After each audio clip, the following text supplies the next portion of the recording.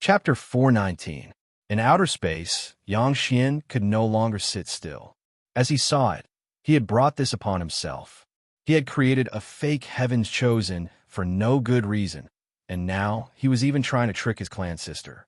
If news of this were to travel back to the resplendent sea of stars and be heard by those aristocratic families and noble ladies, wouldn't they laugh themselves to death?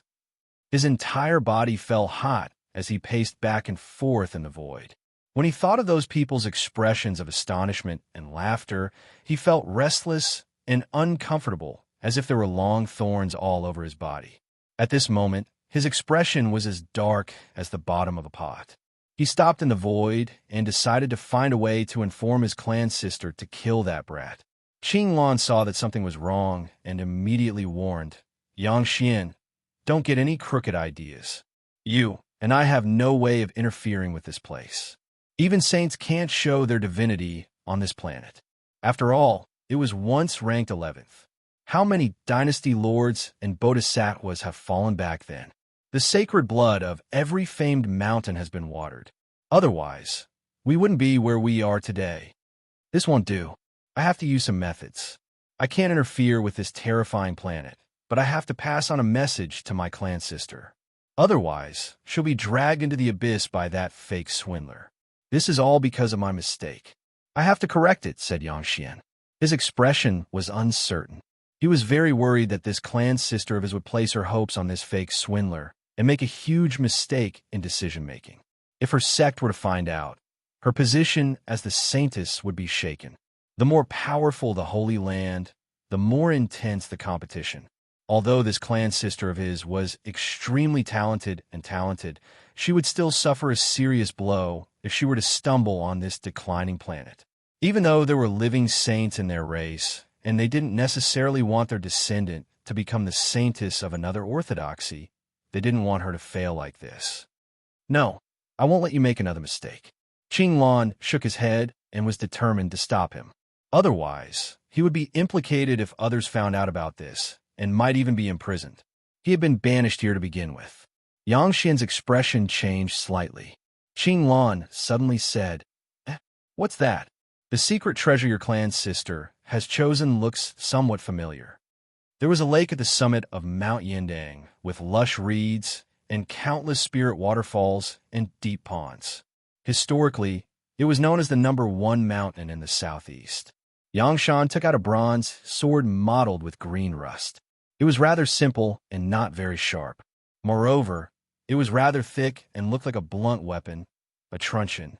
Yang Xian almost spat out a mouthful of blood after seeing this. Wasn't that the sword he had gifted to his saintess? At this moment, he felt as though 100 claws were scratching at his heart. His heart was pounding as if there were 25 mice. The scenery inside the folded space of Mount Yindang was just as beautiful. The pine forest was verdant, and the clear spring water flowed over the rocks. Coupled with the dense energy mist emitted by Saintess Yang Shan's graceful figure, it was dyed with a layer of holy brilliance, making it all the more beautiful. Lin Yang jogged into the folded space and retrieved the bronze sword for Chu Feng. It was heavy in his hand, far heavier than any other heavy weapon. It looked very old. Chu Feng tried to rub off the green copper rust, but he failed.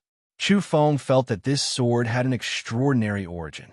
It was heavy and far heavier than any other heavy weapon. It shot into the distance like a true dragon about to escape. This sword can't be considered stunning, but it's not bad either. It's sturdy and has experienced many battles over the years without being damaged. It's beloved by evolvers who walk the path of sanctification. This sword can't be said to be stunning, but it's not bad either. Its strength lies in its sturdiness. It has experienced many years and many battles, yet has never been damaged. It's loved by evolvers who walk the path of becoming a saint. Chu Feng smiled happily like a little flower. He couldn't close his mouth and expressed his gratitude. He felt that this was a true saintess. She was so generous. Chu Feng was smiling happily like a little flower. He was grinning from ear to ear and earnestly expressed his gratitude. He felt that this was the true saintess. She was generous in her actions. He glanced at the saintess's figure and her bulging chest. She was indeed broad-minded. No wonder she did things so generously. Yangshan caught sight of his shifty gaze. Her smile didn't diminish as she combed her glowing hair. Her charm was even more alluring. Let me give Brother Chu a reminder. When you see the outer realm saintesses and princesses, don't let your eyes wander. Some of the older sisters are very vengeful. Chu Feng's expression turned serious after hearing this. He said solemnly, I'm not that kind of person. I won't do such a thing. Nearby, Yang Lin was cursing silently. His eyes were filled with evil light just now. Yet he could still speak so righteously. His skin was too thick. As expected, the heavens chosen among the natives were extraordinary. One had to know that all the divine sons and imperial descendants he had seen in the past were astonishingly talented. Some were as gentle as gentlemen, some as heroic as mountains and rivers, and some as resplendent as the sun. All of them were exceptionally outstanding and could be discovered at a glance, even in a sea of people. In outer space, Yang Xian saw Chu Feng smile as brilliant as a flower. His eyes were still emitting evil light as he stared at his saintess clan sister. He immediately gnashed his teeth and said, I'll slap you to death. Qing Lan said suspiciously, That bronze sword looks very familiar. Did you have one like this in the past? You're mistaken. Yang Xian denied it with a serious expression. However, he was secretly wiping his sweat. He was too unlucky. His beloved weapon from back then had actually fallen into the hands of this brat. What had he done? He had inadvertently created an impostor who had tricked his clan sister and even wanted to cheat him of his weapon. On the ground, Yang Shan said softly, Many people have studied this sword and believe it to be extraordinary. Even a cousin of mine has studied it for many years without eating or sleeping, but he came up with nothing. I didn't find any secrets in my hands, either. Today, I'll give it to you. In outer space, Qing Lan looked at Yang Xian with a strange expression. His meaning couldn't be more obvious. What do you have to say? Not only was Yang Xian's face dark, but even his head was emitting black qi. He was about to turn completely black. He felt his chest tighten, his vision blur, and his ears ringing. He almost suffered internal injuries from suffocation. I'm warning you, don't speak carelessly when you get back. Yang Xian threatened Qing Lan fiercely. If news of this were spread, his illustrious reputation would be completely ruined. This was a classic example of digging a hole to bury oneself. He could imagine the expressions and smiles of those noble ladies, princesses, and the descendants of the great sex when they discussed this matter. He wouldn't have the face to see anyone for a very long time. Qing Lan smiled, comfortably and deliberately teased. Have you ever thought that he might really be the heavens chosen among the natives? I think he's very likely. Yang Xian was somewhat startled after hearing this, but he soon shook his head. According to his deductions, it was extremely difficult for a heavens chosen to appear among the natives of such a declining planet. If one really did appear, it would be a rare miracle. But he still looked again, and in the end, his heart was filled with anger. That brat's smile was truly despicable. He was fiddling with the bronze sword while staring at his clan sister. Yang Xian really wanted to dive down and smash him to death. No, even if it's against the rules, I have to think of a way to correct my clan sister's mistake. I must warn her. Yang Xian flew into a rage and decided to interfere arbitrarily. He had to think of a way to expose the impostor. No, Qing Lan's expression sank. He didn't want Yang Xian to act recklessly and had to stop him no matter what. It was at this time that a heart-stirring laughter was transmitted from the dark cosmos, following which a lady with a curvaceous figure appeared. She had long, dark red hair, snow-white skin, and slanted phoenix eyes. She was simply a demoness. Yang Xian, are you going to commit a grave mistake? Her voice made one feel numb. Hu Qingsheng of Andromeda. Don't randomly accuse me. Yang Xian's expression changed. Hu Qingsheng was clad in black gold armor, but part of her snow-white legs and lustrous arms were exposed. The contrast between the black gold armor and her fair complexion was quite obvious. There was a certain otherworldly temperament and charm to her. she said with a languid expression. "Oh, I think I saw someone try and cheat his sister just now. He even wanted to break the rules in his anger. This will affect the descendants of other families." Yang Xian was dumbfounded. The thing he was most worried about had happened. He was immediately alarmed because this matter was about to be known by all his acquaintances. Although they weren't from the same galaxy, they would still meet from time to time. For instance, they would represent their respective powers to exchange pointers and compete against their peers. They would also go to the neighboring academies to further their studies.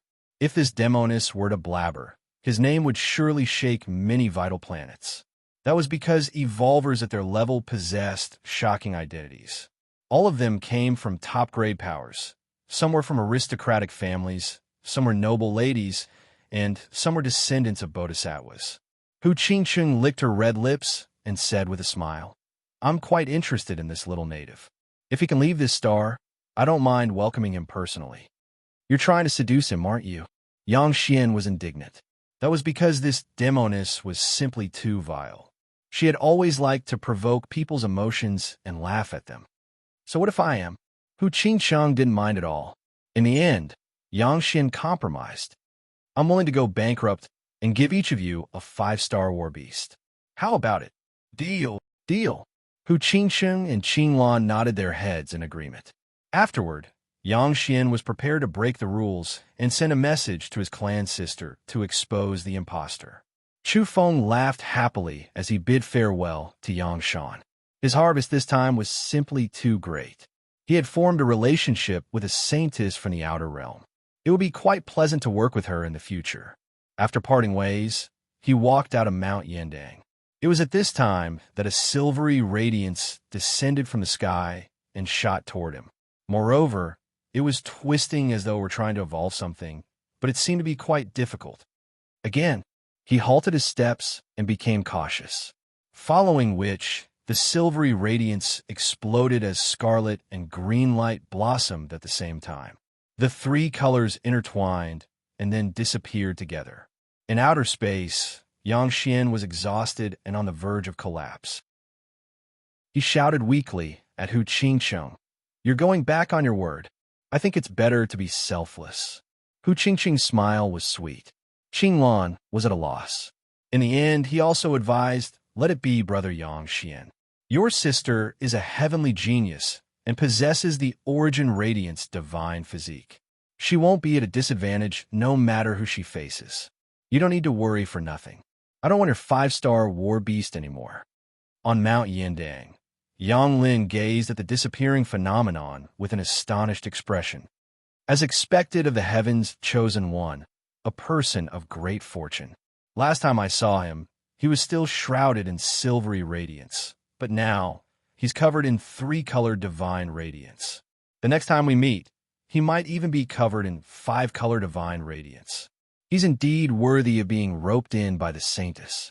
Yang Shan's beautiful eyes were profound and radiant as she gazed in the direction in which Chu Feng had left. In outer space, Yang Xian really spat out blood this time. Half of it was due to exhaustion, and the other half was due to anger. God damn it! Had he helped this brat again? Had he confirmed that he was the heaven's chosen one in front of his clan sister? Was there still justice in this world? He wanted to howl. Chu Feng stared at the sky for a good while. Was he being scared again? In the end, he cursed softly. "Your sister?" In outer space, Qinglan and Hu Qingcheng glanced at each other speechlessly. After hearing this, Yang Xian was so angry that his fingers were trembling and his pores were emitting black mist. I really want to slap him to death.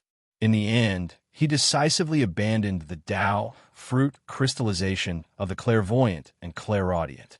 Out of sight, out of mind. Otherwise, he really couldn't stand that brat. Hu Qingcheng laughed happily and teased Yang Xian.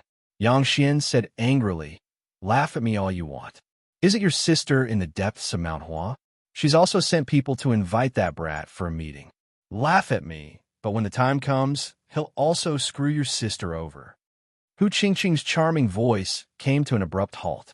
Yang Xian then glanced at Qinglan and said, "Someone from your clan is also coming, right?" The calm Qinglan opened his mouth, but immediately lost his composure. On the ground, Chu Feng's heart was full of joy. This trip to Mount Yindang had yielded too many benefits. The mysterious identity of the heavens chosen had actually brought him so many benefits. He had decided that he would pretend to be one until the very end. Since there were divine sons and fairies inviting him, why wouldn't he go?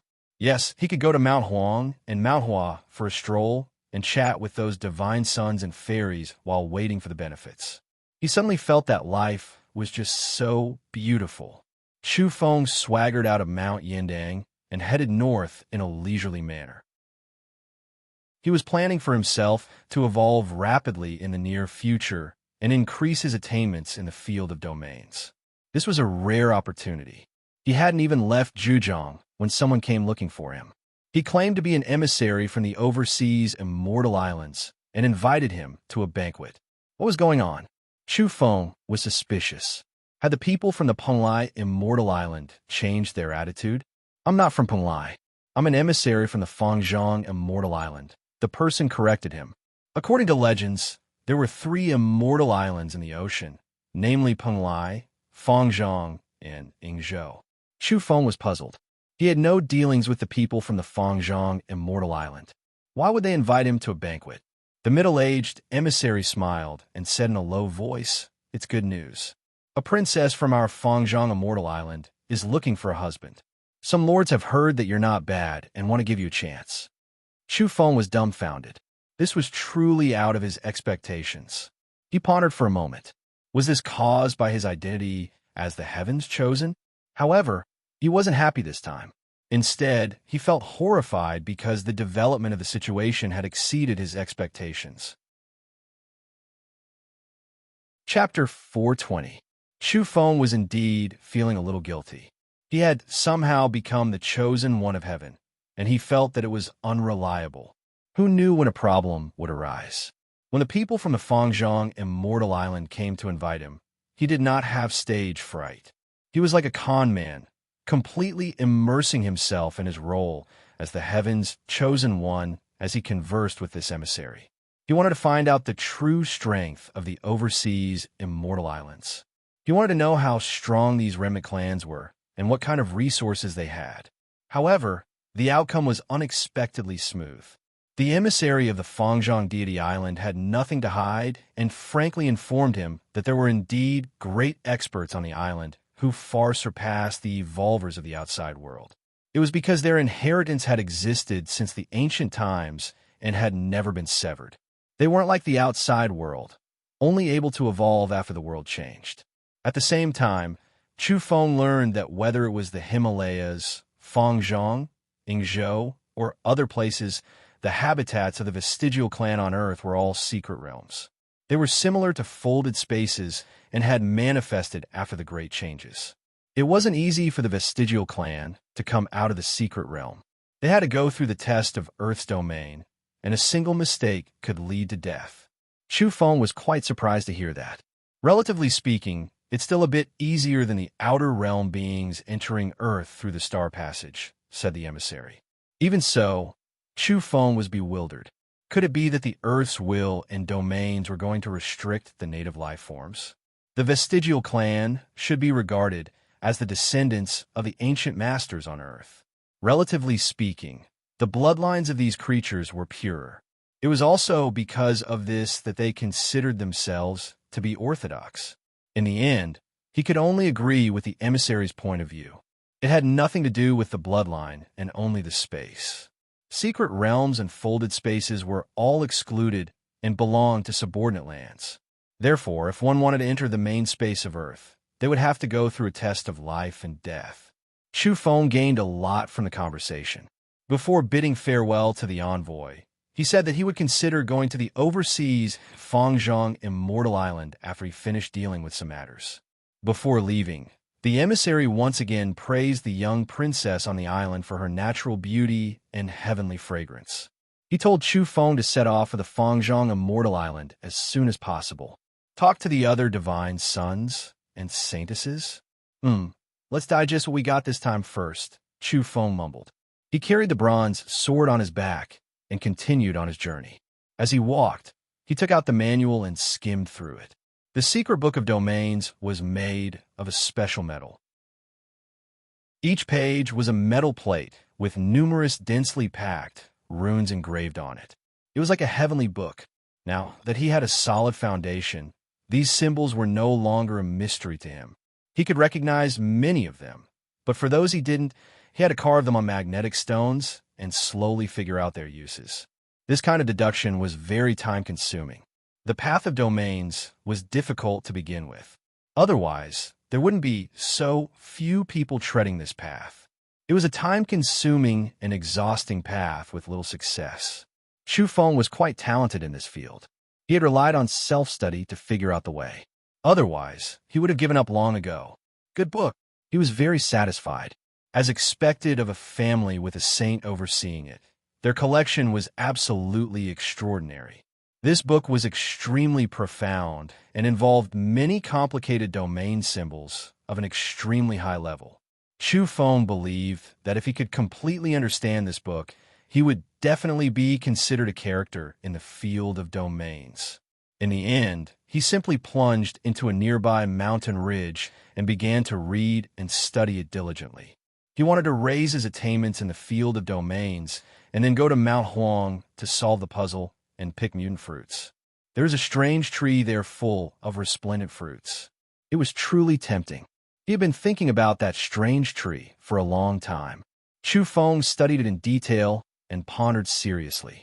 He studied it without eating or sleeping for half a month before coming out of seclusion. I've comprehended a domain model. It feels a bit similar to Mount Huang. I can go and try.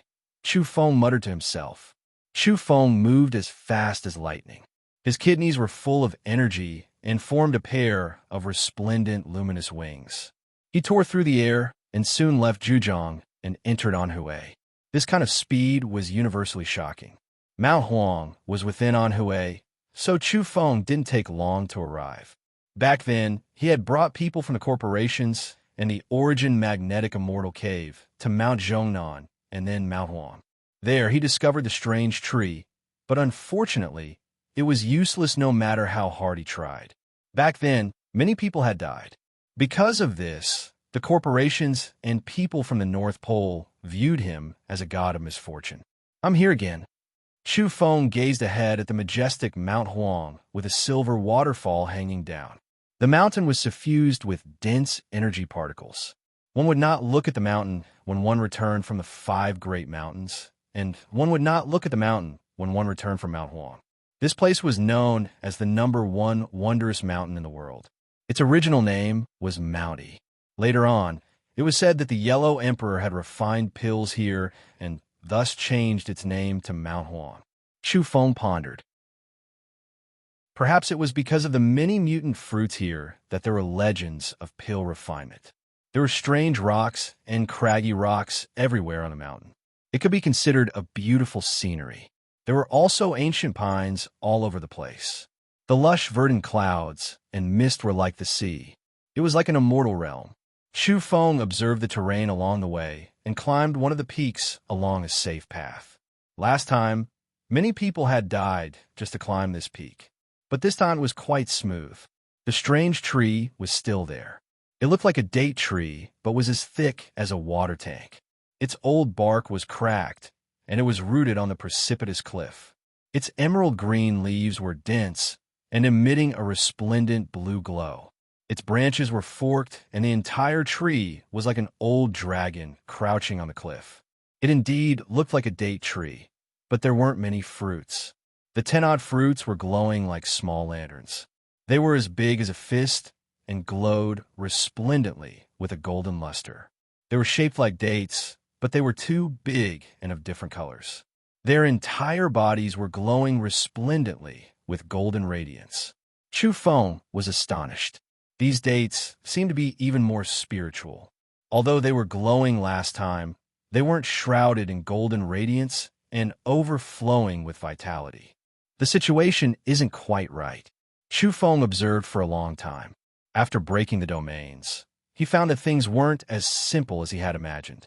The domains here were even more powerful than he had guessed. That was because he had already opened his fiery eyes and was able to see the situation underground.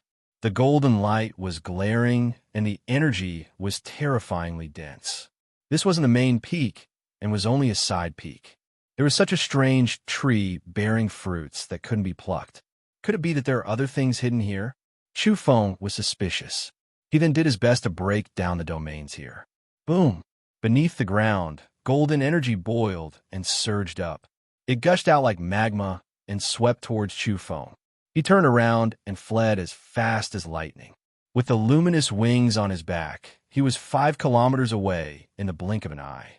However, golden light was still surging behind him and the rolling heat. Swoosh!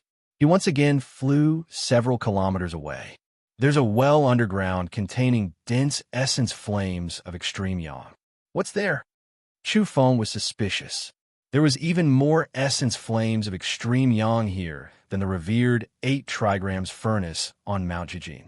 He looked back and found that the date tree was still there. It hadn't been destroyed, and the essence flames of extreme yang had returned. Rather than calling a well, it's better to call it a furnace. Chu Feng's eyes flashed with golden light as he focused his gaze once again. He was astonished. He wasn't sure if the Yellow Emperor had refined pills here, but he believed that ancient evolved beings had appeared here and refined pills for a long time. Could it be that there was a furnace containing essence flames of extreme yang here? In the following days, Chu Feng studied here. From time to time, he would draw out the essence flames of extreme yang, which would gush out like lava and create a great commotion. Chi. One day, as he was studying the secret tome and preparing to explore Mount Huang again, a sense of danger welled up in his heart. Swoosh, swoosh, swoosh. 5 figures appeared in quick succession. They were 4 or 5 kilometers away just a second ago, but now they were right in front of him in an incomparably berserk manner. All 5 of them were armed with secret treasures. They didn't say a single word and immediately attacked. Since they had been discovered, they no longer concealed themselves and used their most powerful methods to attack. These 5 experts were all at least 10 severed shackles. This was an extremely terrifying combat strength, especially with their astonishing secret treasures. One of them was holding a long blade, which emitted an ear-piercing whistling sound as he swung it. It was enough to attack one spirit. Clang! Without a word, Chu Feng drew the bronze sword from his back and slashed at the demonic blade. A blinding light erupted as the blade collided with the demonic blade. Crack! The long blade was cleaved in half by the bronze sword. Moreover, Chu Feng's momentum didn't slow down at all. With a puff, he directly cut the man in half and drenched him in blood. One could only say that Chu Feng's combat strength was terrifying. The sharpness of the sword immediately killed a great expert and shocked the other 4. This was simply too ferocious. A faint golden luster flickered on the ground as a hemp rope slithered toward Chu Feng like a golden snake. This caused his expression to change. The spirit binding rope was the most troublesome thing to deal with. Normally, it was enough to suppress a shackled realm expert. Under normal circumstances, such a rope would be enough to capture Chu Feng. Swoosh! The moment Chu Feng retreated, he grabbed the sword with both hands and exerted all his strength. His arms erupted with a dazzling radiance as he poured a large amount of energy into the sword. He then attacked with all his might. Clang! Chu Feng's sword struck the spirit-binding rope, emitting a metallic clang. But in the end, the rope was broken, no match for the sharpness of the bronze sword. Last time, Han Wenze and Huang Weiyue had used a similar spirit-binding rope when they went to capture Chu Feng. Back then, he had poured out essence flames to burn the rope. This time, however, Chu Feng was much more direct. He cut it in half with a single slash. A cold glint flickered in Chu Feng's eyes. This group of people had come prepared, and each of them was armed with a secret treasure. A single mistake would result in their capture. Clang, clang, clang. He brandished his sword and fought the remaining 4, destroying their secret treasures one after the other. With a puff, one person's head flew into the air amidst a fountain of fresh blood. Chi chi. With a slash, another person was cut in half at the waist. Puffed. The third person was pierced through the forehead by Chu Feng's sword and died. The battle was intense. With a final pft, Chu Feng once again brandished his bronze sword and beheaded the last person. His head rolled onto the ground. Chu Feng's expression fluctuated. It was fine if someone had sent out 5 experts at once, but all of them had severed 10 shackles. Most importantly, they were all armed with secret treasures. One had to know that he was the heavens chosen in name, and everyone was trying to rope him in. Today, someone had actually come to kill him. This caused his expression to turn serious. If he didn't have the diamond chakram and this bronze sword, the spirit binding rope would have been difficult to deal with. He might have even been captured.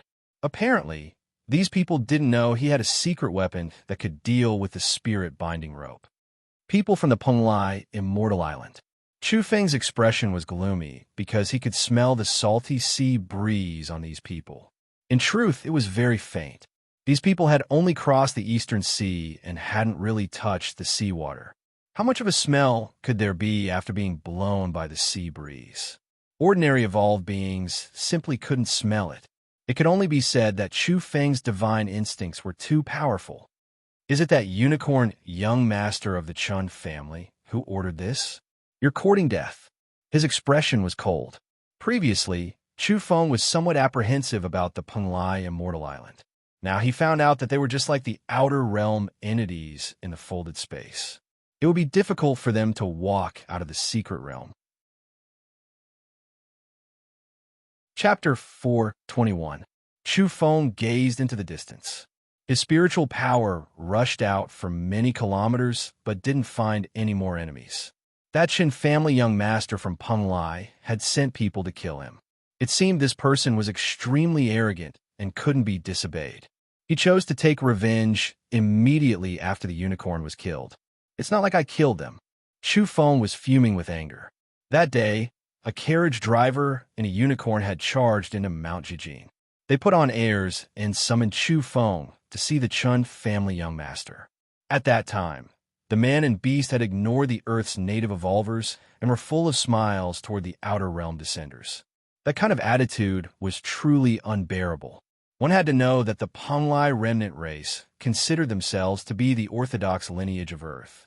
In the end, the unicorn had been killed and roasted by Huang, Tong, and Yilan. Now, this young master of the Penglai Immortal Island wanted to pin the blame on him? Do they really think I'm easy to bully? Chu Feng's eyes erupted with divine radiance and surged with killing intent. From the beginning to the end, he hadn't attacked the man and beast and had instead become the target of their attention. Today, 5 experts from Penglai had crossed the sea to kill him. How unreasonable was this Chun family young master? Do you really think you're the master of this planet just because you say you're the orthodox lineage? Do you think you can kill or torture me as you please? Chu Feng exhaled a mouthful of turbid air and calmed his emotions. It was reported that the young master of the Penglai Chun family had charged into the depths of a certain famed mountain and was passionately pursuing a saintess from the outer realm. Chu Feng pondered for a while and decided that he had no time to compete with this Chun family young master. He should improve himself as soon as possible and deal with him when the opportunity presented itself.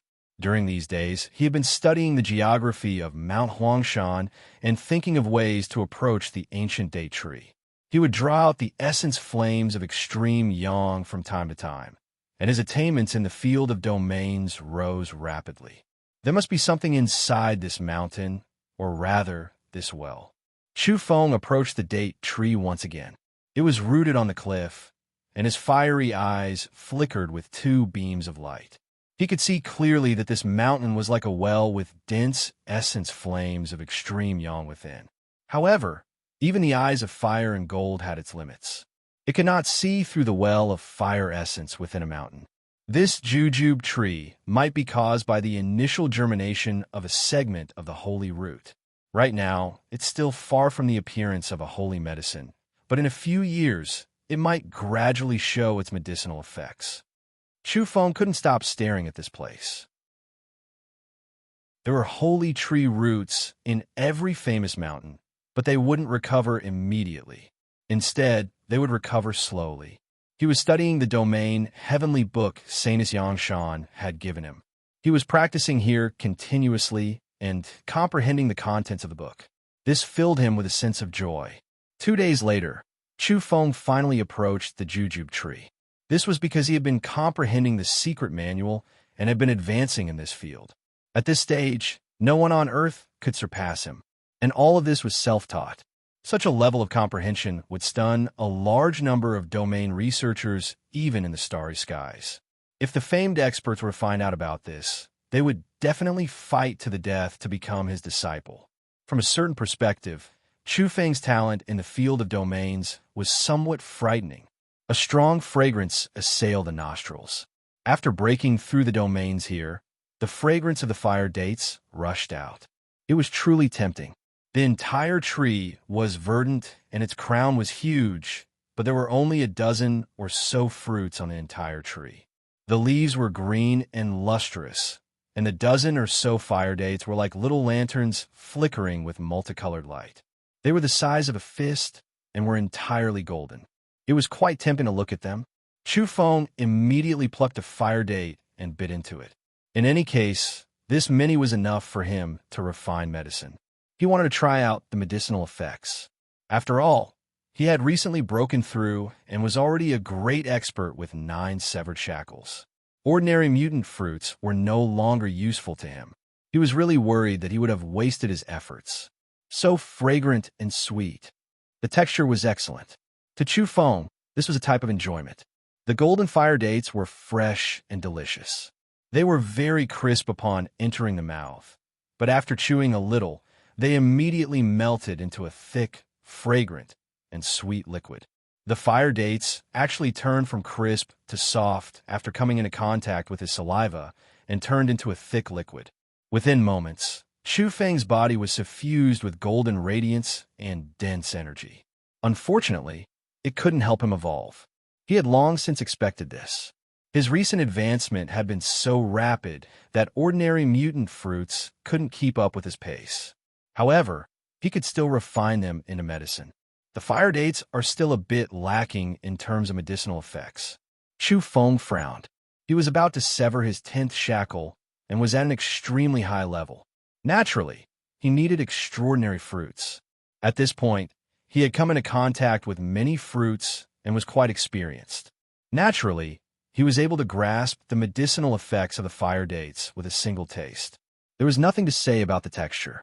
If he could eat one every day, he wouldn't want to eat dragon or rock meat anymore. Yes, the dates were also glowing when I came last time, but they weren't as overflowing with vitality and golden radiance as they are now.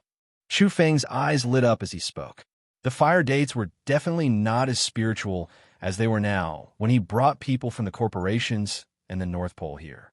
That means they aren't completely mature yet. He was delighted. Chu Feng pondered in detail.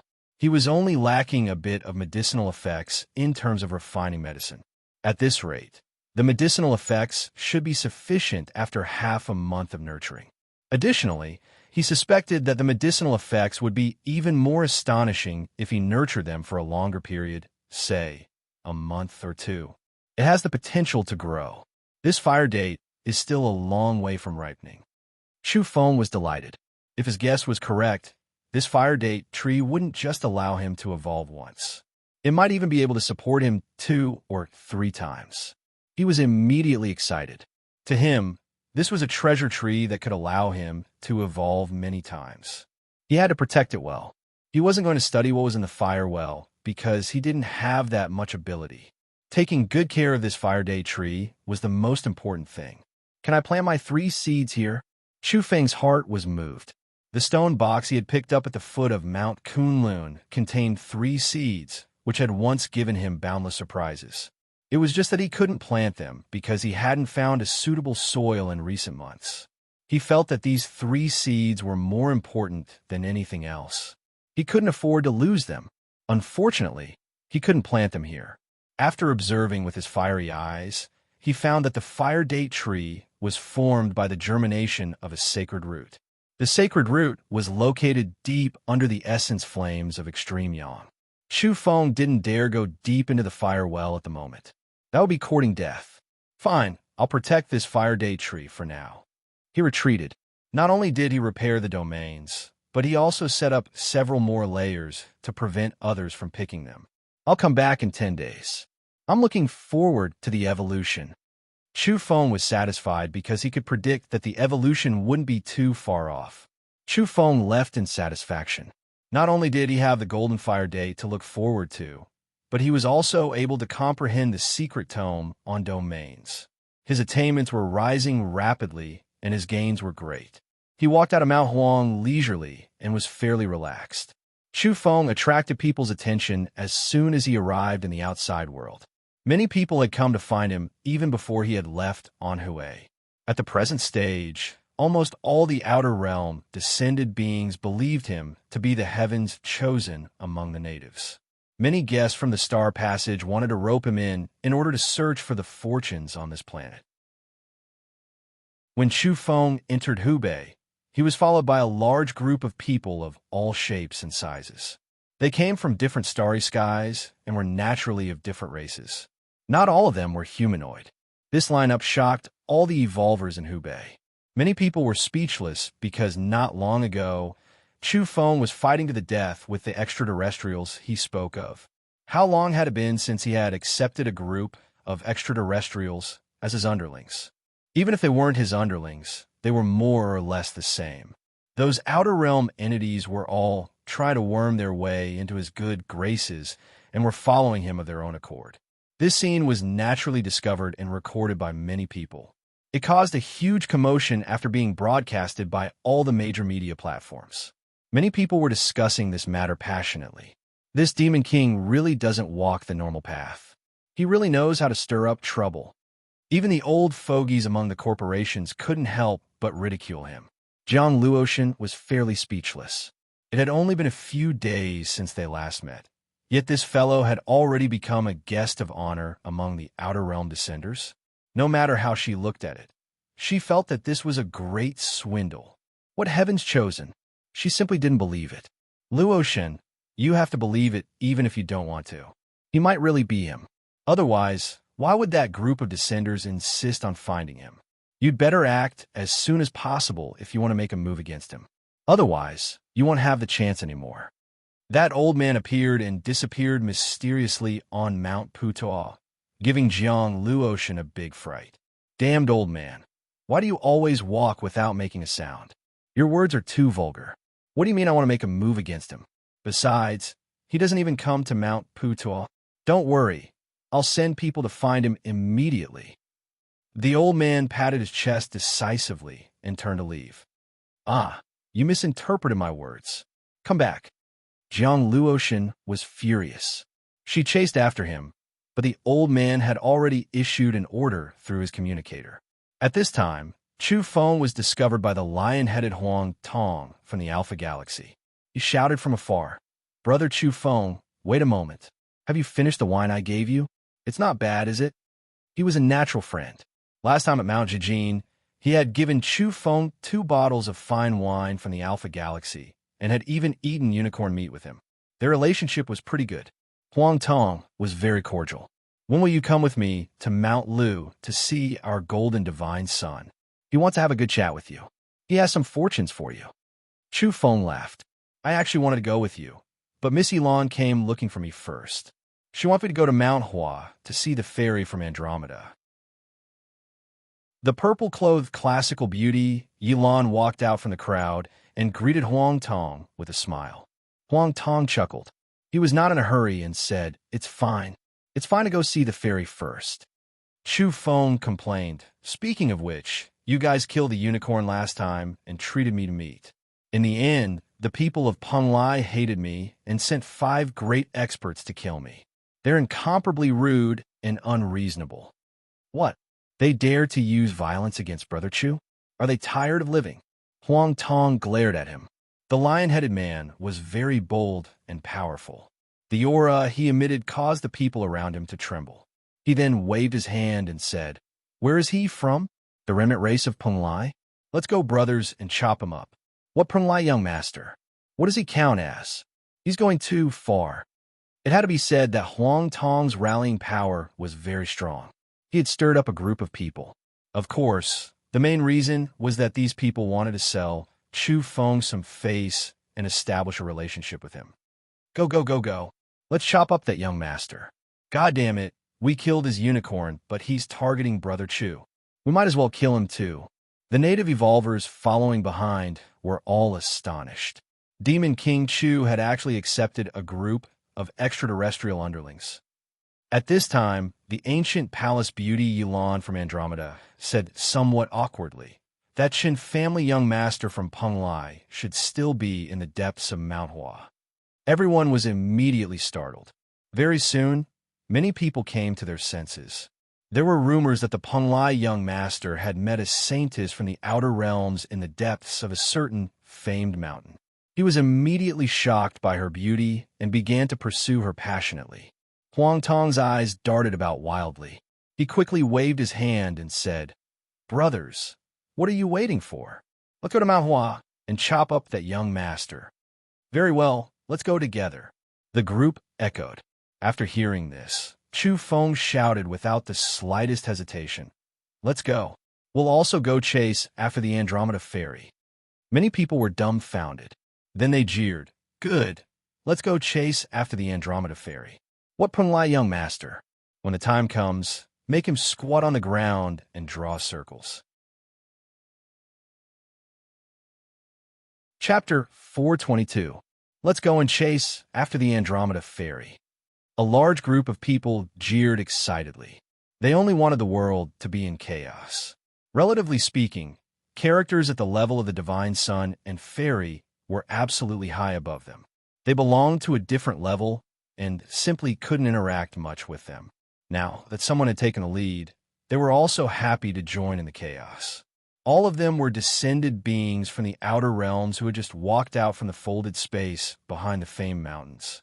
Needless to say, their strength was extremely terrifying when such a group of people gathered together. Chu Feng laughed mischievously as he hid in the middle of the group and charged toward Mount Hua. It was fine if that Chun family young master from the Peng Lai Immortal Island wasn't there, but if he was, he would definitely kill him. Behind him, those from the major corporations glanced at each other in dismay.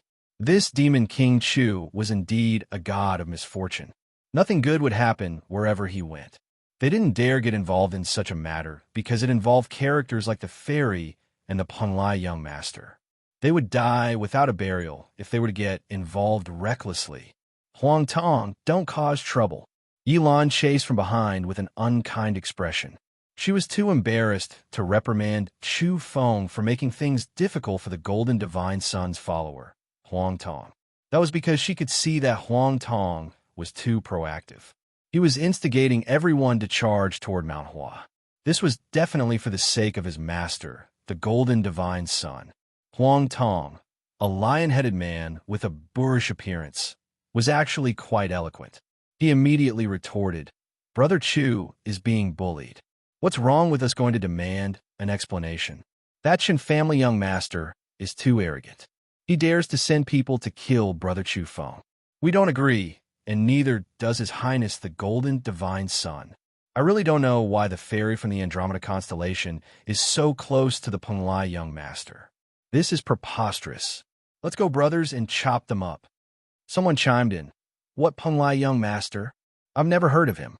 Let's just kill him." Everyone was in chaos as they ran along, causing the earth to tremble. They weren't going to fight a fairy, but a Peng Lai young master. They didn't feel the slightest bit of pressure. As descenders, what was there to be afraid of with so many people? Don't speak nonsense. How can a fairy from the Andromeda constellation be so close to that Peng Lai young master? Yilan rebuked. But who would listen now? No one listened to her reasoning. Everyone knew what was going on, and they just wanted to join in the fun. They just didn't want the matter to blow up. Let's not waste time talking when we get there. Let's attack immediately and beat his head into a dog's. Let's get rid of the Peng Lai young master and vent Brother Chu's anger. Huang Tong encouraged. It was like a mountain torrent rushing toward Mount Hua. Yilan could not stop at all. She was not thinking for the young master of Peng Lai, but for the reputation of the Andromeda goddess. So many people were talking nonsense, and from time to time, there would be people shouting to pursue the goddess. Yilan still had to explain to Chu Feng, afraid that he would misunderstand. In fact, she was in a sorry state. She had participated in the killing of the unicorn and had no idea that the Penglai young master was on Mount Hua at that time, pursuing the Andromeda Fairy. Mount Hua was located in Shaanxi, so the speed of this group of people was not a problem at all. In ancient times, such creatures were considered land immortals on Earth. Even if they couldn't fly, their speed was still much faster than birds. It wasn't a problem for them to roam the East Sea in the morning and sleep in West Kunlun in the evening. They crossed Hubei and entered Shaanxi. Finally, Mount Hua was in sight. The outside world was paying close attention to this matter and was quite shocked. A group of extraterrestrials was running madly, causing the ground to tremble. They had reached Shaanxi from Hubei so quickly, ridiculously fast. Mount Hua had been said to be the #1 mountain under the heavens since ancient times. Gazing from afar, the mountain was steep and towering into the clouds. After the upheavals, the mountains here had grown countless times larger. There were also many giant peaks that had never been seen before rising from the ground. The sea of clouds was boundless and only reached halfway up the mountain. From this, one could see how vast and majestic the mountain was. "This mountain is truly extraordinary," someone mumbled. As one of the 5 great peaks, its status was extraordinary. After arriving here, everyone became much quieter. Chu Feng gazed intently and sensed the aura of a boundless domain. This place was not simple at all. Many of the mountain peaks contained domain runes as majestic as the sky. There is a saying that the ancestors of ancient times had lived around Mount Hua.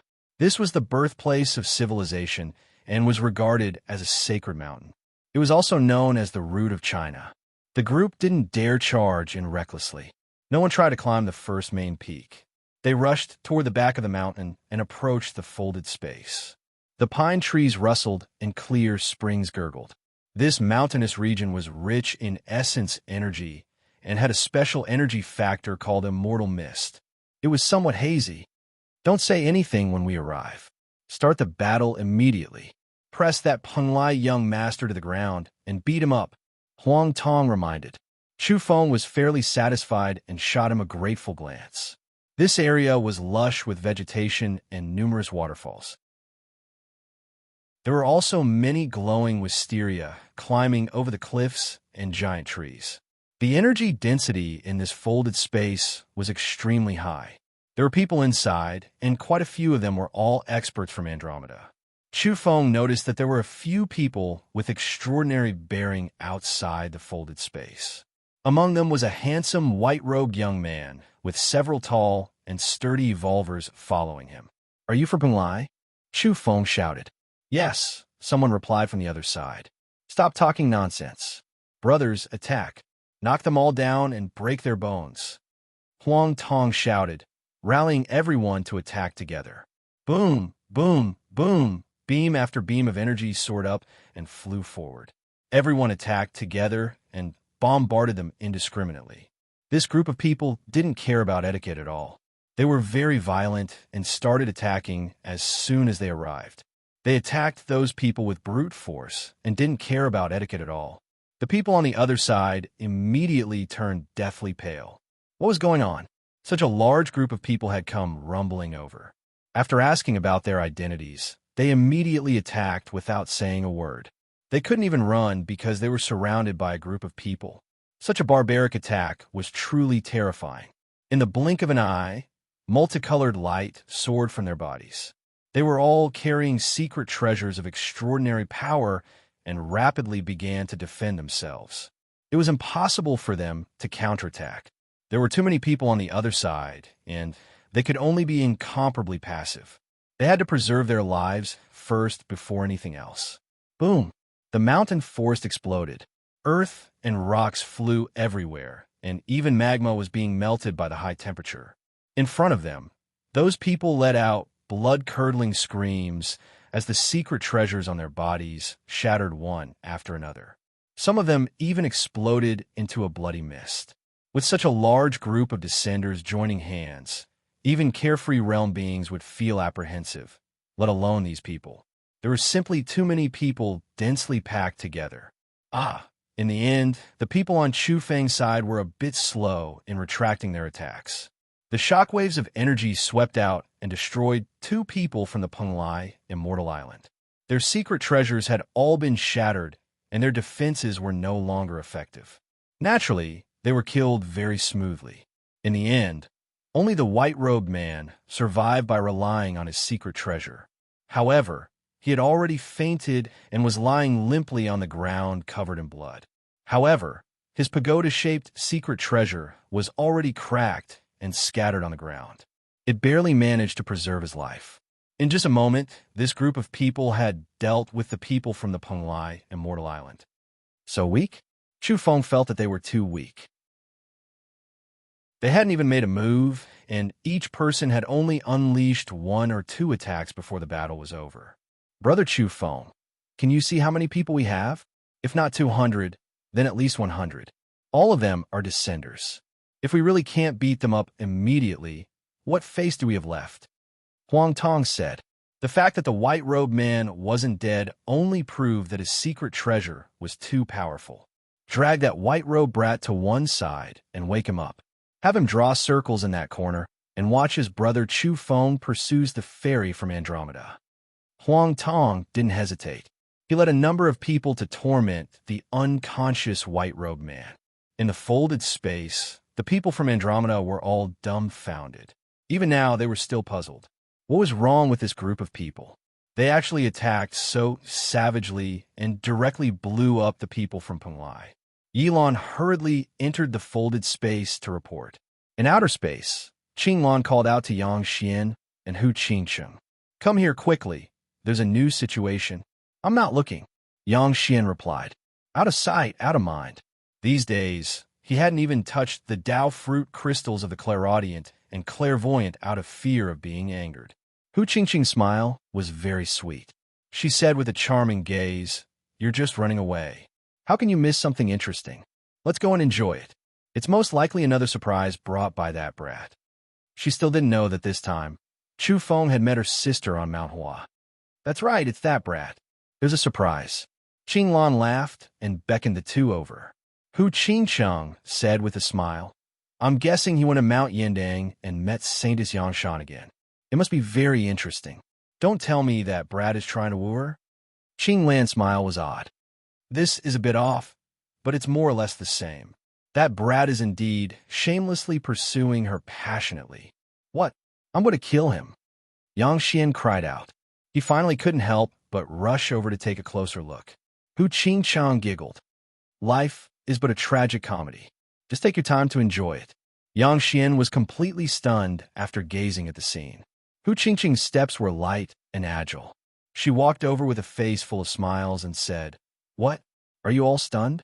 Don't tell me your Saintess clan's sister is flirting with him and has an ambiguous relationship? Qinglan said, This brat really has some tricks up his sleeve. He gathered over 100 evolved beings from the outer realm to crush his love rivals and then woo a girl right in front of them. Hu Qingcheng giggled. Interesting. Look, even Yang Xian is dumbfounded. Don't tell me he's going to explode from anger again. Then, she finally walked over and used her clairvoyant and clairaudient abilities to investigate. The next moment, Hu Qingcheng was flabbergasted. She simply couldn't believe her eyes. Only at this point did Yang Xian turn back and say calmly, Woo your sister. Hu Qingcheng. #yin%. The matter on the ground left her speechless. That brat had gathered a crowd on Mount Hua and stirred up trouble there. He wasn't entangling with Saintess Yangshan, but his target was actually her sister. Yang Xian said calmly, Life is but a tragic comedy. Just take your time to enjoy it. Chapter 423. Even though Chu Feng's skin was so tough that it could be used as a chopping board, his face was now slightly red. Under the gazes of hundreds of descenders from different vital planets, he was courting a transcendent saintess in such a high-profile manner. It was truly embarrassing. This wasn't something an ordinary person could do. He wasn't the only one feeling awkward. Within the folded space, the group of experts from Andromeda Constellation were petrified. Those who couldn't walk out were all super experts. What hadn't they experienced? But they had never seen such a shameless person confessing in public to the saintess of a powerful planet. Was this an intentional blasphemy, madness, or excessive arrogance? Some people were rather indignant. Did he think they didn't exist? If this went on, wouldn't he be snatching her in public? Their expressions were unkind as they stared at Chu Feng. With so many descenders here, wouldn't this matter be spread to every star system when they returned? Wouldn't it be as high profile as a god? Even the Penglai remnant race's Chun family's young master, upon seeing Hu Ruoxian, only stopped here and tactfully expressed his intentions. He stayed behind in the name of helping and didn't dare to truly confess. Hu Ruoxian had always been calm and could always smile faintly in any situation. But now, her face was burning with embarrassment. She had never seen such a shameless man. What did he want to do in public? She was a kingdom-toppling beauty and had seen all kinds of people. She would often encounter fiery gazes, but she was already used to it. No matter what those people thought in their hearts, they would still act courteous and modest on the surface. As a proud daughter of the heavens, she had never met such an unbridled pursuer. Was he trying to shake the sea of stars? How unreliable was he to pursue her in front of everyone from every star system? Chu Feng really wanted to say that this was a case of forcing a duck onto a perch, and that he really couldn't be blamed for it. Back in Hubei, he had once encouraged everyone to chase after the saintess on Mount Hua. But after arriving here, he was jeered at by these people, and then he did it, under his impulse. He felt that there was nothing to be afraid of. Wasn't it just a matter of opening his mouth and saying a few words?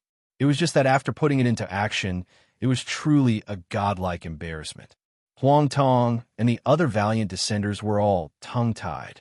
This person really dared to speak, regardless of whether it was empty talk or not.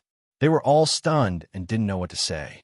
The scene was so quiet that a pin drop could be heard. In the end, this awkward silence was broken by Chu Feng himself. Everything had been said and done. What was there to regret? Especially when he saw the white-clothed man from Penglai lying on the ground not far away like a dead dog. He became even more confident. Even this prisoner had come here to chase after the goddess of Andromeda. As the victor, he naturally couldn't have stage fright.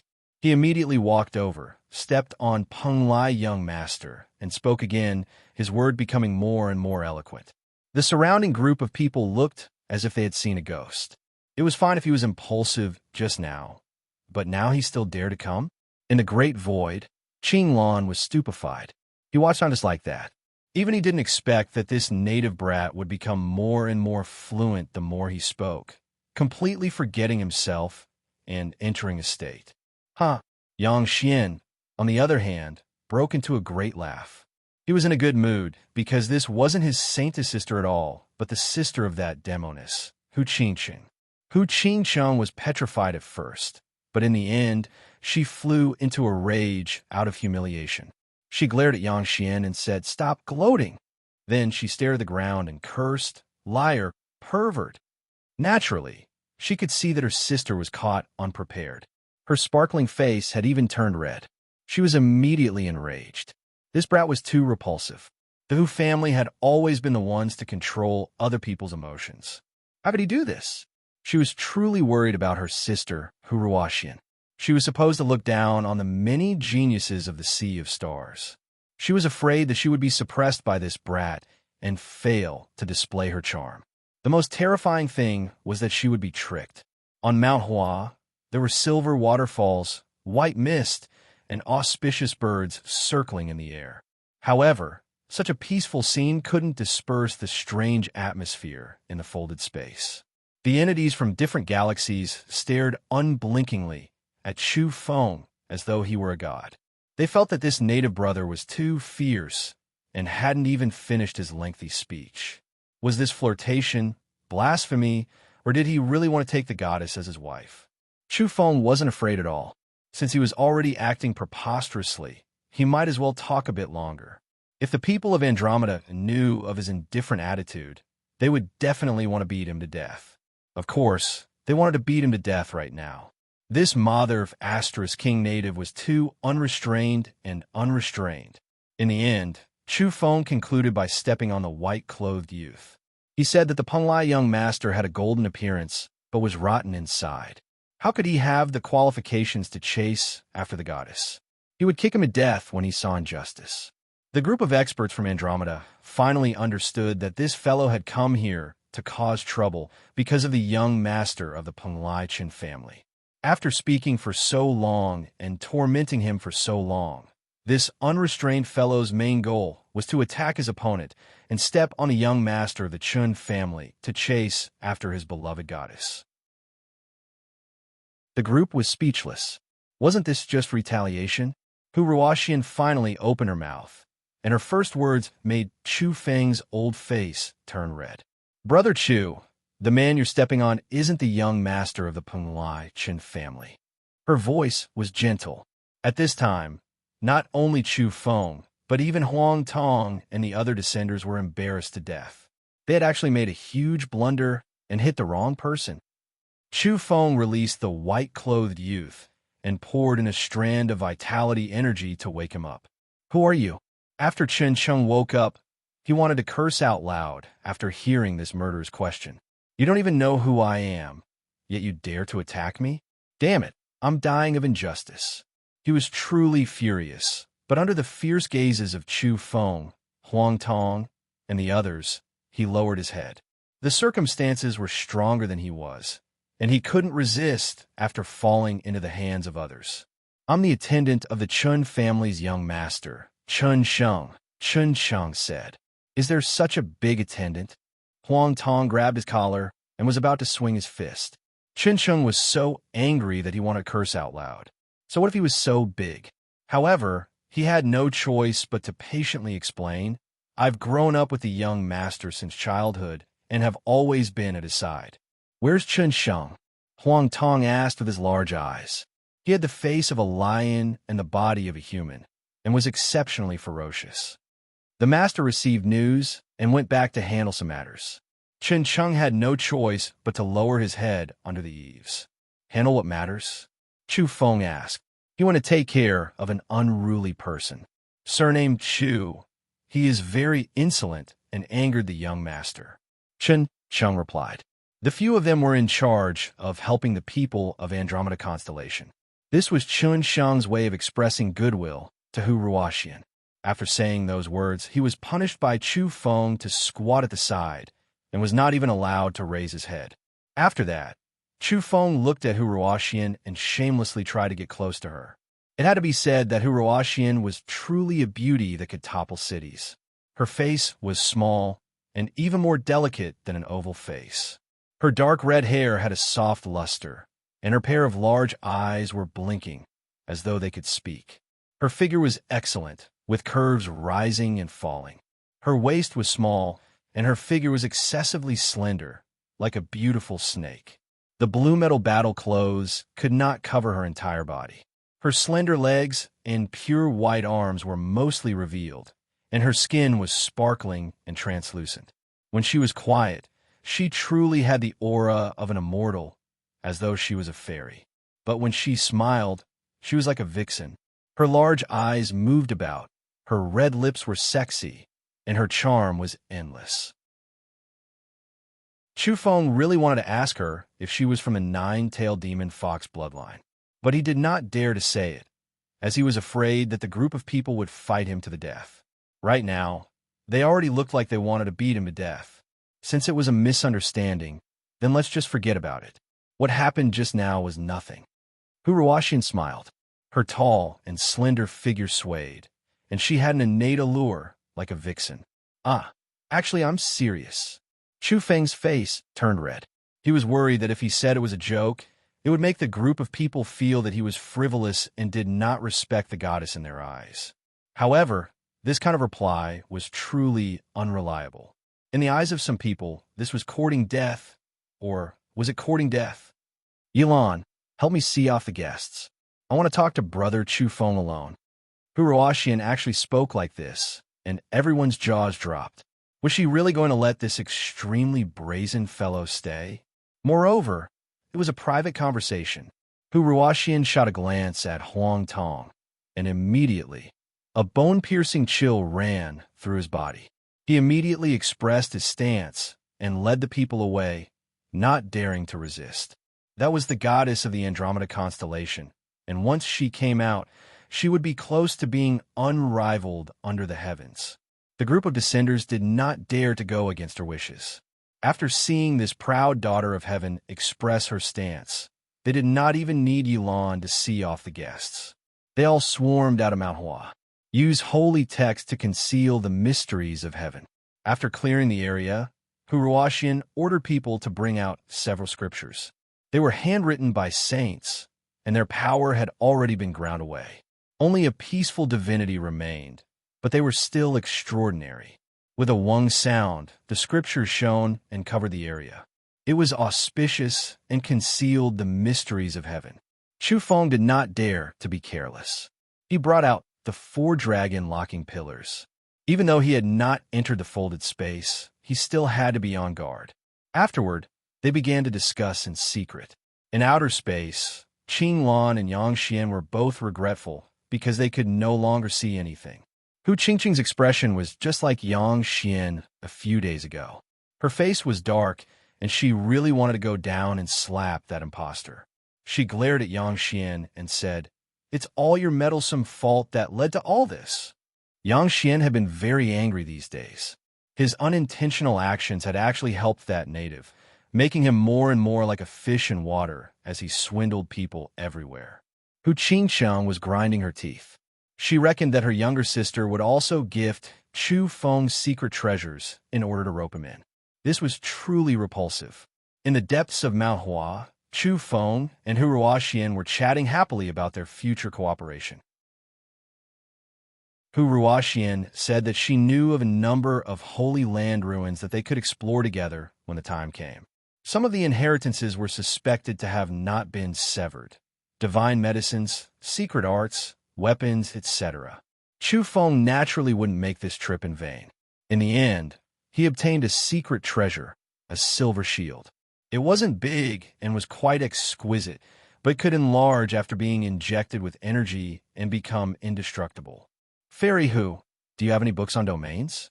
I've reached a bottleneck in this field and have no way to deal with it. I'm looking for other ways to break out of this predicament. The thick-skinned Chu Feng once again began to ask for things. Hu Ruoxian was fairly speechless. This person before her had always been shameless since they met. This made her feel odd because she had never seen such a person before. All the saint children and divine sons she had come into contact with were all brilliant and dazzling. An idea came to her mind. She brought out a bee skin scroll and said, "Speaking of which, there's a certain place that could be considered a holy land of domains." The ancient scroll slowly unfurled between her slender fingers. "Where is it?" Chu Feng was naturally astonished. "It's not on Earth." Hu Ruoxian's faint smile was extremely charming. Her oval face was lustrous, and her large eyes were captivating. "What's the use of this?" Chu Feng was disappointed. "It's very close. It's on the moon." Hu Ruoxian pointed toward the sky with a smile. Chu Feng was puzzled. "Do you know why there are so many craters on the moon? Some of them are caused by meteorites, but most of them are caused by the deployment of domains." Chu Feng was dumbfounded. How could there be such an explanation? In the past, there was a domain sage master on Earth. This kind of character could plan the heaven and earth, sort out the rivers of stars, and trap and kill many saints on his own. He was boundlessly terrifying. Hu Ruoxian sighed. No matter where one was, even on the most powerful planets in the outer realms, there were very few domain researchers. Not to mention domain sage masters. Those were just legends. In truth, all domain researchers had high statuses, surpassing evolvers of the same level. That was because this path was more difficult to walk, more than 10 times more difficult than evolution. Domain researchers are all very proud. Even their residences are different. That's why a group of powerful domain researchers from this vital planet moved to the moon, said Hu Ruoxian. Chu Feng was fairly convinced. He was still far from that group of crazy seniors. At the same time, he was astonished. This Hu Ruoxian understood Earth so well. She must have done her homework before coming. Otherwise, how could she know about Earth and have the beast hide scroll? Here, I'll give it to you. I'm not interested in domains and don't want to walk that path. If you're lucky enough, you can take it by landing on the moon. With that, Huruashian tossed out the beast hide scroll. It flew into Chu Feng's hands with a flash of multicolored light, carrying with it an orchid-like fragrance. Chu Feng was delighted. Wasn't it just landing on the moon? That was no problem at all. He chatted with Huruashian for a while longer before bidding farewell and leaving. In outer space, Qing Lan let out a soft cry of surprise. That brat has come out. Hu Qingsheng could no longer remain calm when she saw Chu Feng fiddling with the silver shield. Black lines appeared on her forehead as she said, "This impostor is truly despicable. He swindled a treasured shield from my sister." Afterward, Yang Xian's expression also darkened. That was because he had heard Chu Feng mumbling about Yang Shan and Huruashian. He was comparing their long legs, analyzing their small waists, and mentioning their curves. He was fairly professional. Oh my, this brat really wants to hunt for beauties. Qing Lan laughed loudly. Yang Xian and Hu Qingqing's countenances were as dark as could be. Let's go to the moon and see if we can break through. There are many good things there, said Yang Xian. This was something they had long since discussed. That was because Hu Qingsheng had a star map in her hands that pointed to the moon. They wanted to see if they could land there. Out of sight, out of mind. I don't want to see that brat again. I won't be able to see him if we go to the moon, said Yang Xian. Chapter 424. The azure seawater rippled gently, turning the golden rays cast down by the sun into fragments of gold. Seagulls glided gracefully across the surface of the sea. Occasionally, whales would leap out of the sea, stirring up white waves and disturbing the tranquility. Chu Feng drove the dark green bamboo raft into the eastern sea in a leisurely manner. He was actually lost in thought as he admired the beautiful scenery along the way. He had come to borrow a flying saucer from the dragoness or simply bid for one at the bottom of the sea. He was willing to take risks for the sake of the domain Sagemaster's inheritance. Finally, he arrived at the crucial waters of the eastern sea. A hawksbill turtle the size of a small mountain appeared. Its body was like a small island as it examined the intruder. At the same time, a school of sharks appeared. They were all very large and resembled a group of submarines floating on the surface. Their teeth flickered with a cold glint, and their killing intent was intense. Report to the dragoness that an old friend, Chu Feng, has come to visit. So it's King Chu. The island-sized hawksbill turtle nodded politely and disappeared into the depths of the sea. As for those ship-sized sharks, they also retreated. The marine race was very proud, but they were incomparably apprehensive of this legendary demon king Chu.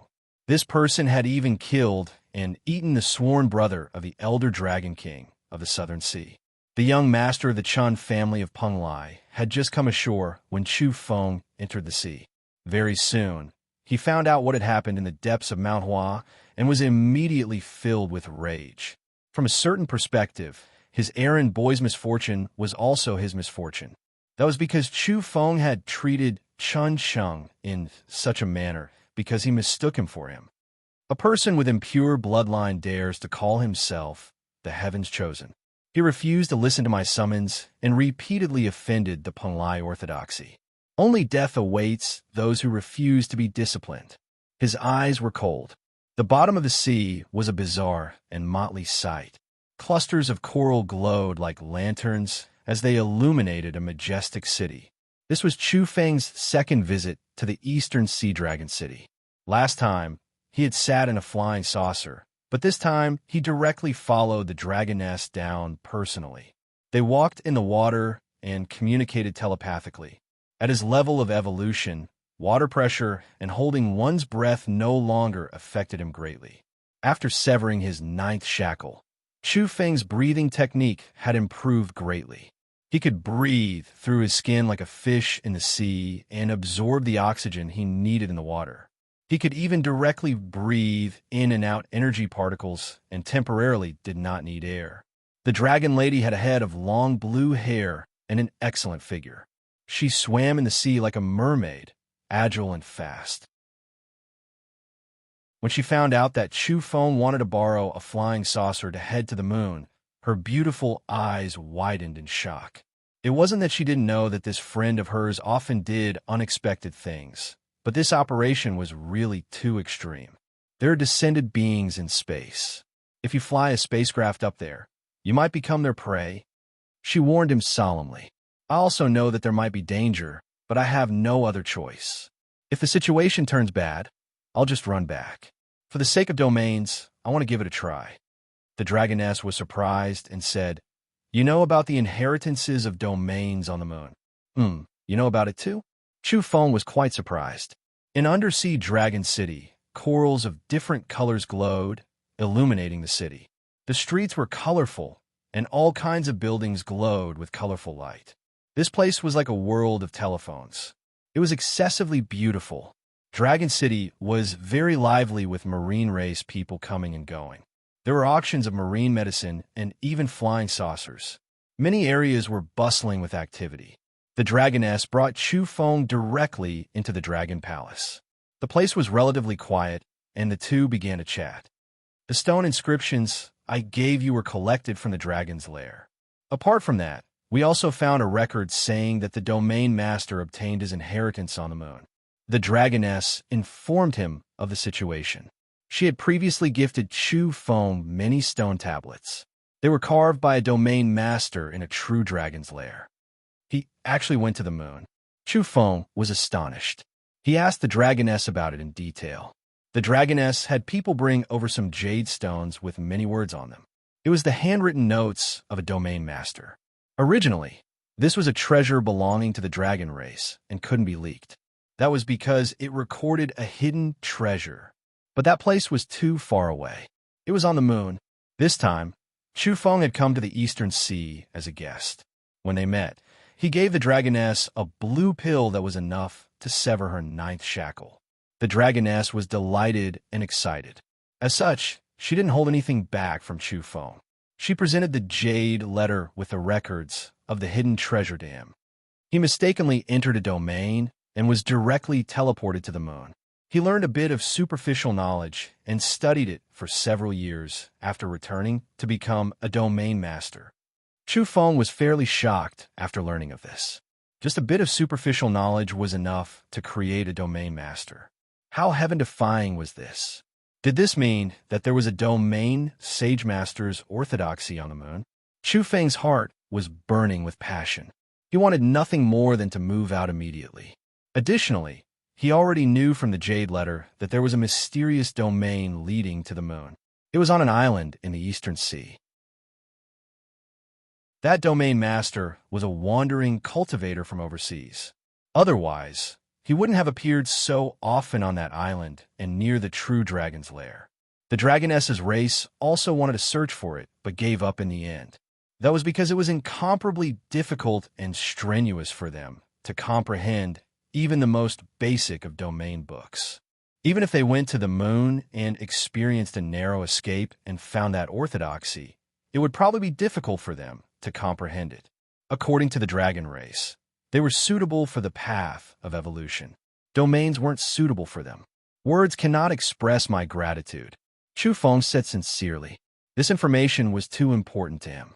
Going through the island was much more reliable than flying the flying saucer into outer space. He didn't want to stay even a moment longer and wanted to move out immediately. However, he still wanted to bid for a flying saucer at the bottom of the sea to avoid accidents in outer space. I remember the 8-clawed king had a flying saucer up for auction last time, right? Chu Feng asked. You should leave on my flying saucer in order to avoid unnecessary complications, the dragoness suggested. That was because Chu Feng was simply too hateful. If the Southern Sea Dragon race knew he had come here to bid, they would probably muster a large force to stop him. Then help me bid for one when the time is right, Chu Feng said as he gave the dragoness a blue pill that could sever 9 shackles. To the marine race experts, this was worth exchanging a flying saucer for. Who didn't want to become stronger? Chu Feng found the deserted island without a hitch because the Eastern Sea Dragon race had long since found this place. You be careful. I won't go to the island. It's quite odd here, the dragoness warned as she turned around and returned to the sea. I won't say thank you. Chu Feng turned around and landed on the island. Take care, the dragoness said. That was because she knew that Chu Feng would most likely die on this trip. The orthodoxy on the moon wasn't a good place. From the personal notes of that domain master, it was extremely dangerous. It was pure luck that he had returned alive back then. The island was shrouded in dense mist like an island of death. There was no sound and not a single sound. The magnetic field here was abnormally chaotic, fluctuating between high and low. After walking into the depths, there would be aurora-like, blazing lights rising up from time to time and disappearing into the mist. Apparently, there were domains here, but they were badly damaged. Chu Feng frowned. He hoped that the path to the moon hadn't been destroyed. There were no plants or animals on this island. There were stones everywhere, and many of them were magnetic stones. There were even some decent magnetic crystals, all of which were good materials. Chu Feng was astonished. He then began to collect them. To domain researchers, these were all good items. They were equivalent to their weapons. Afterwards, he arrived at the center of the island and saw a black and white altar. The magnetic field here was becoming increasingly unpredictable and terrifying. Within a split second, Chu Feng's eyes went blank. The so-called black and white altar's materials were simply too heaven-defying. They were quite similar to the divine magnets recorded in the books and were among the most top-grade materials. This item was definitely the favorite of domain researchers. Black and white divine magnets were the embodiment of yin and yang. Using such divine materials to construct a domain and open a small wormhole wasn't something an ordinary person could do. Chu Feng studied here for 2 days and 2 nights before finally setting foot on the black and white altar. Buzz! After activating the domain, the black and white divine magnets lit up. The altar constructed was a domain integration module. Now it surged rapidly and tore open a small, stable wormhole with a swoosh. Chu Feng was shaken. He was far from having such a method at the moment. How could a domain reach such a high level be like this? He looked up and saw the scene on the other side of the wormhole. There was a circular crater very close to where he was, and he suspected that it was the moon. Afterwards, he wanted to look up at the sky in search of the bright moon, but unfortunately, he was obstructed by the mist. It was truly odd. The moon was 380,000 kilometers away from Earth, but now it was within reach as he followed the narrow wormhole. Chu Feng held the bronze sword in his right hand. This was a gift from the saintess Yang Shan, and he was using it to defend himself. He didn't know what was on the moon. At the same time, he was holding a small silver shield in his left hand. This was a gift from the demoness, Huruashian. He stepped on a narrow wormhole and walked in directly. On the moon, Yang Xian, Hu Qingcheng, and Qinglan had been here for 2 days. They were searching for fortunes and fortunes according to an ancient map. They could step on some areas and walk on the moon, entering one crater after another. There are too many craters on this small planet. How many times must it have suffered?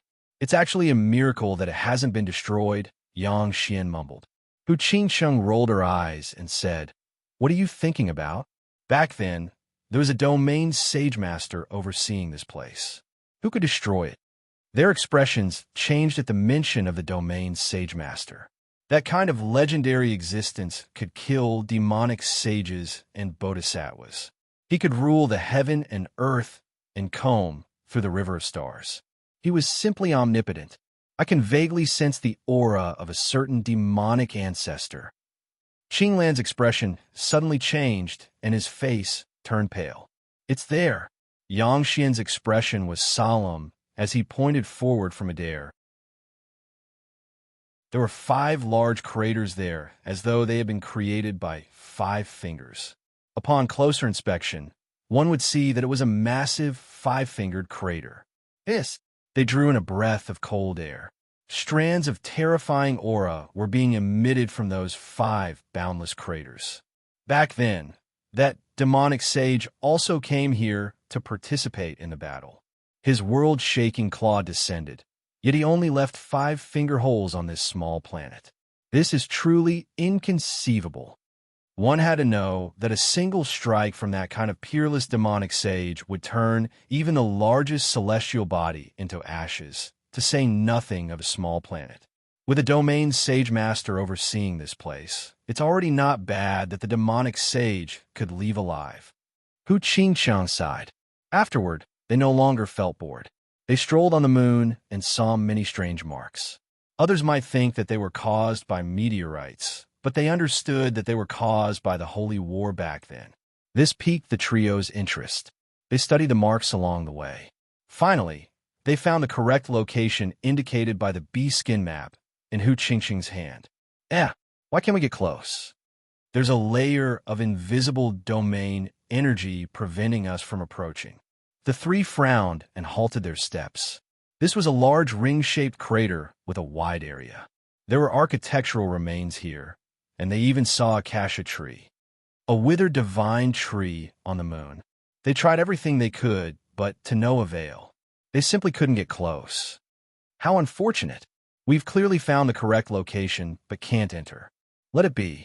We've long since prepared ourselves. Who can enter the domain Sage Master's territory? They weren't too disappointed. After all, they were mentally prepared. It was their fortune to obtain it, but it was their fate to lose it. 2 days have passed without paying attention to Earth. I wonder what the situation is like, said Qinglan. Yang Xian exhaled a mouthful of turbid air. Out of sight, out of mind. My mood is much better now that I haven't seen that bastard native for 2 days. Hu Qingqing nodded in agreement. Not bad. It's much quieter now. I don't want to see that brat again. He actually deceived our Hu family. However, the next moment, Yang Xian's eyes almost popped out of their sockets. Hu Qingqing also turned back and was immediately at a loss for words. A young man walked out of nowhere and appeared in front of them. Unknowingly, the month had passed. Those who haven't cast their votes should do so quickly or else they'll expire. Those who have recommendation votes, please cast them too. Chapter 425. Yang Xian was clad in golden armor. His eyes were bright and full of expression, and his aura was imposing. But now, he had lost his composure and was staring blankly. Who had he seen? It was that shameless native. Hu Qingqing's bright red lips opened so wide that one could stuff an egg in. Her arched brows were raised, and her phoenix eyes began to crackle with electricity.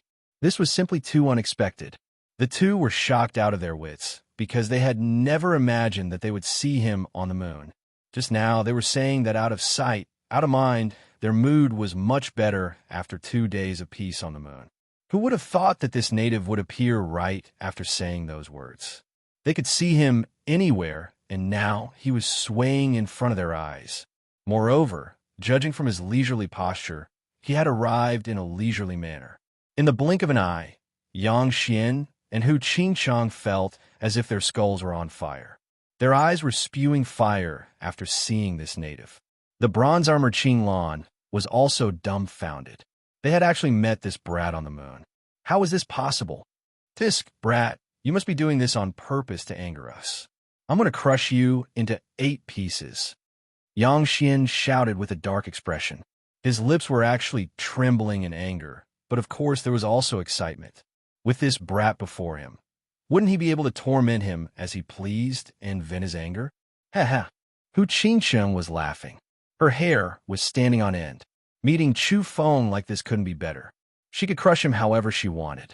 Chu Feng walked out of the narrow wormhole with great ease and arrived on the moon in a single step. He felt that it was inconceivable.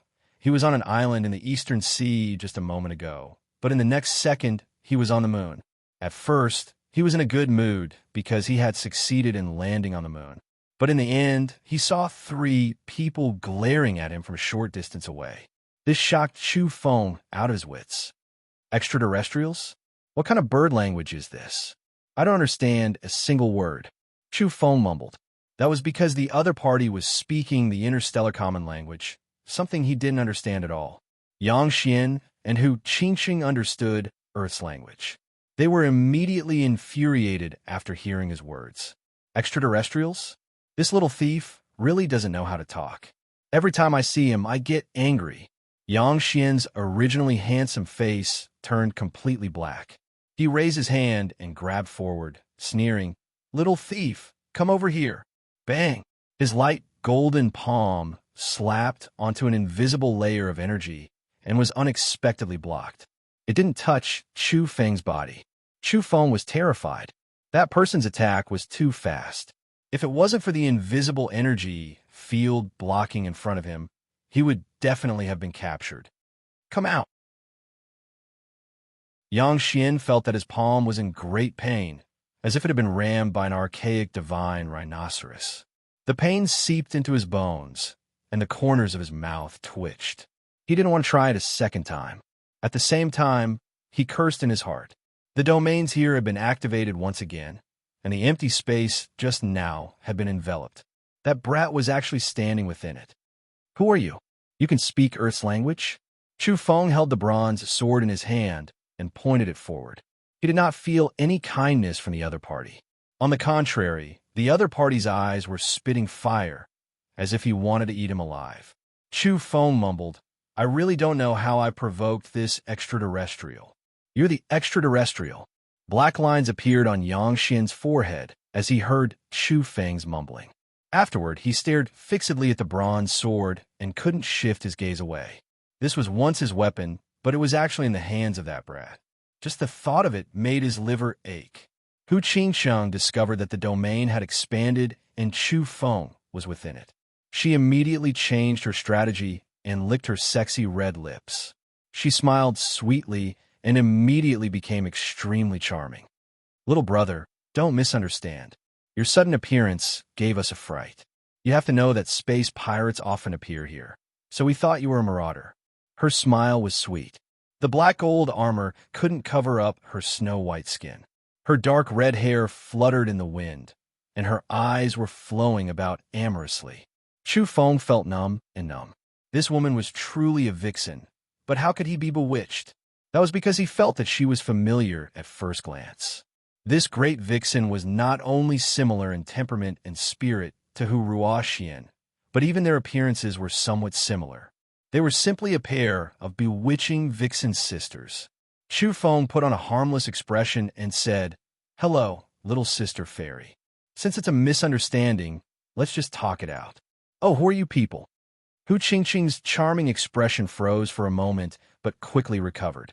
Her phoenix eyes glanced sideways, and her bright red lips opened slightly. She really wanted to say, "Little sister, your head. This mommy here is older than your little aunt."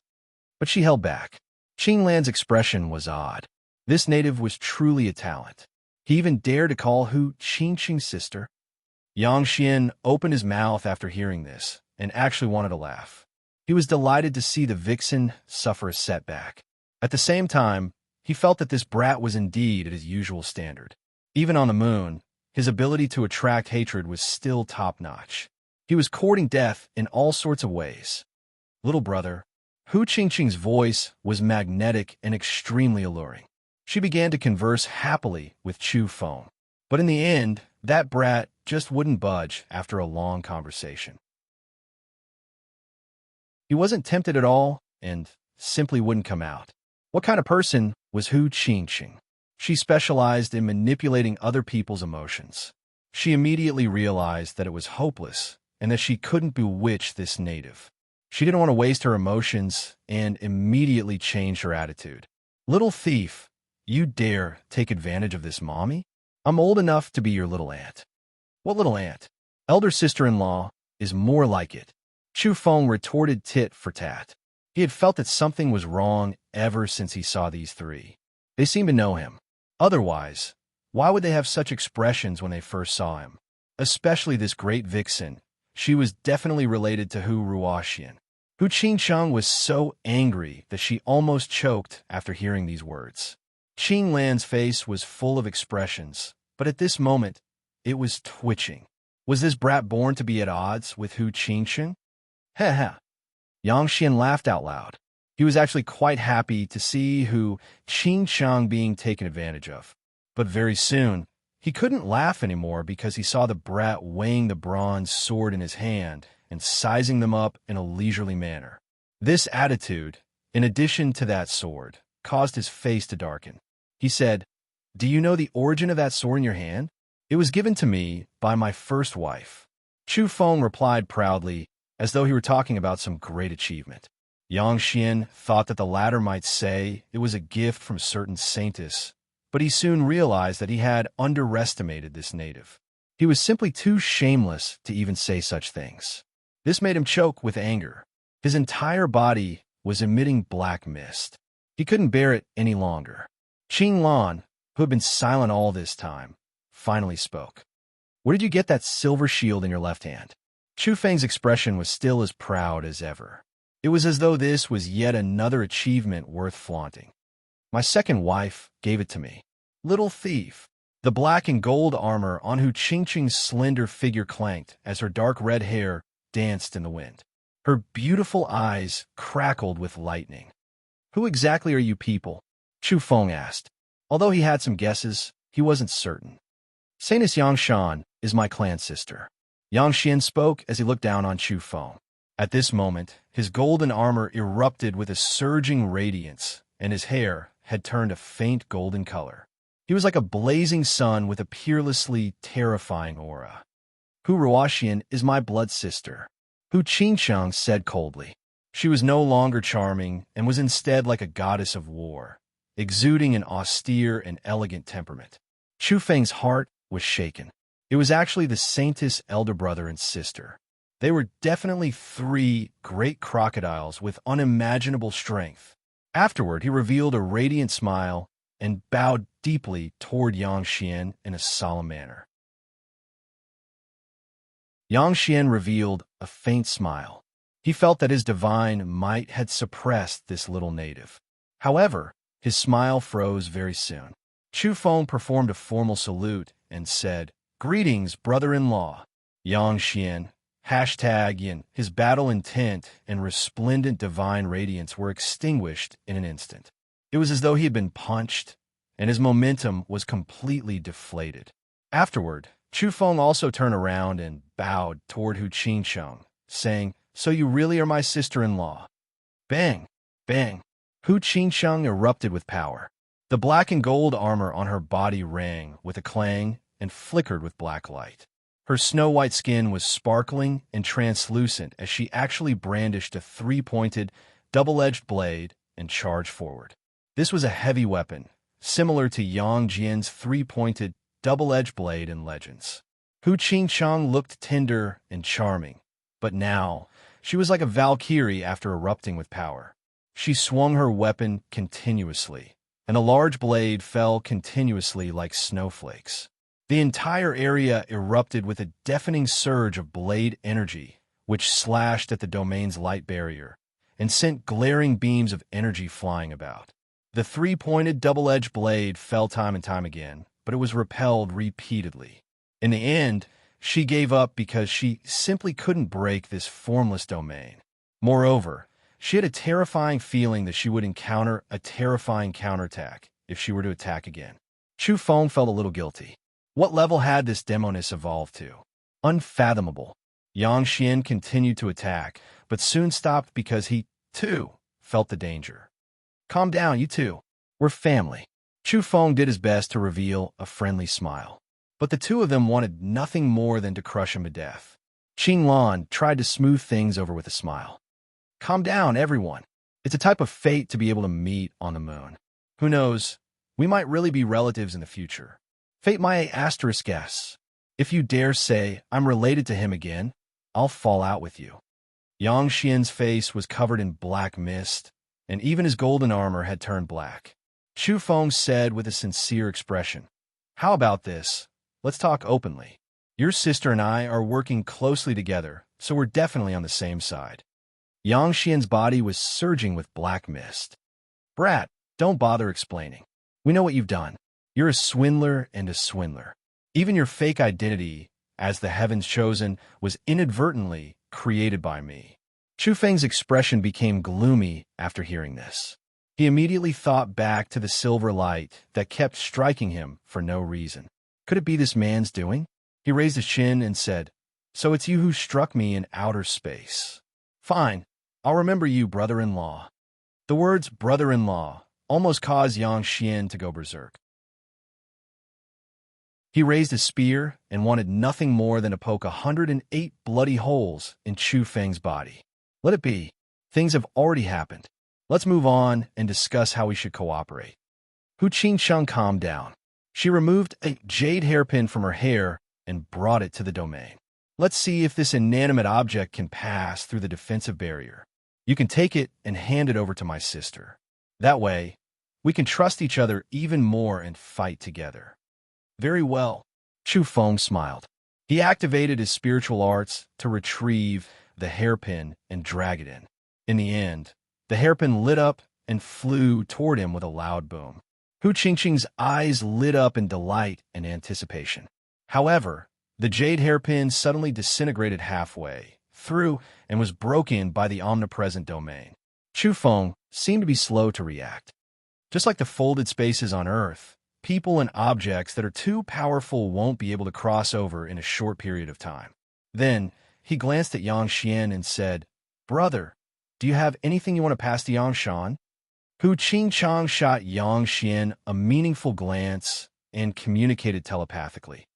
"Quick, take out a powerful magical weapon and ambush that brat before he comes to his senses." Yang Xian said nothing after hearing this. He drew a dagger and sent it over. Crack! In the end, the dagger lit up and broke into several pieces in the space where Chu Feng was standing. Yang Xian and Hu Qingchang frowned and sighed inwardly at how bizarre this space was. They couldn't even sneak attack this brat, because they couldn't even send an excessively powerful weapon over. At their level, how could they have weapons for lesser demons? No, this brat was still in the shackled realm. Chu Feng was all smiles as he bent down to piece the broken hairpin back together and the dagger back together. Only then did he sigh and say, "This is enough. Shan Shan and Ruoxian will definitely believe that I've seen their relatives. Yes, this can be used as a keepsake." At this moment, Yang Xian and Hu Qingqing's eyes were wide open and filled with murderous intent. This brat was up to no good. "You dare." Chu Feng paid them no heed and swayed about as he turned to leave. "Brother-in-law, sister-in-law, calm down first. I'm going into the depths of the ruins to see if Chong Yi is still there and if there are any rabbits on the moon that I can roast. Come back here," the two shouted at the same time. They felt things were bad. This brat had taken their personal items and ran back to Earth to deceive Yang Shan and Hu Ruoxian.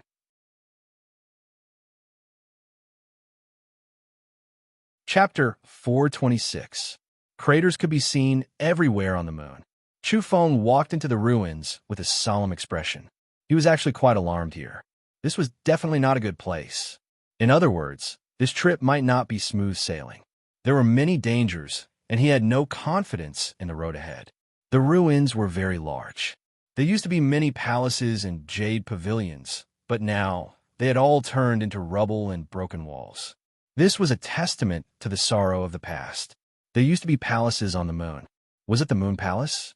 There were creatures with extremely high levels of evolution there.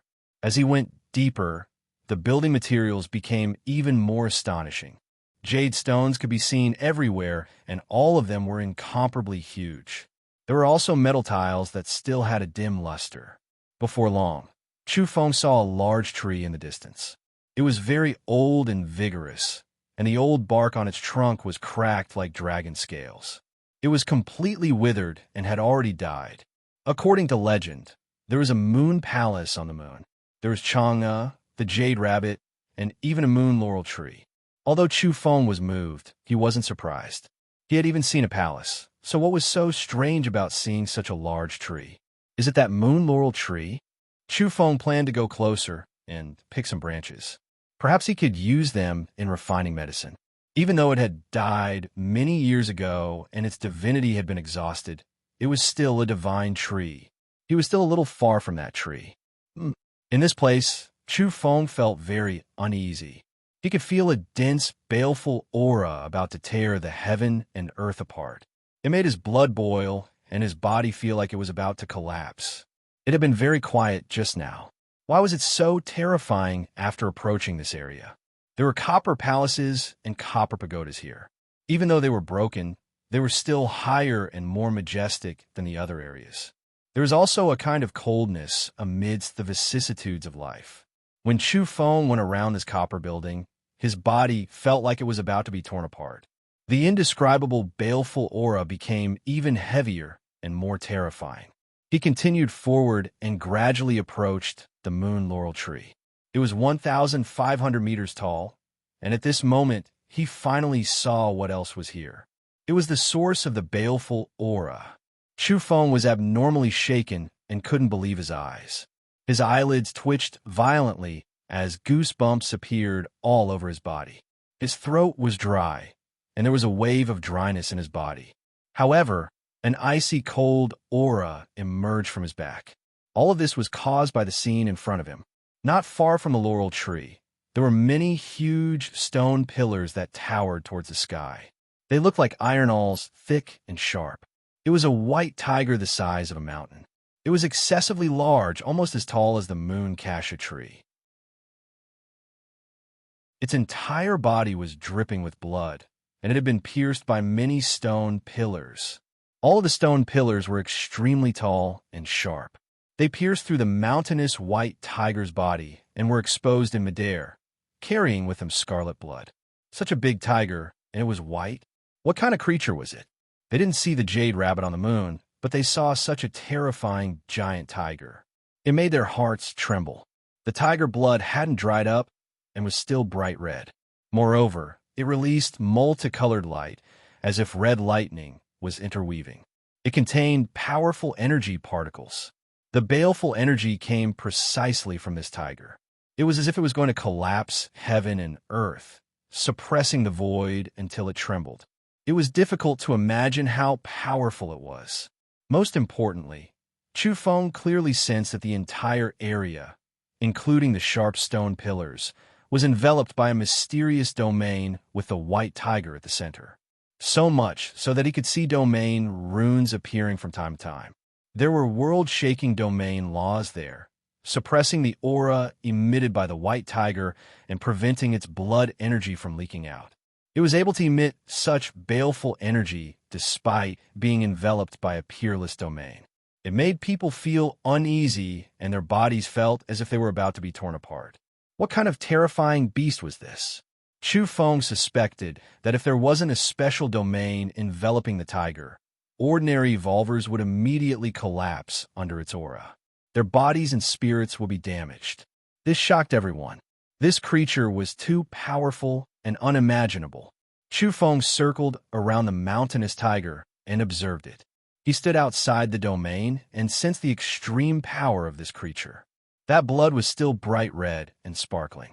It was releasing divine, multicolored light and contained incomparable energy. How was this possible? Chu Feng was suddenly alarmed. He saw that there were still wisps of mist between the white tiger's nose and mouth. It was breathing weakly. It simply hadn't died completely. This made his blood run cold. How many years had passed? This mysterious tiger, which was at least from ancient times, was still alive after being impaled by 49 thick and sharp stone pillars. Chu Feng was shocked out of his wits. There was actually a tiger nailed in the ring-shaped pit on the moon. It was dripping with blood and still alive. His heart was full of suspicions. Who had nailed this tiger here? Which faction did it belong to? Was it good or bad?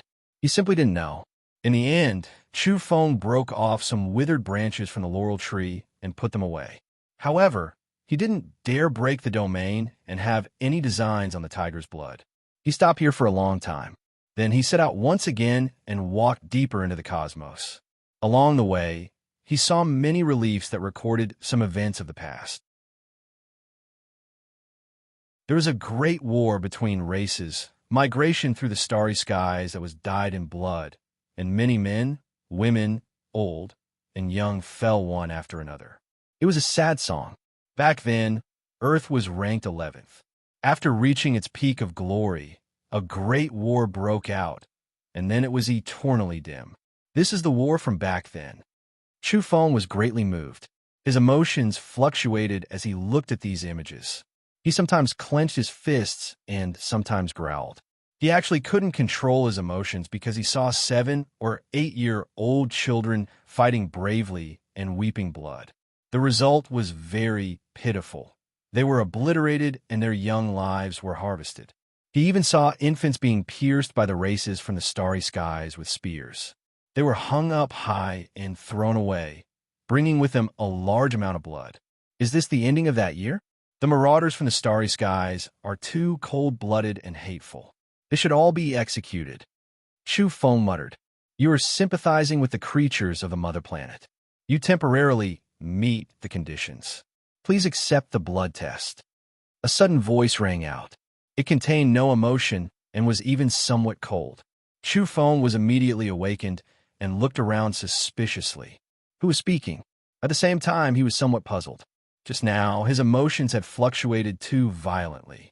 Normally, he would indeed be angry and sympathize after seeing these scenes, but he wouldn't necessarily lose control like this. Then, his pupils constricted as he saw a spear poking out from the relief sculpture on the giant rock and aiming at him. He quickly retreated and evaded. Please accept the blood test. That emotionless voice rang out again. It came from a dilapidated energy pagoda and pierced toward Chu Feng with a spear. At this moment, the dilapidated energy pagoda shone with incomparable brilliance. It suppressed down and actually locked Chu Feng in place, making him unable to move at all. Then, with a puff, the spear pierced through his body. The pain was unbearable and fresh blood splattered in all directions. Chu Feng cried out loudly and struggled fiercely. He had actually met with an unexpected mishap.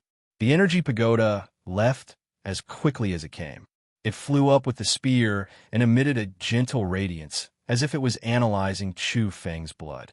A direct descendant of the mother planet. Pure bloodline. That cold and emotionless voice rang out again. In fact, it was a spiritual wave. Who are you? Chu Feng clutched his wound. After opening the shackles of his heart, he possessed a powerful regeneration technique. Now, the bleeding was immediately stopped and his wound was healing. Examiner, the energy pagoda replied mechanically, following which it transmitted a spiritual wave and said, You're an entity from the mother planet and sympathize with it. You meet the requirements. Do you want to try and accept the inheritance? Chu Feng was dumbfounded. It was actually like this. This wasn't the first time he had seen an energy pagoda. He had long suspected that it was some kind of black technology. Now, it seemed that it wasn't as simple as being used for evolution. Even if you want to test my blood, you don't have to pierce me with a spear. Chu Feng cried out in grief and indignation after understanding the situation. It was too violent. The cold voice said, I didn't expect you to be so weak. Normally, the entities that come for the test have tough bodies. A sharp spear is needed to pierce through the skin and obtain blood. After hearing this, Chu Feng simply wanted to beat someone up. He wanted to smash this broken energy pagoda down. However, he really couldn't use violence against this fellow. He had been frozen just now and couldn't move at all. He couldn't do anything to it. Chu Feng said, Since you meet the requirements, then give me the inheritance. Keep walking inside. If you're completely compatible, you'll naturally obtain it. The mechanical spiritual wave was transmitted from the energy pagoda, following which it disappeared and entered the giant stone relief. Hey, aren't you the inheritance? Chu Feng shouted. From his understanding, the energy pagoda represented inheritance and contained all kinds of secret manuals. I'm already broken and only responsible for testing blood. After saying this, it disappeared. Swoosh! When it finally left, a beam of light shot out from the relief and shone on Chu Feng's body, healing his injuries in an instant. Chu Feng revealed an odd expression. He didn't say anything else and walked forward in large strides. It was cold on the moon. Obviously, the place Chu Feng was staying at was a secret realm. He walked inside and the ruins lessened. Gradually, he saw some complete buildings and finally entered a palace. It was not made of copper, nor was it made of jade. It was very ordinary. The stone material was gray, dull, and lusterless. After entering this place, Chu Feng experienced a feeling of insignificance in the long river of time. Even celestial bodies would turn to dust in the passage of time. This place was very special. Chu Feng raised his head and gazed. The top of the palace was dusky at first, but now it had transformed into a hazy sea of stars. It was as though he had arrived in the starry sky. "We've lost the battle, and the race is about to perish." Chu Feng heard the voice and even began to see the scene. It was happening in the hazy, starry sky above the palace. After that, he saw many women and children, as well as many old and weak people. He saw powerful evolvers covered in blood bringing up the rear as they fled their mother planet and were about to go far into the starry sky. Undoubtedly, this was a tragic scene. It was even more realistic than the relief sculpture he had seen earlier. A 5- or 6-year-old girl cried, "Brother, don't die. I want you to live and be with me." She stretched out her little hand as though she wanted to grab something. Her big eyes were filled with tears as she wept sorrowfully. There was a great battle in the distance. Those in charge of bringing up the rear were falling one after another. The brother the little girl was talking about wasn't very old. He was raised by a spear and was covered in blood. At the last moment, he turned back and tried his best to look at his sister. He opened his mouth to say something, but his mouth was full of blood. Puffed. In the next moment, his head was chopped off with a single slash. "Brother!" That little girl wailed at the top of her lungs. This was only a microcosm of what had happened. Those who had left their homes and were far away from their mother planet were fleeing for their lives. They left behind corpses one after another, and there were countless casualties. It was too tragic. "You guys go, I'll stay." An old man's body had long since been mutilated, but he was still shouting. He replaced the young man and faced the enemy. His body gradually burned as he fought the last battle.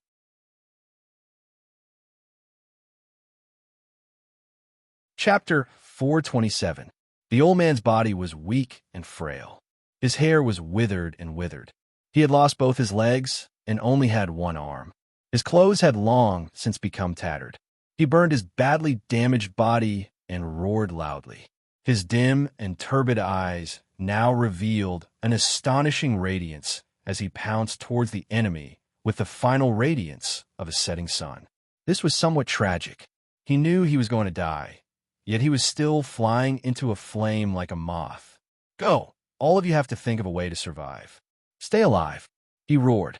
His body swayed in the flames as he wanted to delay all the enemies. However, his chest was instantly pierced by a glaring spear. Only a small amount of blood flowed out, because his body was almost dried up and completely ignited. "Kill!" The old man ignored the piercing spear and slid forward along the ice-cold shaft. His single arm shone as he fiercely pressed forward. With a pung sound, the powerful enemy was smashed into pieces. Moreover, his body rushed forward and directly flew up with the spear that had pierced through his body. With a pung sound, another expert exploded. However, there were too many enemies, and the experts were as numerous as trees in a forest. A silver-armored man slashed forward and cut off the old man's head, sending it flying out with blood. "Let's die together." Even so, the old man's head still released a spiritual roar. His damaged body split into pieces and exploded in all directions. Some people were struck by the dazzling light and died here. His head and his damaged body could all be considered weapons, but in the end, they all dissipated and disappeared. "Grandpa!" In the distance, a teenager cried out with blood flowing from his eyes.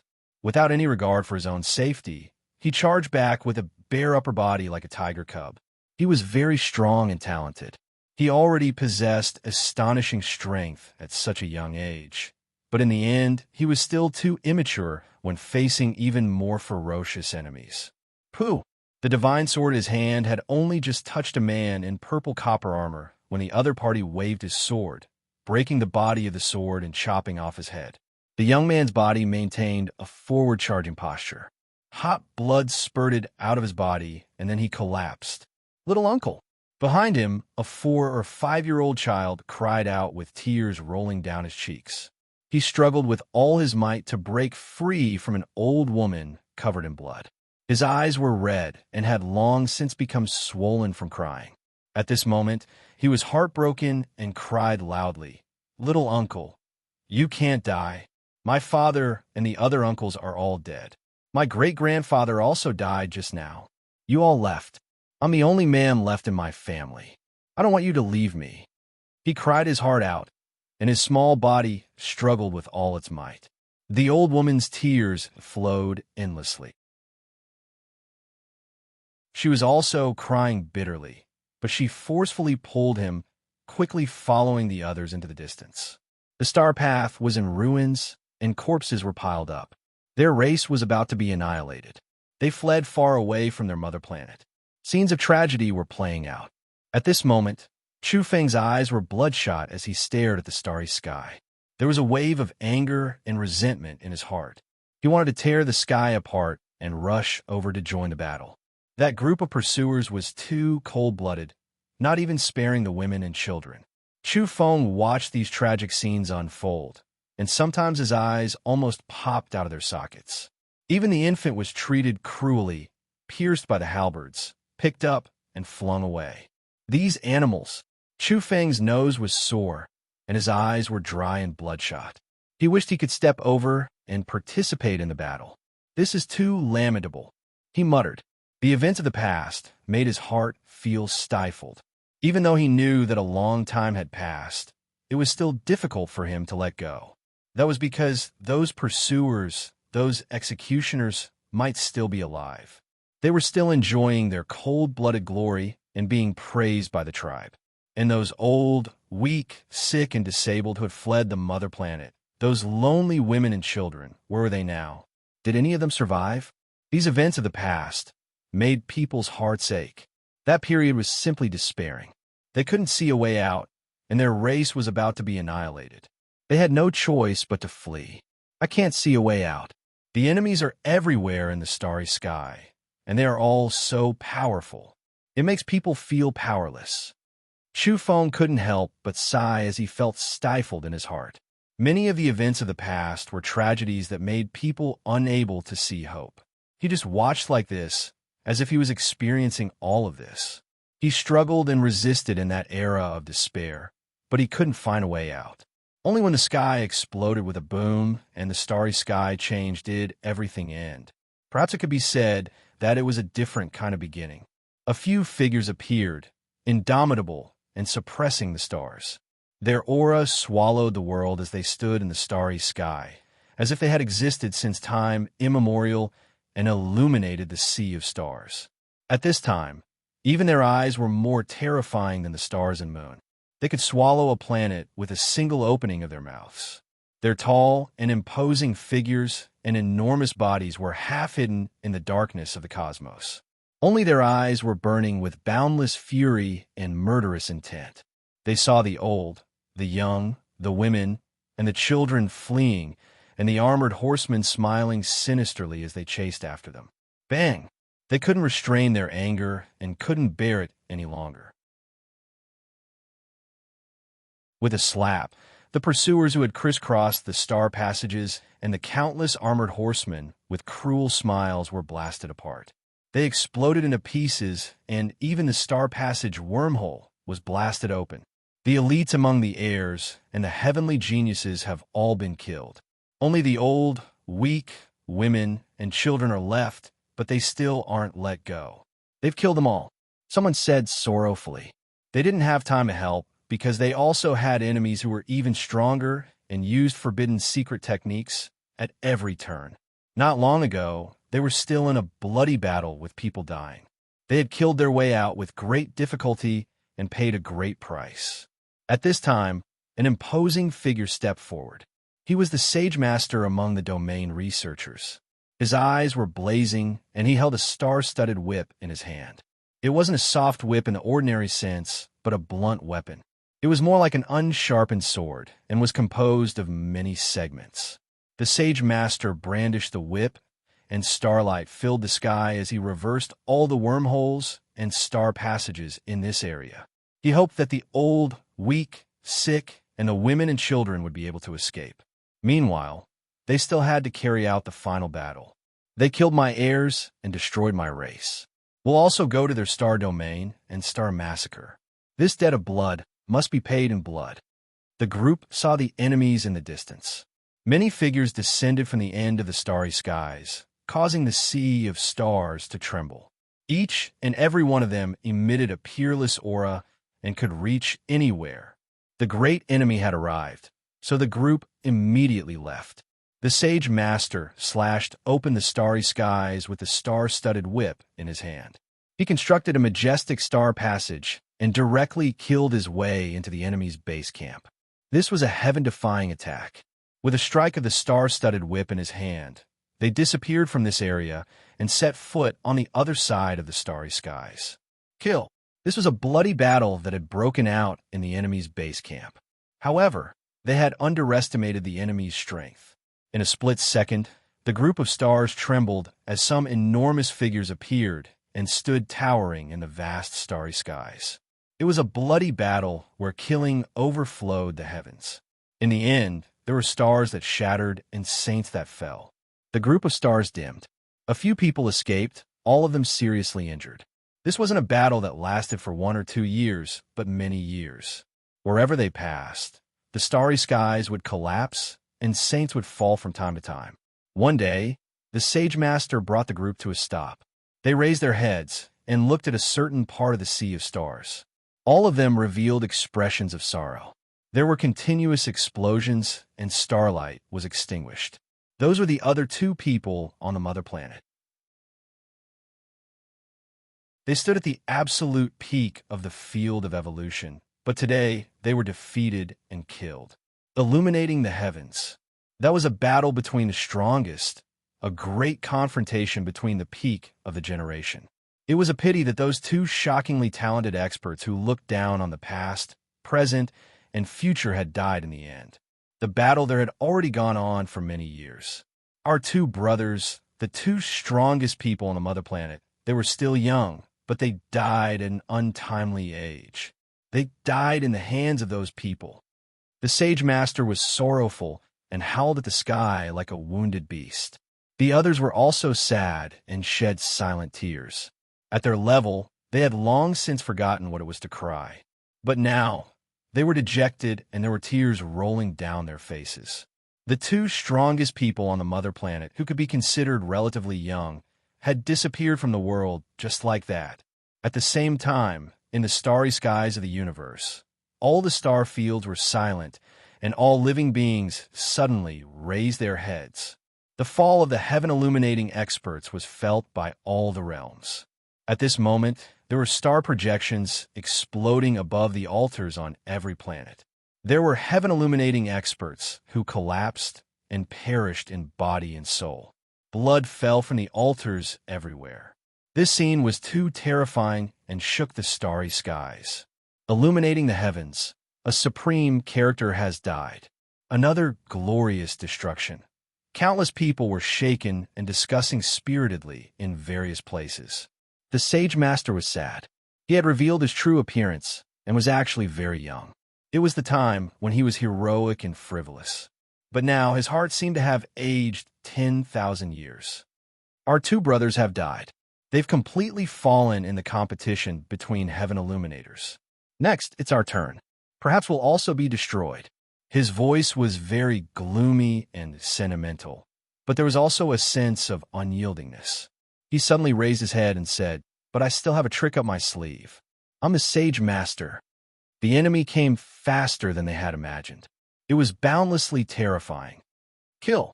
Many figures appeared and charged forward. The Sage Master revealed his young face. He held the star-studded whip in his hand and waved it continuously. At this moment, the stars in the sky trembled and actually began to transform, forming a vast starry domain. The next moment, the resplendent starlight illuminated the heavens. What? Another heaven-illuminating expert? Isn't that planet a little too terrifying? They want to monopolize 3 of the top 100? No, but they're better than heaven illuminators. Some ancient experts exclaimed in amazement and were indescribably shaken. At the scene, there were saints who fell. Blood dyed the world red. Even in death, they were horrified and unwilling. How can you have such great power? Another golden bodhisattva roared. I'm the sage master. I could be the teacher of saints. Kill. The sage master growled. His jet black hair turned snow white in the blink of an eye, and his body seemed to have aged endlessly. He crossed the heaven and earth, sorted out the river of stars, and used the planets as magnets to lay down an unparalleled domain since ancient times. In the end, this battle became a decisive one. The pursuers were all annihilated. It was difficult to determine whether the sage master had died or not. At the last moment, a white-haired figure with a handsome face appeared. However, his body was already emitting an aura of decay. He was laughing, sometimes mournful and sometimes brilliant. It was complicated but still proud. He looked down at the starry sky and said, "You killed us. Your horizons determined your achievements. You only stare at a cosmic pond. How laughable!" He waved the star-studded whip, and several ancient bronze coffins were summoned from afar. They appeared here, and he and the other experts each laid down in a coffin. He gently waved the domain's sacred whip and broke through the sea of stars while they were on the verge of death. They disappeared just like that. Their odes rang out in many star domains. One day, lightning will tear through the cosmic sea of stars. That will be the light of my fist. It represents that I have returned. When the stars are arranged and the sacred flowers of the cosmic sea of stars bloom, it will be a smile for me. I have already revived, and I am returning. Some people said that they were all dead. Their final oaths were only to intimidate the fleeing clansmen. They wanted to prop up the sky for those women, children, the old, the sick, and the disabled. Many years later, some people couldn't hold back and began to take action. They hunted down those fleeing women, children, and disabled veterans. They even wanted to destroy their mother planet. On that day, lightning tore through the cosmic sea of stars. Some people really did return and engaged in a bloody battle. Blood dyed the starry skies and destroyed many of the enemy's headquarters. However, he also died in this battle and never stood up again. After that day, the will of the mother planet revived once more. For many years, no one dared to set foot there for fear of encountering an attack that would destroy everything indiscriminately. After the long passage of time, countless people had already forgotten those old matters. Those who knew about the battle of the past were doubtful. Were those people still alive? Would the Sage Master appear again? They believed that they were already dead. Only, occasionally, some people would see ancient bronze coffins floating aimlessly at the edge of the cosmos. They didn't know where they started or where they ended. They followed an indescribable trajectory and quickly disappeared into the distance. Only then would the world tremble again. Chu Feng stood under the starry skies. His eyes were red and his heart ached. He knew that those people most likely wouldn't appear alive again. He saw their desolation here. Their hearts were invincible, but their bodies were silent.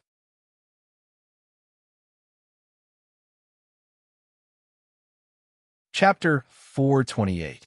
The starry skies were silent, and there was nothing left. The bronze coffin that was drifting toward the edge of the universe, and the figures that had disappeared never again appeared in this world. In the end, this place became completely silent. Chu Feng stood in the hall and gazed at the receding starry skies. That place had once again become hazy and indistinct, becoming the roof of the stone palace. Everything had disappeared, but Chu Feng's heart was unable to calm down.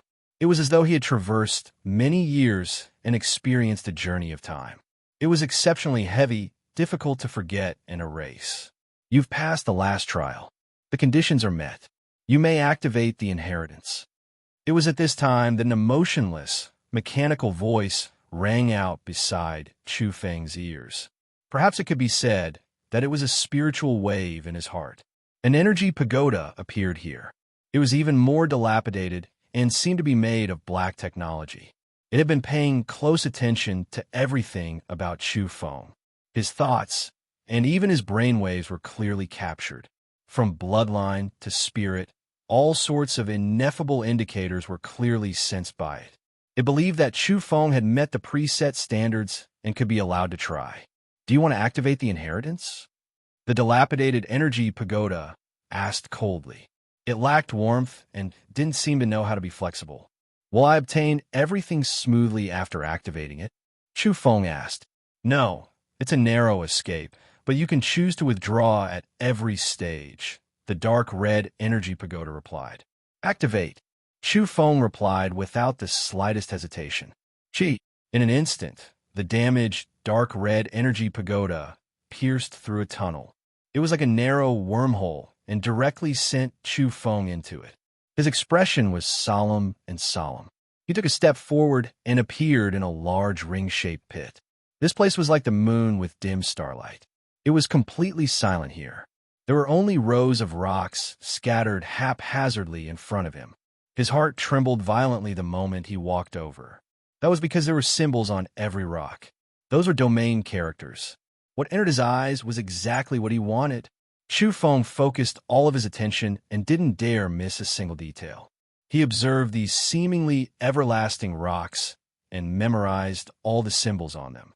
There was no need to worry about not being able to recognize them. A spiritual wave would linger around him during this period and inform him of the meaning of these domain symbols and their uses. This was simply an experienced, great teacher, directly imparting his knowledge to Chu Feng. This was something impossible in the past. No one had ever explained it to Chu Feng before. He had to rely on his own experience to figure it out. It was the first time in his life that someone was imparting Tao to him. The explanation was very detailed, but the speed was very fast. Every time he swept past a rock, the spiritual wave would only be demonstrated once. If he could memorize it, he would. If he couldn't, no one would repeat it for him. Chu Feng hungrily memorized the symbols on every rock and branded them in the depths of his soul. Now that he understood, This made his spirit happy, and a smile appeared on his face. There were some things that he had studied before, but he didn't fully understand them. Now that someone had enlightened him, he understood everything. There were simply too many domain symbols. Chu Feng's speed gradually slowed down, and the time he spent in front of each rock grew longer and longer. He was digesting and absorbing, and was not in a hurry to memorize everything. He wasn't just memorizing everything. He was thoroughly understanding everything and would often let out a knowing smile. That was a sign of his spirit's delight and resonance. In the end, the symbols flickered one after another. Chu Feng walked from the first rock to the last. He didn't know how much time had passed, but he felt that he had learned everything. "Are you willing to withdraw?" At this time, that cold voice rang out once again.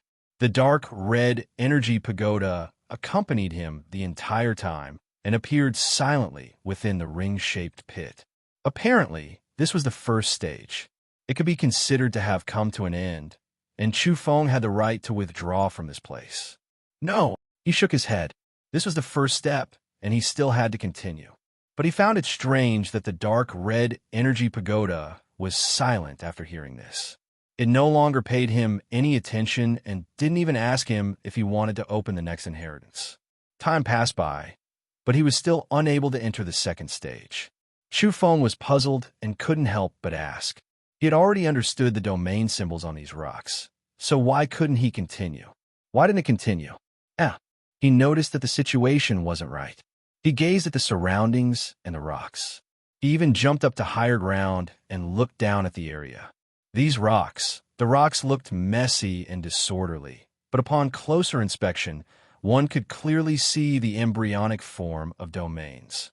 Some of the rocks had even formed strange, giant symbols after being grouped together. Chu Feng's mind was shaken. The stage he had just completed only gave him the right to withdraw, but he was still far from the next stage. There were still some profound mysteries he hadn't comprehended and hadn't triggered.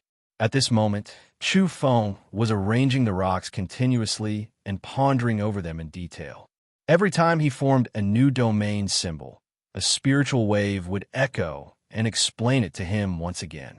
This wasn't something he had created himself. Instead, it was a combination of the symbols he had learned before and a thorough understanding of the things he had been taught. Only then could he advance a step further. In the end, he didn't just see the rocks, but also a type of chi. It was the aura of a field, or field chi for short. According to the ancient records, this was a mysterious thing. Only those who had understood certain domains to a certain degree would be able to sense them at a glance. That was a type of glowing chi that was as thin as silk and as continuous as an endless stream. To some domain researchers, seeing the field chi was the best affirmation of their work. It was something they yearned for even in their dreams. Chu Feng gazed intently at the field chi. One thread after another was connected and wrapped around different rocks. There was a hint that they were related and formed a giant symbol. In the end, as his understanding deepened, he could see that the entire area was interwoven with endless glowing threads like a spider web. Perhaps it could be said that it was more like the interweaving veins of a river of stars. After Chu Feng finished his comprehension, he understood the various domain symbols here. He even had matured models and constructed many small modules. There were defensive modules, offensive modules. Chu Feng deduced and engraved them in his heart. He only stopped after confirming that he couldn't see anything else and that he couldn't comprehend anything further. You've completed the first stage of the foundational chapter. Do you want to continue and open the inheritance? The mechanical voice rang out. However, it was no longer as cold as before. Continue. Chu Feng nodded. He didn't know that exceeding was a kind of evaluation. It was a shocking affirmation.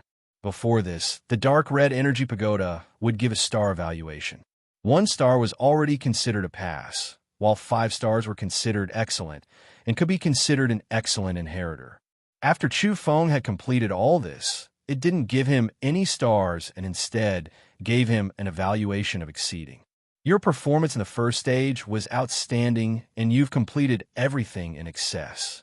In view of this, I have no choice but to warn you that it might be dangerous if you're still as stunning in the second stage. You might even lose your life. The dark red energy pagoda's tone slowed down and actually spoke more words. It was no longer as cold as before. Chu Feng was startled. Was this an affirmation and a high evaluation of him? Only at this point did he notice that this cold and emotionless energy pagoda was somewhat gentle toward him. Thank you. Chu Feng expressed his gratitude. With a swoosh, the damaged, dark red energy pagoda pierced through a small wormhole and sent Chu Feng inside. When Chu Feng walked out from within, his blood vessels expanded and his hair stood up in anger. His whole body was trembling. This was still a large ring-shaped crater. If nothing unexpected happened, it was still on the moon. A horseman clad in black and gold armor was laughing sinisterly as he chased after a group of women and children with an iron spear in his hand. He stabbed forward fiercely and, with a puff, picked up a youth of 12 or 13 years old and sent him flying. Then, with a violent jolt, the youth let out a blood-curdling scream as he was torn into pieces. Wasn't this the scene Chu Feng had seen when he looked up from the palace? It was actually happening right now. Animal! Chu Feng shouted loudly. His eyes were about to split open as his spiritual fluctuations surged. He immediately took out the diamond chakram and was about to strike out. However, the dark red energy pagoda's mechanical voice rang out once again. Use domains to kill the enemy. Learn and apply. You must maintain a calm heart under all circumstances. Chu Feng discovered that although he was holding the diamond chakram, he couldn't throw it out. It had been restricted. He immediately became clear-headed and glanced at the surroundings. There were all kinds of magnetic stones on the ground. He moved quickly and took a step forward. Many of the magnetic stones jumped up as he rapidly carved them with his fingers like knives. Then, like raindrops, the magnets flew forward with a pitter-patter. However, it was already too late. An old woman was trampled by the sinister-looking horseman and fell into a pool of blood. Was this something from the past, or was it really happening now? Chu Feng felt his body go cold, and then his blood surged with anger. It was impossible to rely on him to carve the magnetic stones manually. He couldn't keep up with the horseman's speed. Imprint. The next moment, Chu Feng's forehead lit up. His spiritual energy condensed into a beam of light which penetrated his bones and shone down on the ground. He was using his spiritual energy to imprint domain runes and enter the various magnetic stones. Following which, he took a step forward and all the magnetic stones on the ground leapt up. They transformed into flowing lights and flew out, cutting off the horseman's path and enveloping him. At this time, the horseman's ghastly white teeth and grim smile had already closed in. His iron spear was about to touch a 4 or 5-year-old girl and was just a bit away from piercing through her. She was very beautiful, but her little face was as pale as snow. There was despair and sorrow in her eyes as she gazed at her relatives lying in a pool of blood in the distance. Chu Feng's heart was stifled. He seemed to have seen this scene under the starry skies before. This little girl's face was very familiar. He leapt up and pounced over. With his back against the iron spear, he picked up the little girl and rolled away. Behind him, the horseman's cruel expression froze. That was because he couldn't stab out with this spear. The magnetic stones surrounded him and emitted a dazzling brilliance. They blocked him and formed a small offensive domain. With a boom, he was crushed and turned into a bloody mist. Chu Feng embraced the little girl and felt her body temperature. She had tear stains and was still breathing. Those large tear-filled eyes and mournful little face were so pitiful that it made one's heart ache. He was indescribably shaken. This is a real body, so all of this is not a test, not an illusion. His heart was trembling. Big brother, thank you. The little girl looked up at him and expressed her gratitude in a weak manner. Then, strings of tears rolled down her cheeks as she gazed at her deceased relatives. Soon after, she turned into a ball of light and disappeared from Chu Feng's embrace. That weak but grateful voice faded away amidst the rain of light. Thank you, this. Chu Feng stood up and watched as the rain of light drifted into the starry skies. He felt somewhat disappointed and frustrated, as if his heart was about to enter the boundless sea of stars. Then, his eyes were blazing as he stared into the distance. There were armored horsemen galloping unhindered and numerous figures. All of them were pursuers and executioners. Many women and children were fleeing for their lives. The helpless cries of young children made one's heart ache. The crooked figures of the disabled elders made one's heart feel stifled. Kill! Chu Feng let out a low roar like a wounded beast. He let out a mournful howl and charged forward. He wanted to fight and threw himself into it wholeheartedly. However, he didn't lose his cool and maintain a clear mind.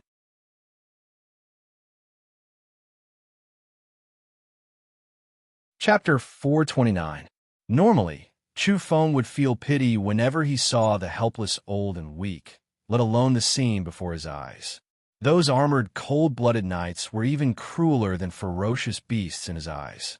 It was enough to make one's hair stand on end. They didn't even let off the swaddled child who was sent flying amidst the splattering of blood. Even the legless old woman with turbid eyes had to be stabbed. There was an indescribable emotion in Chu Feng's heart. It was like a mass of qi which caused his spirit to tremble. He wanted to exterminate this group of villains and villains. Threads and threads, unending and unending. Although Chu Feng was furious, he didn't lose his calm. His eyes were profound as he stared fixedly at the magnetic stones he had shot out and laid down an offensive domain. He could feel the mysterious field qi. It was a string of glowing threads that were connected to one magnetic stone after another. They looked very thin and harmless, but now their destructive power was astonishing. Haha, where do you think you're going? Today, we'll kill them all without leaving a single one alive. A knight clad in heavy bronze armor laughed loudly. His teeth were snow white, and he held a dazzling longsword in his hand. He was riding a monster covered in scales and leapt up to slash at the group of children. However, a terrifying event occurred the moment the man and his mount leapt up. A glowing thread even sharper than the edge of a blade and incomparably durable, cut through the monster's neck and the knight's abdomen. Plop! The scale-covered monster became a headless mount, and the knight's upper and lower body were also separated. It was as if he had been cut in half at the waist. He let out a mournful cry and fell to the ground. Behind him, there were 3 more men on horseback. They were all laughing sinisterly as they leapt through the air and attacked ruthlessly with vicious weapons in hand. But at this moment, they met a similar fate. One of them had his head cut off by a glowing thread and tumbled to the ground. His weapon fell to the ground with a crisp clang. There was also someone who had his mount severed at the shoulder. The insolent smile on his face froze as he fell into a pool of blood. Even Chu Feng himself was astonished. It turned out that this was how domains operated. The so-called domain chi was invisible to ordinary people, but in reality, it really did exist. It looked slender and soft, but it was actually so tenacious and comparable to the edge of a blade. Field chi was the energy of a domain. It was the embodiment of the resonance of magnets. It resonated with the symbols inscribed within the magnets, stirring up a special and powerful energy. These domains were like threads and seemed limitless. They looked weak, but they could nurture the body and weapons. Moreover, offensive domains were extremely terrifying when used to kill. Even within the domain system, not many people could see the domain chi, even those with extremely profound attainments. What's the situation? In the distance, there was a tall knight who looked like a hill. He was speaking in a strange language, but Chu Feng could understand what he was saying. Here, the living beings of different races and star system civilizations were all transmitting a kind of mental wave, and they could sense each other. A mature rebel. The hill-like knight revealed an angry expression and said, "Didn't you see? But let him go. He's a grown man. Why didn't you kill such a rebel earlier?" He was obviously referring to Chu Feng, but at the same time, he was reprimanding the other knights. Chu Feng didn't know whether to be angry or to laugh after hearing this. These butchers and cold-blooded executioners called the forebears a rebel. As they saw it, a male rebel over the age of 18 couldn't be left alive and should have been exterminated a long time ago. How cruel, tyrannical, and cold-blooded was this? The current situation was so tragic that the women, children, and the old felt helpless and hopeless. Rumble. A small group of 10 people rushed over, all clad in bronze armor. They let out odd cries and laughed excitedly. Their eyes were ruthless and their teeth were white as snow as they charged toward Chu Feng. Chu Feng's forehead glowed, and the magnetic stones on the ground lit up. They were all illuminated by the spiritual beam shot out from his forehead. He engraved symbols on the magnets and caused them to resonate. Then the magnetic stones flew out, and this time, the fine lines appeared one after another. They were sparkling and long, and there were even more of them than before. The glowing fine lines were connected to each other like a sparkling and brilliant spiderweb. They faced them and enveloped them. This wasn't the sparse field chi from before. Puffed. As the first knight riding a monster was covered, his body seemed to have been sliced by a knife and was neatly turned into pieces of meat. Following that, the other armored horsemen who rushed over with excited expressions also followed in his footsteps. This area was a bit bloody. After the glowing net fell, only the holes were safe. The other places were as if they had been slashed by a sharp sword. Therefore, people and mounts were all neatly cut up. Some people let out blood-curdling screams before dying. They were very ferocious, but in the face of death, they were also afraid and very mournful. This scene shocked the women and children who were running for their lives. There was actually someone killing those executioners. There's actually a toothed bug among this group of old, weak, and disabled people. He actually dares to injure my subordinates. Capture him. The knight, who was as big as a small mountain, spoke coldly and issued another order. He was a giant, and his dark purple skin made him look extremely ferocious. He held a halberd in his hand and personally rushed over at the same time. He ordered people to capture and kill Chu Feng. He was sitting on a mammoth. It was very tall and over 300 meters long. Its snow-white tusks were like two broadswords and shook the earth and mountains as it galloped. There were many pools of blood in the vicinity. Those were the ancestors who had been trampled to death by this special mammoth not long ago. It was an extremely miserable scene. Chu Feng became increasingly calm. Even though his chest was surging with killing intent, he maintained a calm mind and chose the most reasonable domain to kill the enemy. The group of charging knights were all experienced and began to attack from afar. Their energy was amplified by their weapons and shot out along with them. They wanted to kill Chu Feng from afar. But this time, Chu Feng had laid down a defensive domain. There seemed to be a swamp in front of him. The glowing threads were even more concentrated and stacked together. They could absorb the incoming energy and strengthen themselves. The defensive domain, the swamp, was laid down perfectly. It had already absorbed enough energy when the group of knights rushed over.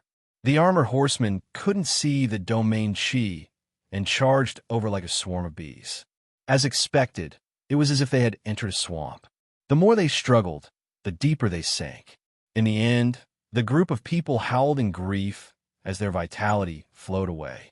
They were suffocated to death. Kill!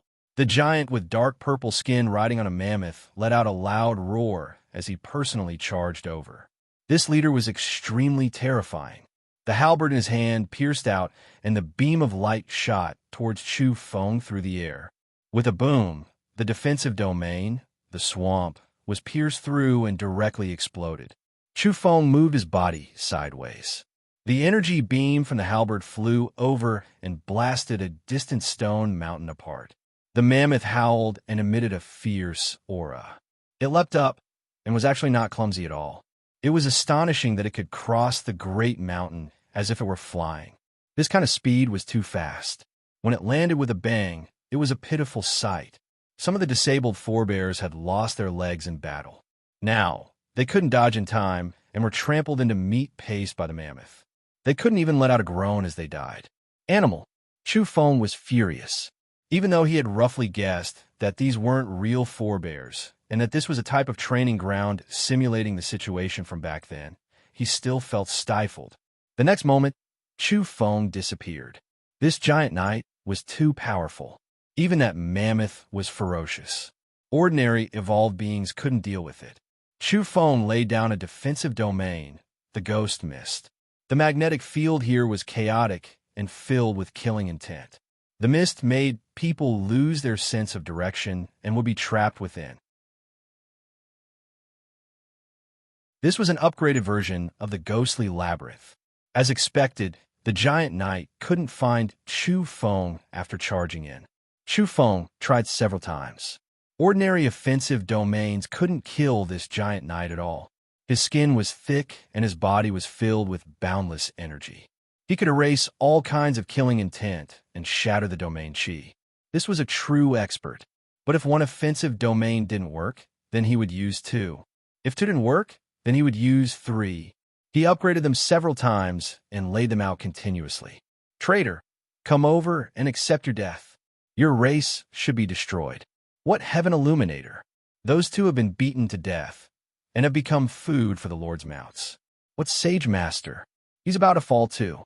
With the Lords personally descending to kill him, none of you can defy the heavens. The remaining traitors must die. The giant knight's voice was calm but cold. He was falling back, wanting to leave the ghost mist, but couldn't break free for the time being. Rumble. In the end, Chu Feng superimposed 4 small offensive domains and trapped him. Then he attacked violently. Bang! The giant's right shoulder exploded and his arm fell off. He let out a furious roar and swapped the halberd in his other hand, sweeping it in all directions. The next moment, a beam of light struck the mammoth's forehead and shattered its skull. Its enormous body collapsed with a loud bang, and the giant fell down with it. Bloody mist exploded continuously as the giant suffered serious injuries.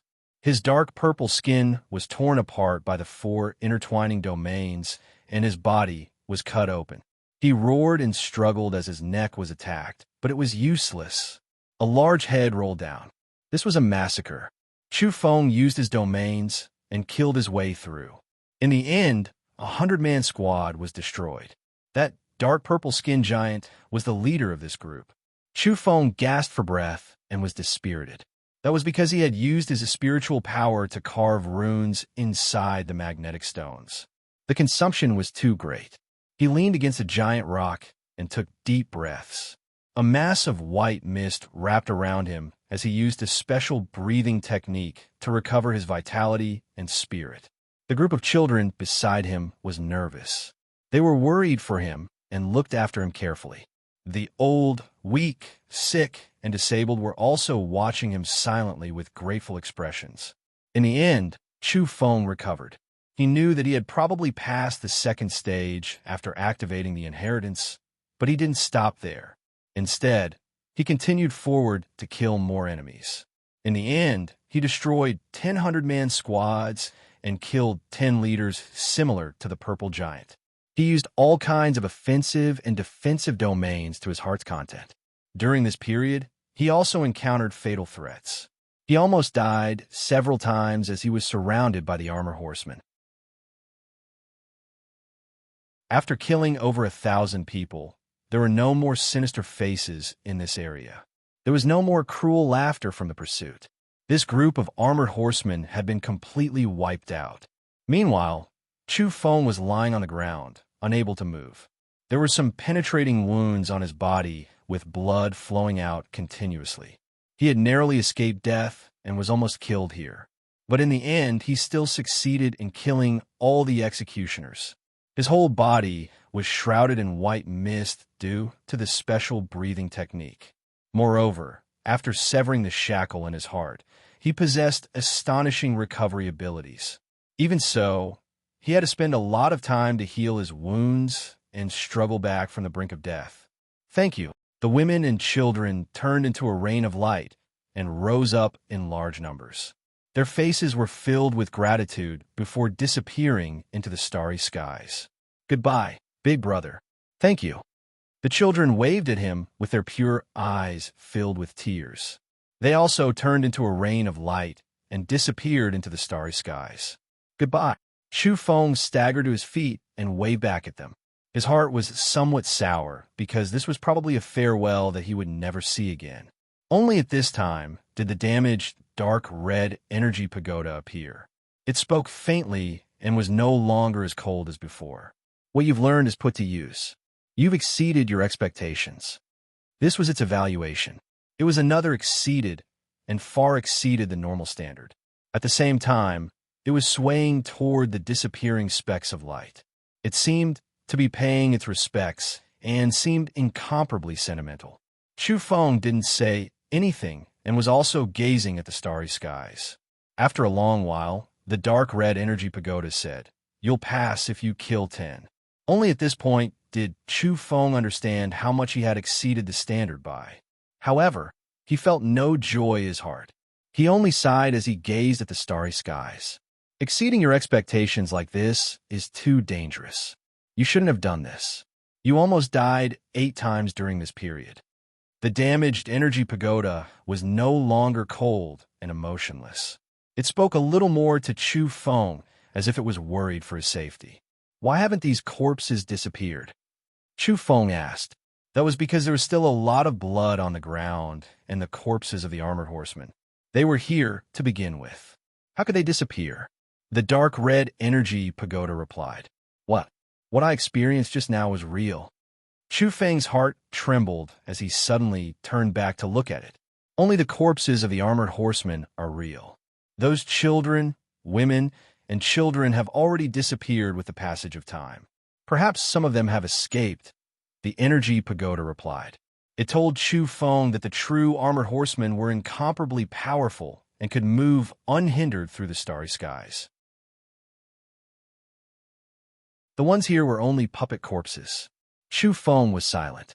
He naturally knew this because those people in the starry skies were existences who could step onto the star passages and conquer wormholes. If you had died here just now, you would have died for real. You wouldn't have come back to life.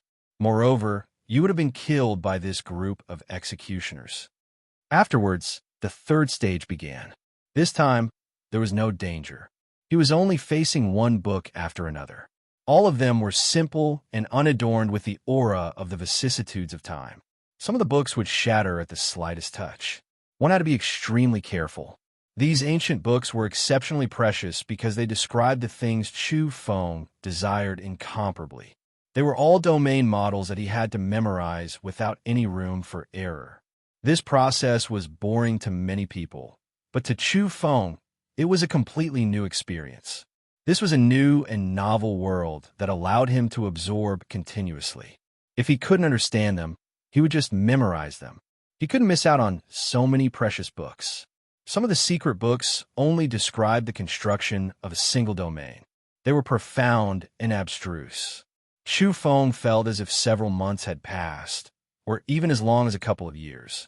He had finally memorized everything. He was afraid of missing out on this opportunity, so he did his best to store them in his mind. It's much shorter than I had imagined. It's over. I've exceeded my expectations.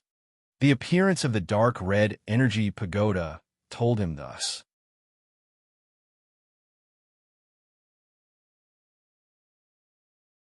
Chapter 430. Was it over? Chu Feng was startled.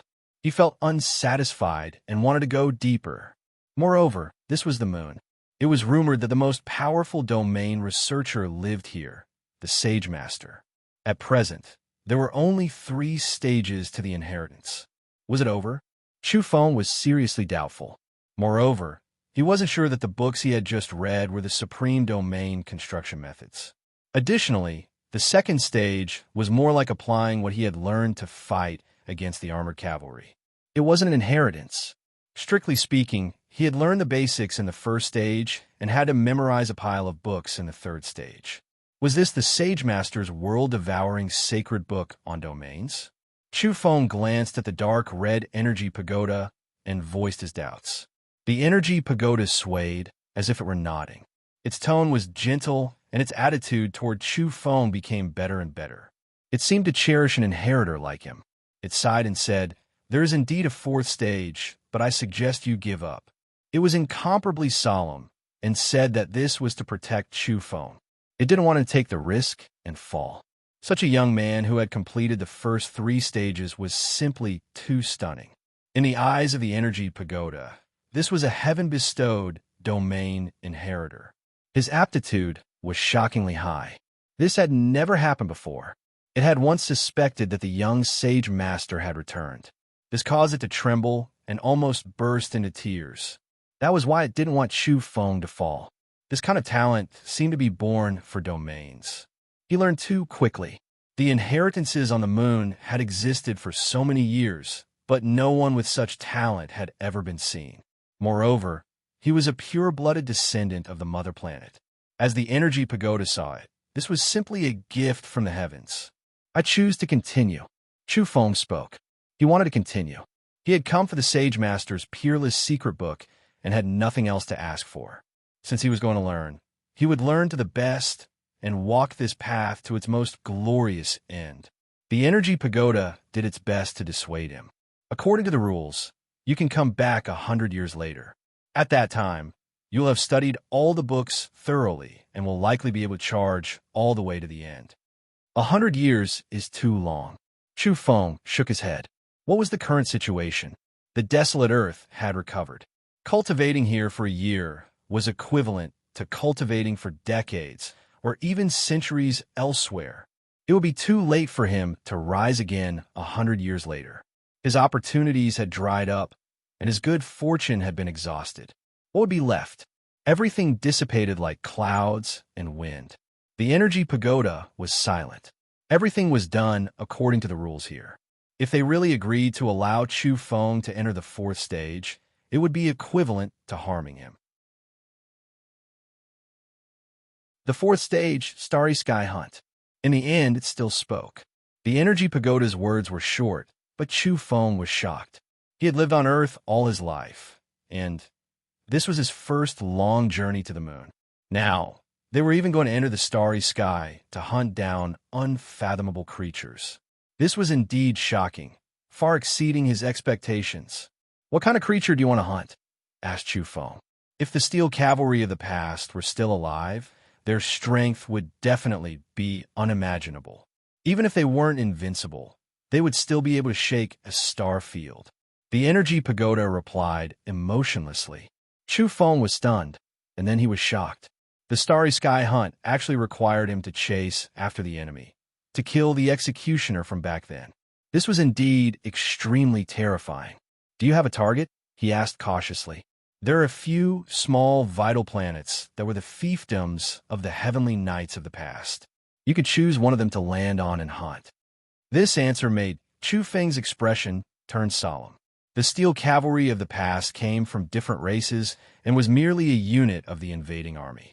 However, those who were able to survive after clashing with the elites of Earth and slaughter everywhere were definitely strong. Moreover, after such a long time, if they were still alive, they would definitely become a major character. They were absolutely peerless and impossible to contend against. Chu Feng felt a headache coming on. This was an impossible mission. "So, give up," said the energy pagoda. "What if the person in question is already dead?" asked Chu Feng. "Then kill his successor," replied the energy pagoda. If there was a successor and the clan was still around after so many years, it meant that they were very glorious and powerful. They weren't to be trifled with. What if the fiefdom on that planet doesn't even have a successor and the clan has long since been wiped out? Chu Feng was unwilling to give up, then change to another planet and start anew. The energy pagoda's merciless words left Chu Feng speechless. "Can I go there and take a look before considering whether or not to withdraw?" asked Chu Feng in a low voice. "As the inheritor who completed the first 3 stages, you have the right." In the end, the energy pagoda was very lenient and gave him a choice. Very well. Chu Feng was very happy. He felt that he shouldn't be so pessimistic. Perhaps the clan was still around, but it was already incomparably weak. In this case, he might be able to complete the mission. Of course, if things didn't work out, he would turn around and leave without the slightest hesitation. It was just that the energy pagoda told him that if that clan successor was too weak, he would have to change to another planet. This caused Chu Feng's expression to immediately change. "Let's go." The energy pagoda spoke and brought Chu Feng into a wormhole. They immediately disappeared and arrived in the sky above an indescribable planet. This was indeed a small planet, but it was also suitable for life. However, this place was very strange. The entire planet was covered in a layer of gray mist that obscured the moon and stars. The energy pagoda broke through the mist with Chu Feng on its back and hovered high in the sky. This is... Chu Feng was astonished. He recalled a certain record in the ancient books and found it very similar. Very soon, the energy pagoda gave him the information that the old executioner from back then had long since died. However, the clan was still around and was succeeded by the old knight's 89th generation grandson. The bad news was that this successor was also very old and had a profound cultivation. This mist was created by him, and he had also cultivated some mysterious breathing technique. After cultivating the netherworld breathing technique to a certain level, one would encounter a certain bottleneck and want to forcefully break through. The scorching sun must be obscured, and the sun, moon, and stars must not be seen. This would make this place look like hell, the energy pagoda said. Its tone was unkind and filled with anger. It was very agitated. Chu Feng was astonished. "What's wrong?" "There's a burial ground on this planet. The corpses belonged to some children from the mother planet. Back then, the old knight had captured them and wanted to keep them as bait. However, they resisted and were all killed." Even Chu Feng revealed killing intent after hearing this. Although this was a matter from many years ago, it was as if he had personally experienced those tragedies during his trials on the moon. He clenched his fists tightly. The energy pagoda informed, "The ultimate source of the netherworld breathing technique is the 12th rank planet, one of the mother planet's great enemies. This technique is the planet's supreme technique. The netherworld breathing technique circulating in the outside world is only a part of it and can only be passed on to meritorious people. The profound technique can only be learned on that planet and passed on through spiritual imbuement. It's a meritorious subordinate of a great enemy. Why aren't you taking action yourself? Chu Feng urged. I'm already damaged and have no combat power. The path I've opened is a wormhole that existed long ago, the energy pagoda said. Then let me do it. Chu Feng was full of confidence. He had seen a relevant record while browsing through the secret books on the moon. It could be considered an anecdote. The resplendent starlight domain had been thoroughly researched by people. It had once been used on evolvers who had grasped the netherworld breathing technique and had reached a critical juncture. The effects were miraculous. Before this, Chu Feng didn't pay much attention to these anecdotes. He was focusing on the true secret books, but now it seemed that they were similarly useful. At the critical juncture, they were superior to large-scale, killing domains. He acted as soon as he thought of this. He began to lay down the resplendent starlight domain, according to the anecdote, which mainly relied on the solar essence flames. He began to lay down the large number of magnetic stones he had brought from the moon above the gray mist. All of them were put to use. He had finished laying down everything in just over 2 hours. Then, he activated the domain directly. The next moment, starlight poured down like a waterfall. Specks of flame essence gathered in the direction of the sun. In the end, the gray mist below was blasted away with a loud boom. The small planet was no longer gloomy and no longer possessed a netherworld aura. It was now illuminated by a blazing light. Roar! An earth-shattering roar rang out from a certain ancient castle on the ground. The darkness here was dispersed as a creature howled in pain. In the end, it rushed out, its body covered in flames. The netherworld breathing technique was disrupted at the critical juncture. The intense starlight and solar essence flames invaded and created a fatal disturbance. Boom! In the end, this old demon-like creature exploded and was burned to ashes as it flapped its wings. When the energy pagoda transmitted this scene to Chu Feng, he drew in a breath of cold air. How is it so dangerous to circulate the breathing technique? He came to a realization. After reaching the later stages of evolution, the various mysteries of the breathing technique would gradually be revealed. He hadn't come into contact with them yet, so he didn't know. But Yellow Cattle had once said that a single mistake during the circulation of the thunderous breathing technique would injure the body and break one's bones. It was too tyrannical. In any case, he had completed the mission. He had solved the impossible mission, just like that. They immediately left and returned to the moon through the wormhole. You actually exceeded the quota. The dark red energy pagoda was speechless. Luck. Chu Feng laughed modestly. It was indeed luck. Otherwise, he wouldn't be able to kill such an old demon no matter how many times he charged forward. Unexpectedly, the energy pagoda said solemnly, luck is also a part of strength. The Sage Master once said so back then. Very well. Chu Feng's face turned slightly red. He felt that this couldn't be considered hard power. He wouldn't have been so aggressive if it wasn't for the urgency. The 5th stage will present you with a page from the Sage Master's heavenly book. The energy pagoda said. A sheet of silver paper flew out from its body. It was densely packed and filled with symbols. Both sides of the paper were already engraved completely. Chu Feng had to use his fiery eyes to see clearly because the runes were too small. There were tens of thousands of them. It also contained the method to construct domains. A page from a book? Chu Feng was puzzled. The energy pagoda replied, yes, its origins are incomparably mysterious. The Sage Master obtained it by chance. One day, if you can comprehend the first page of the Sage Master's heavenly book, you'll be able to sense the 2nd and 3rd pages. Just give it to me directly. Chu Feng was shameless. There's only one page of the heavenly book on the moon. It can be considered the highest inheritance here. I'll give it to you. The energy pagoda clearly told him that there was only one page here. Moreover, apart from the Sage Master, no one had ever obtained this page. Now that Chu Feng had taken it away, this meant that this inheritance could be sealed. Chu Feng was moved as he solemnly put away the page of the heavenly book. This wasn't the Sage Master's work. Its origins were likely boundless. All 5 stages were completed. As they parted, Chu Feng asked, "How long have I been here?" "Less than half a day," the energy pagoda replied. Impossible. Chu Feng couldn't believe it. He felt that several months had passed, or even as long as a year or two.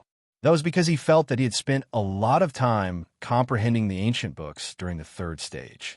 In the end, he could only memorize them for fear of wasting too much time. The domain Sage Master has set up such a special secret realm. The flow of time is different from the outside world. It's not a problem, the energy pagoda said. It told Chu Feng that the main reason was that he had spent too much time hunting in the starry skies. In the end, Chu Feng bid him farewell. He had to leave and return to Earth to rise up there. As he passed by the moon laurel tree, he saw the white tiger with its body pierced through by 49 stone pillars and dripping with blood. He asked the dark red energy pagoda what level of existence it was and whether it was still alive. It said that the Sage Master died and sank into a bronze coffin. In the end, a demonic sage invaded the moon and was nailed here to provide energy for this place. The energy pagoda replied, shocking Chu Feng. "The Sage Master is still alive?" Chu Feng was somewhat excited as he asked. The energy pagoda said sadly, "I'm guessing that he might never appear again. The demonic sage was nailed there because there's a domain the Sage Master had set up before he disappeared." Chu Feng was silent. There aren't many true, pure-blooded descendants left. In the end, the energy pagoda became increasingly sorrowful. The vast mother planet had actually declined to such an extent. "There's a woman on Mount Long?" Chu Feng said. "I know that lady. She and her fiancé stunned an entire generation. It's just that her fiancé and her master in the depths of the starry skies. Let's not talk about them." The energy pagoda immediately disappeared. Before leaving, it sighed softly. "There are some secret places on Earth, such as the islands of Penglai and Fangzhong, which were originally inhabited by the servants of the direct line of descent. If they still remember the past, they will be a considerable force on Earth."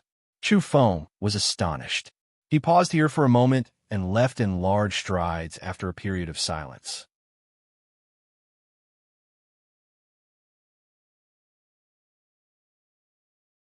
Chapter 4:31. A figure walked over from a distance. He was fairly silent and seemed to be filled with regret and frustration. Yang Xian's eyes lit up. It had only been half a day, and he was now able to see that native brat again. Moreover, the latter looked as though he had eaten a dead child. Yang Xian was immediately delighted. Being able to see Chu Feng being humiliated was his greatest joy at the moment. That was because this native brat had truly angered him to no end. So much so that he had run to the moon to relax and search for fortunes in order to not see him. It was just that he hadn't expected to see this brat everywhere. It really made him dizzy. Yang Xian laughed heartily. He was in a fairly good mood, as though he had suddenly enjoyed the splendor of snowflakes during the hottest days of summer. Even his pores were gushing with a refreshing, cool air. Chu Feng was about to leave the moon, but he was still recalling his experiences during this trip. He was in a bad mood as he recalled how the armored cavalry had swept through the starry skies and hunted down the women, children, and the old. This was especially true when he heard the sentimental words of the energy pagoda: destruction, rise, destruction, and recovery. These were the key words. They would return one day. This made him feel disappointed and bitter. A planet with a highly developed evolutionary civilization had been destroyed just like that, and so many amazing people have been strangled in history. Chu Feng looked up at the other side. Laughter's sister. The sudden voice interrupted Yang Xian's carefree mood. His laughter came to an abrupt halt, and his face turned red. This brat was truly hateful. Hu Qingcheng was also smiling faintly and sweetly. That was because she had also noticed that Chu Feng was in a bad mood. This little thief was suffering, and this made her feel great. But now, her expression was even darker than Yang Xian's after hearing the words Laughter's sister. This little thief was too hateful. You boast about being a domain genius. How about it? You've been oppressed here, haven't you? Yang Xian taunted. Just now, he had been choked by Chu Feng, so he naturally wouldn't let go of this opportunity to attack him. At this point, he laughed and said, reportedly, someone came here and stayed for several months before coming out. He successfully passed 2 trials and obtained a bountiful harvest. Chu Feng was astonished. 2 months to pass the first 2 trials? He quickly passed through the second stage. Even though the second stage was dangerous and he almost died, he didn't waste too much time. Moreover, he had completed all of them over the quota. It wasn't an ordinary pass. To him, that level was too low. What? You've been dealt a blow, haven't you? Yang Xian gave him a sidelong glance, as if saying you can't do it. Oh, according to the records on this beast skin scroll, the most stunning genius once stayed in there for a year. Hu Qingchang raised the ancient scroll in her hand and sighed in admiration. Legend has it that he became a domain master in less than 200 years, and his name shook an entire planet. Chu Feng had a strange look on his face. A year? Hu Qingchang saw his wooden expression and said with a laugh, there's no lack of evildoers in this world. Life is just so unfair, but you shouldn't be too discouraged. Looking at her charming smile, it was clear that she wanted to see Chu Feng suffer a blow. I can't be bothered to talk to you guys. This master is peerless in his generation and is destined to surpass the Sage Master level. You guys won't understand. Chu Feng's expression was solemn. Yang Xian and Hu Qingchang exclaimed in admiration. This brat was too pretentious. He had clearly suffered inside and was kicked out in just half a day, yet he was still playing dumb. This was especially true after Chu Feng emphasized once again, you don't understand, you just don't understand. The corners of their mouths twitched, and they really wanted to slap him. They were, after all, scion-level characters of their respective races. They could look down on their peers both on their respective planets and in the advanced evolutionary academies of the star domain. In the end, they were being looked down upon by a little native. Qinglan coughed and said, I feel that little brother Chu Feng might really have some gains. Let's go back earlier. He wasn't trying to smooth things over. He just wanted to see Chu Feng return to Earth and continue his swindling. He was very happy to see this scene. Chu Feng asked calmly, brother-in-law, sister-in-law, is there anything else you want to say? Is there anything you want me to bring to Shan Shan and Ruaxian? Disappear immediately. Yang Xian was furious. What's the rush? I want to ask one last thing. Do you guys know about the space cavalry? Chu Feng inquired. Back then, they were executioners in charge of hunting down the fugitives among the forebears. He wanted to probe the origins of these 3. Space cavalry? Sounds familiar. Qinglan frowned. Yang Xian was also curious. He muttered to himself, I think I've heard of it before. It's a very ancient unit, and not many of them are still alive today. They live in a star system in the depths of the cosmos. Let's go. I'm going to surpass the Sage Master. Brother-in-law, sister-in-law, and bronze man, goodbye. With that, Chu Feng turned around and left. He followed his original path to a simple black and white magnetic altar and prepared to open the wormhole. Bronze man? Qinglan, who was clad in bronze armor, rubbed his nose. Someone who was kicked off the moon in just half a day has the nerve to say he surpassed the Sage Master? Ha ha! Yang Xian shouted from behind in an attempt to provoke him, but it was useless. Chu Feng waved his hand with a smile and then dived into the wormhole. Little thief! Hu Qingchang was also grinding her teeth. She couldn't do anything about it. Chu Feng was happy to see their suspicions. It was best if they didn't believe he had any gains here. It would be troublesome if the whole world knew about it. He returned to the deserted island without a hitch. It was still shrouded in mist, but with his current insight, he was able to see through many things. Afterward, he began to search for various types of magnetic crystals. He had already brought back a fair number of them from the moon, but to a domain researcher, the more the better. That was because the consumption rate was too high. You returned so quickly? In the underwater dragon city, The dragoness was fairly astonished after seeing Chu Feng return so quickly. Had he gone to the moon? I made some gains. There were too many oddities there, so I hurried back. Chu Feng didn't dare reveal everything because the effects of this matter were too great. The Sage Master's enemies were definitely peerless existences, such as demonic sages and golden bodhisattvas. Now, he was sighing in admiration at the thought of the white tiger demonic sage under the moon laurel tree.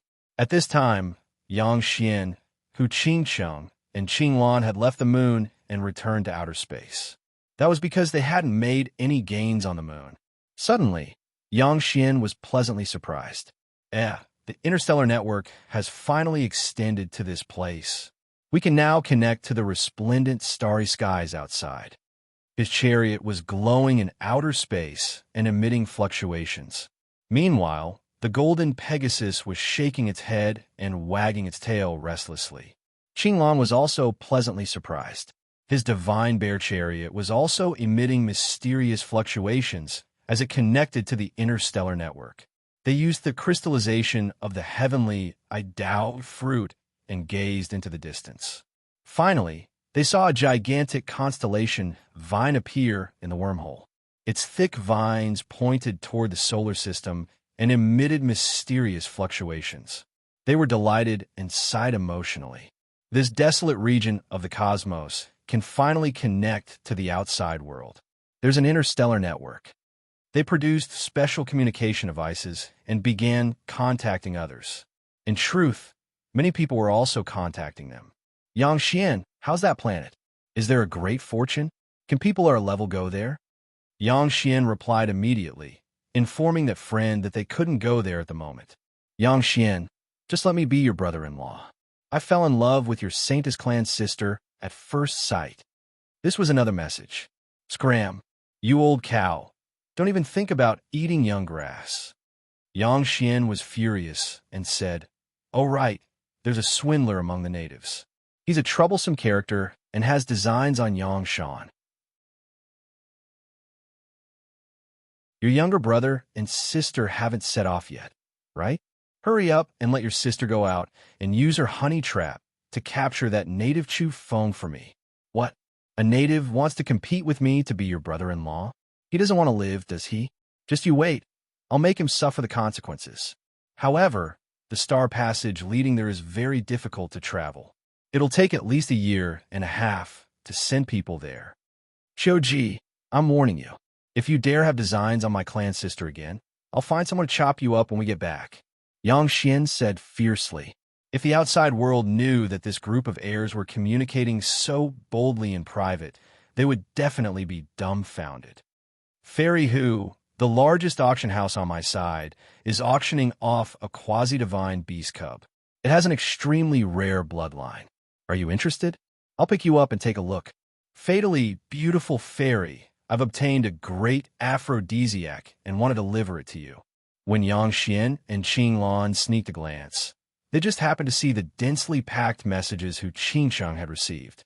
The two couldn't help but sigh. As expected of a great demoness, she had too many pursuers. I've been sent to the desolate border as punishment.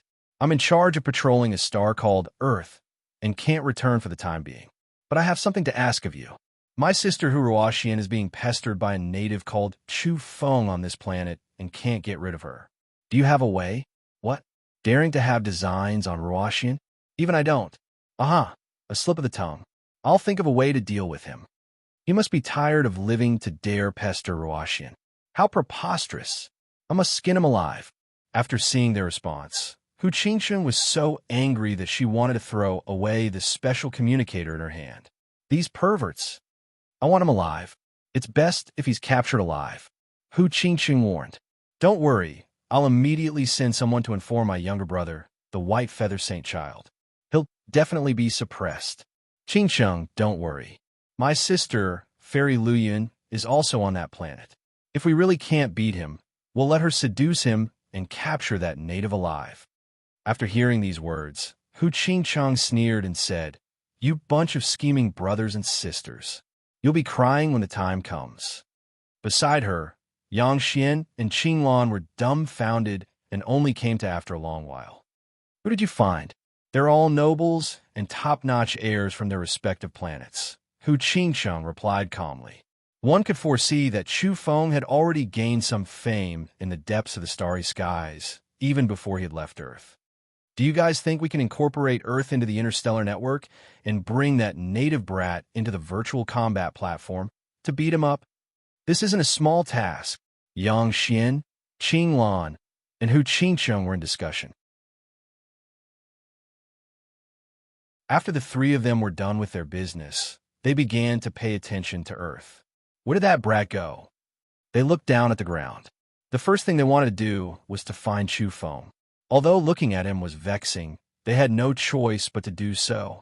That was because this fellow was a landmine, and there was no telling when he would blow up. Damn his grandpa! Yang Xian cursed. He couldn't find Chu Feng at first, so he wanted to see how his sister was doing. In the end, he just happened to see Chu Feng running to Mount Yindang with his broken dagger as a keepsake. Yang Xian stomped his feet in anger. He really wanted to slap that brat to death. How hateful! In the end, he found that Chu Feng had obtained a silver armor from his sister. It was quite extraordinary. That was my treasured defensive armor. Yang Xian's expression darkened after seeing this scene. Even his nose was about to emit black smoke. What followed next was a flabbergasted scene. Chu Feng ran thousands of kilometers and directly ran to Mount Hua. There, he used Hu Qingcheng's broken hairpin as a keepsake to reunite with Hu Ruoxian. That disgraceful thief. Hu Qingcheng was also furious. Normally, she would act coquettishly, but now, her face was full of anger. In the end, Chu Feng obtained a red monastic robe from Hu Ruoxian. It was sparkling and translucent, inlaid with golden threads. One could tell at a glance that it was no ordinary item. This is a secret treasure this mommy worked hard to swindle from a Buddhist race expert. In the end, it actually benefited this little thief. Hu Qingcheng gnashed her teeth. The alluring demoness was so angry that she wanted to cough up blood. After obtaining two extraordinary secret treasures in succession, Chu Feng was satisfied. He walked out of Mount Hua in a swaying manner and didn't forget to point a finger at the sky and make a gesture. This action made the two experts in outer space want nothing more than to descend to the Earth's surface. This was an undisguised provocation. This little thief was doing it on purpose, certain that they were spying on him.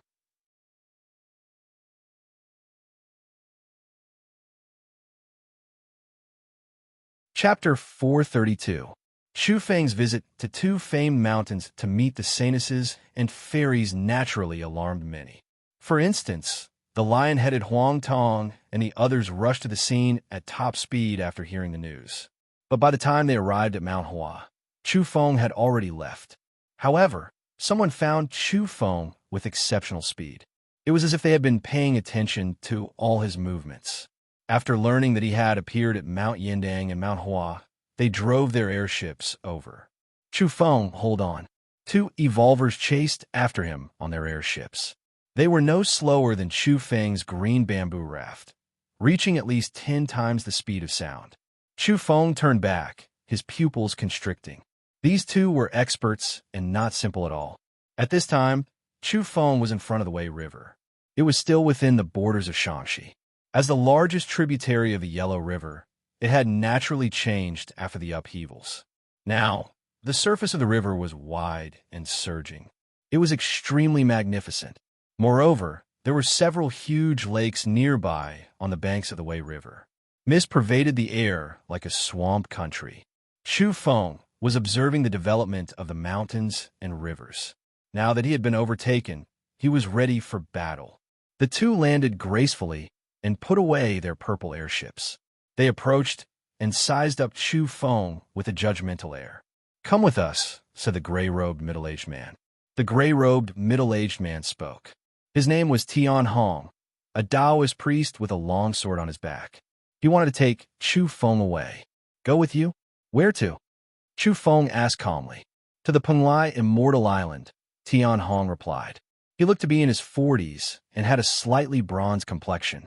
He wore a Taoist robe that exuded an ancient aura. In truth, The other person was also wearing a Taoist robe. He was a bit older and had a lean appearance.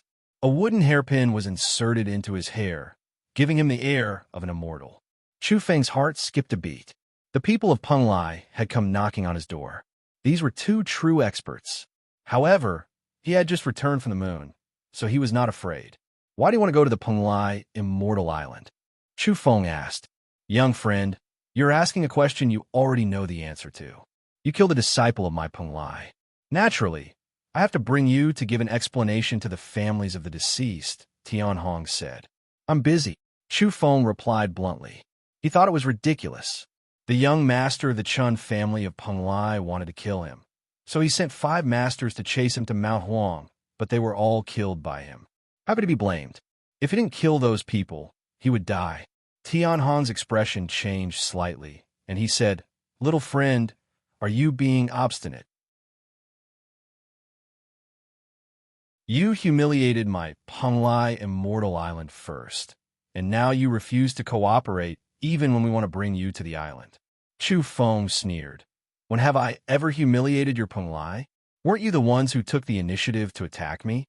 I was just passively retaliating. Tian Hong, who was dressed in a Taoist robe, was furious. You led a group of people to attack Mount Hua and killed many of my Peng Lai's disciples. Do you really think there's no such thing? Chu Feng was speechless. It turned out that this middle-aged Taoist was trying to settle the score with him.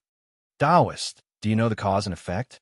The young master of the Chun family, Chun Sheng, was extremely domineering. He had a coachman drive the unicorn carriage to Jiangning to issue orders and asked me to meet him. He was even more arrogant than the princes of the dynasty of Evolvers. After I refused, he actually wanted to get rid of me and sent 5 masters to Mount Huang to kill me. In the end, I killed them all. He only has himself to blame. That's why the Mount Hua incident happened. There's such a thing. Tian Hong frowned. He then raised his head and said, No matter what, you have to come with me to Peng Lai. I thought you were a benevolent-looking Taoist, so I thought you were going to reason with me. In the end, I've been talking so much with you, but it turns out it's all nonsense. There's no need for me to say anything when I meet you people. Chu Feng's voice turned cold. Are you coming or not? Tian Hong shouted. Who do you think you are? Why do you have to order me around? Chu Feng rebuked coldly. Because we're the orthodox lineage of Earth. At this time, the older Taoist opened his mouth. His voice wasn't loud, but it was filled with confidence and tyrannical power. Chu Feng laughed coldly. He had just returned from the moon and already understood that the remnant races of Peng Lai and Fangzhong were all servants of the pure-blooded lineage. Up to this day, they actually considered themselves to be the orthodox lineage of Earth and looked down on everyone else. Just how much had their confidence swelled? What are you laughing at? Are you looking down on my Peng Lai? The old Taoist rebuked. I've heard that many years ago, the people living in Peng Lai and Fangzhong were all servants. Today, you actually consider yourselves to be the masters of Earth. What kind of mentality do you have? Just what identity do you have? How dare you speak such nonsense? The older Taoist shouted. I remember that you should listen to the orders of the pure-blooded lineage, right? Chu Feng said. What pure-blooded lineage? Nonsense. Who can act tyrannically over the people of Peng Lai? Those self-righteous people are all dead. Now, Peng Lai is the orthodox lineage of Earth, the old Taoist rebuked. He then called out to Tian Hong to quickly attack and capture Chu Feng. The two Taoists were astonished to find that the other party knew too much. This kind of person had to be captured and properly interrogated to get to the bottom of things. I want to ask, if your former master appeared before your race, what would you do? Chu Feng asked. Capture him and bring him back for strict interrogation. This is a big fish, the old Taoist said fiercely. He then took the initiative to attack. He drew his long sword and pierced towards Chu Feng like a bolt of lightning. His speed was simply too fast. Boom! The other middle-aged Taoist also moved. His sword radiance was like a sudden clap of thunder, accompanied by an explosive sound and a terrifying aura as it pierced towards the space between Chu Feng's brows. As expected of experts, they gave Chu Feng an unprecedented pressure. These two were at least at the 11th severed shackle. At present, Chu Feng had already understood that the limit of the shackle realm was usually 12 severed shackles. There were still other shackles within the body, but continuing to do so would not increase his combat strength. These two, with 11 severed shackles, were already very powerful. Ah, you've already severed 12. Chu Feng was moved. He evaded because the old Taoist was even more powerful than he had imagined. He had already severed 9 shackles and could face the middle-aged Taoist head-on. However, it would be troublesome if he were to fight against this old Taoist. If the old Taoist were to advance one step further, he would be at the carefree realm. The old Taoist said proudly, "Who can resist if Peng Lai wants to capture someone?" The sword radiance in his hand was like lightning as it hacked out continuously. The sword radiance was so terrifying that it was enough to cleave apart mountains and sever great rivers. One could see that after the sword radiance flew out, more than half of the lake's water had evaporated. When the sword radiance struck a mountain, it directly shaved off a portion of the mountain peak. Boasting. Chu Feng's voice was cold and unafraid.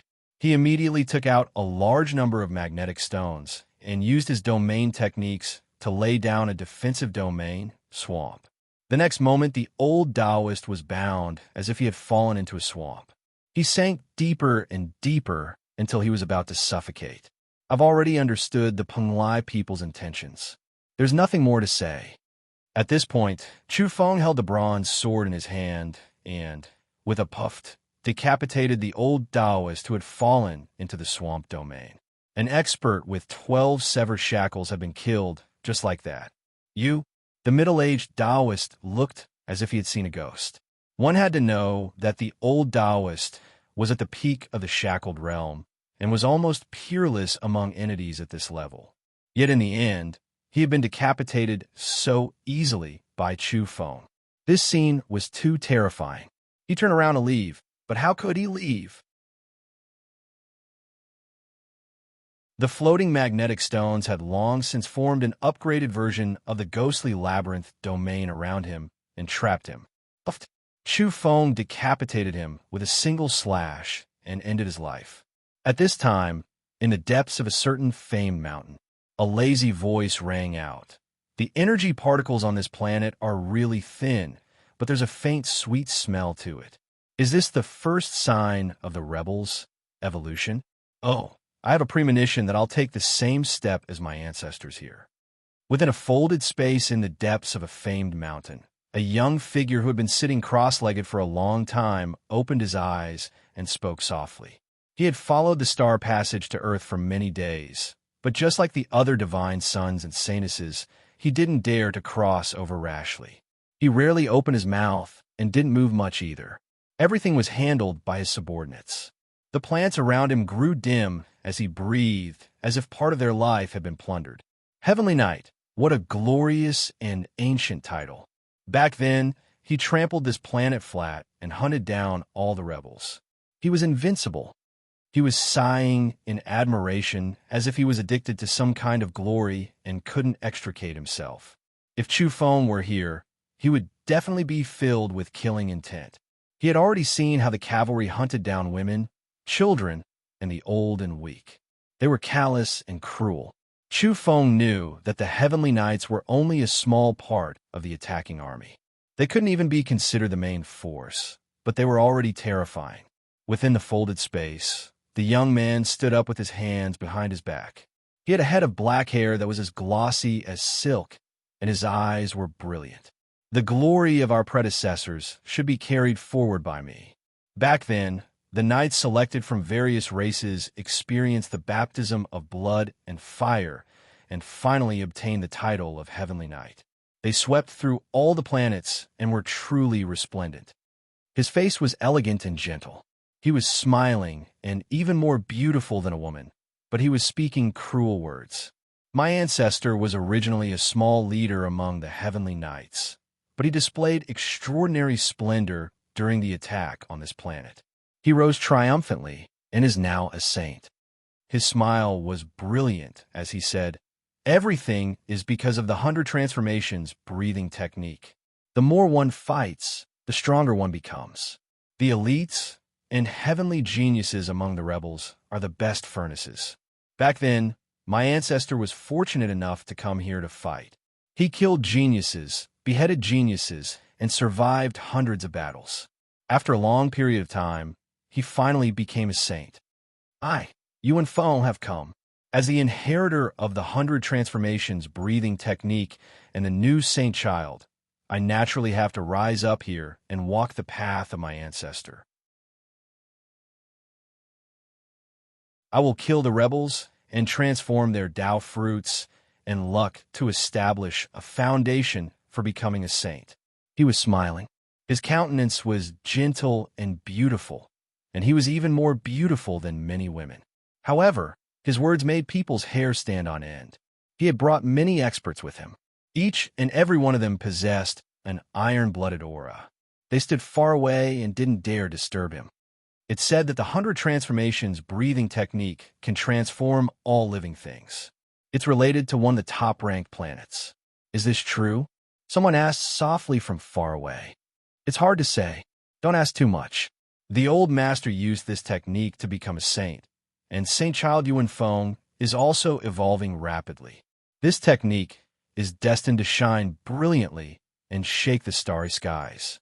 Those people had an extremely high evaluation of the 100 transformations breathing technique. Yuan Feng turned around to look at them and said, I'll train you to become heavenly knights according to the ancestors' method. When the time comes, you'll trample this planet flat. Unfortunately, there were too few rebels nowadays. They were about to go extinct. This was Yuan Feng's greatest regret. But one by one, he felt that there was a pretty good target in the near future. It doesn't matter if there are no rebels. Yuan Feng gazed at the distant mountains and rivers. With the 100 transformations breathing technique, he could transform all living things. He had a better choice.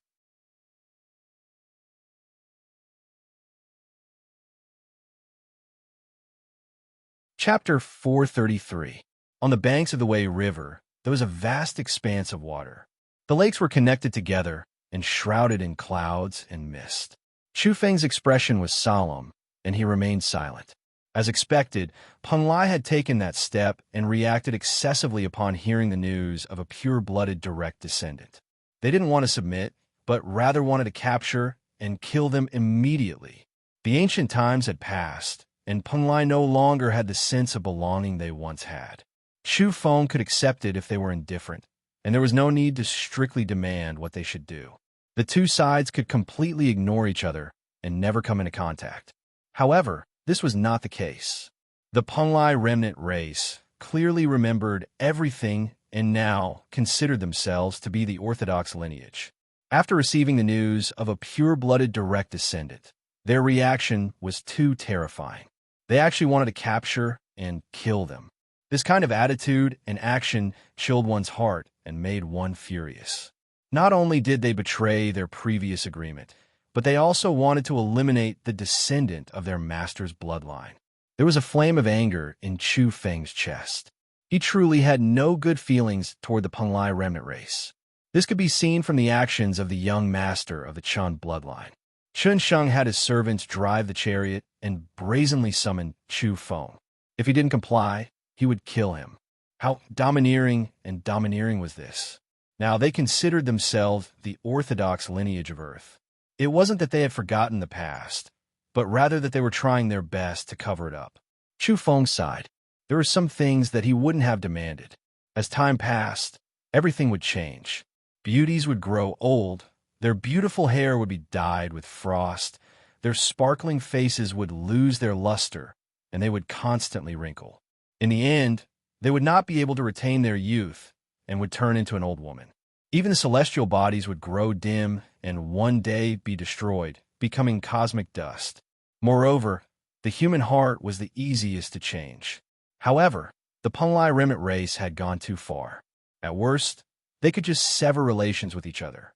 However, for the sake of their own orthodoxy, they actually wanted to kill a pure-blooded direct descendant. There was a surge of hot blood and anger in Chu Feng's body.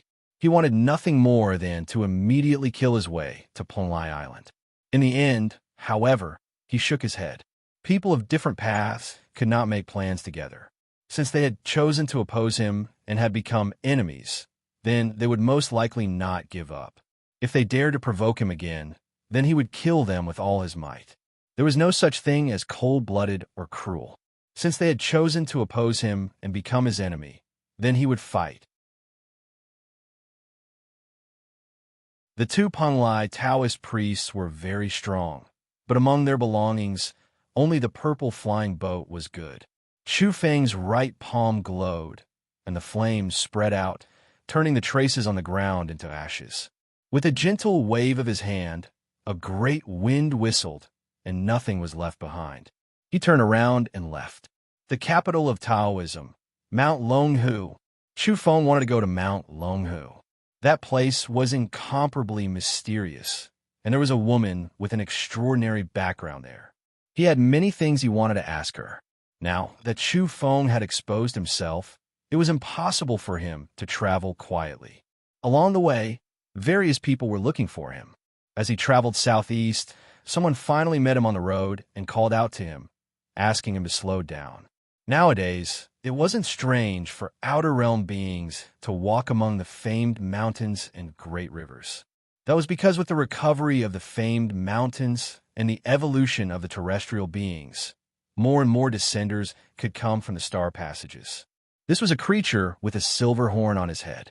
He had a strange appearance and a humanoid body. He enthusiastically tried to get close to Chu Feng.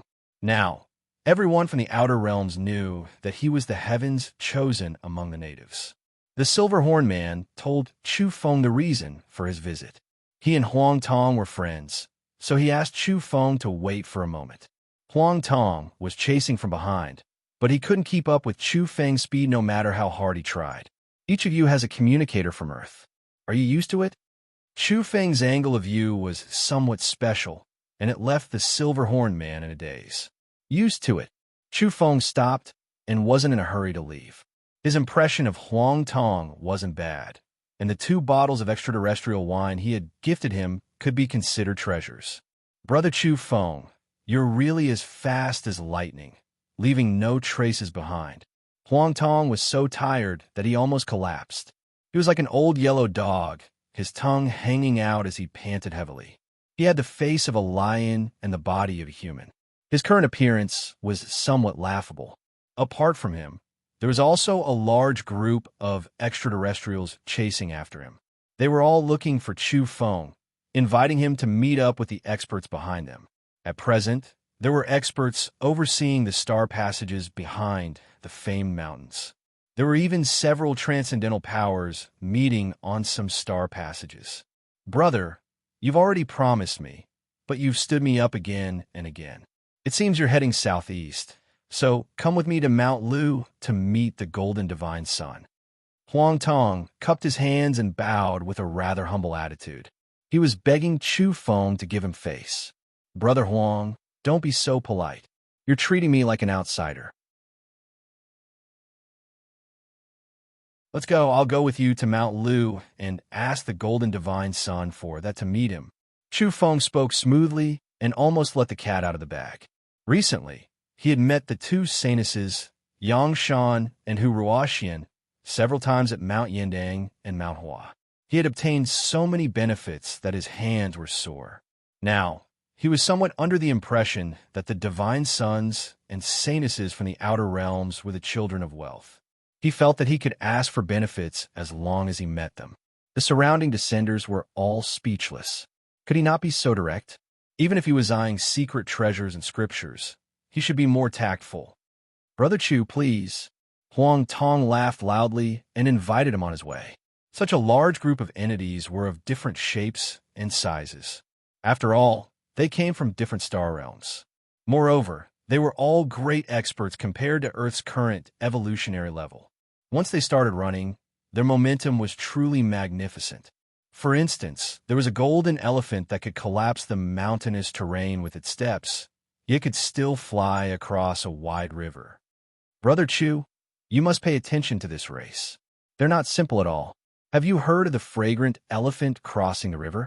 Once it attains the perfect divine physique realm, its entire body will be as white as jade. This kind of creature can easily cross the river of stars with a single leap. It can be considered a peerless movement art, Huang Tong informed from the side. Chu Feng was dumbfounded. There was even such an explanation. Some of the words on earth were about to be subverted. Yes, this race possesses a pure, divine bloodline and has a good relationship with the bodhisattvas of the Buddhist race. No one dares to rashly provoke them. Huang Tong explained further. Presently, these extraterrestrial beings were speaking Earth's language more and more fluently. Some of them could even quote scriptures and had no difficulties in communicating. Chu Feng's impression of Huang Tong wasn't bad. Last time, he was the one who instigated the extermination of the Penglai young master's troops on Mount Hua. He led a large group of extraterrestrials over and bombarded them indiscriminately. A wave of energy attacks was enough to send those people to heaven. Rumble. The group of creatures of different shapes and sizes were too fast. Their footsteps caused the earth to tremble. They passed through Hubei from Shaanxi and directly arrived at Jiangxi. Mount Lu was known as one of the 10 famous mountains of China. It was also a member of the 3 mountains and 5 peaks. Its fame was boundlessly great. Presently, there wasn't just one star passage here. Rather, there were many of them connecting to several different galaxies. One could well imagine how glorious this place was in ancient times. The group of people entered the mountain in a grandiose manner.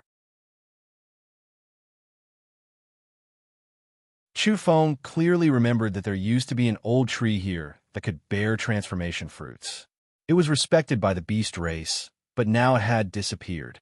It was said that it had wandered away with the main root of the Dahongpo tea tree of Mount Wui and the Longjing tea tree of Westlake. He would reveal an odd expression every time he thought about it. The famous tea trees of the past had all become spirits. Dense mist lingered on the mountain, and the energy essence was especially rich. Some of the mountain peaks rose steeply from the ground and pierced the clouds like divine swords. Some were incomparably majestic and made entirely of brown rocks. There were sparse old trees growing on them like dragons in hibernation. Meanwhile, some of the mountain peaks were covered in clouds and rosy clouds. Medicinal fragrance assailed the nostrils as auspicious birds circled in the air. It was like a fairyland. There were even some areas that had waterfalls thousands of meters high after the great upheavals.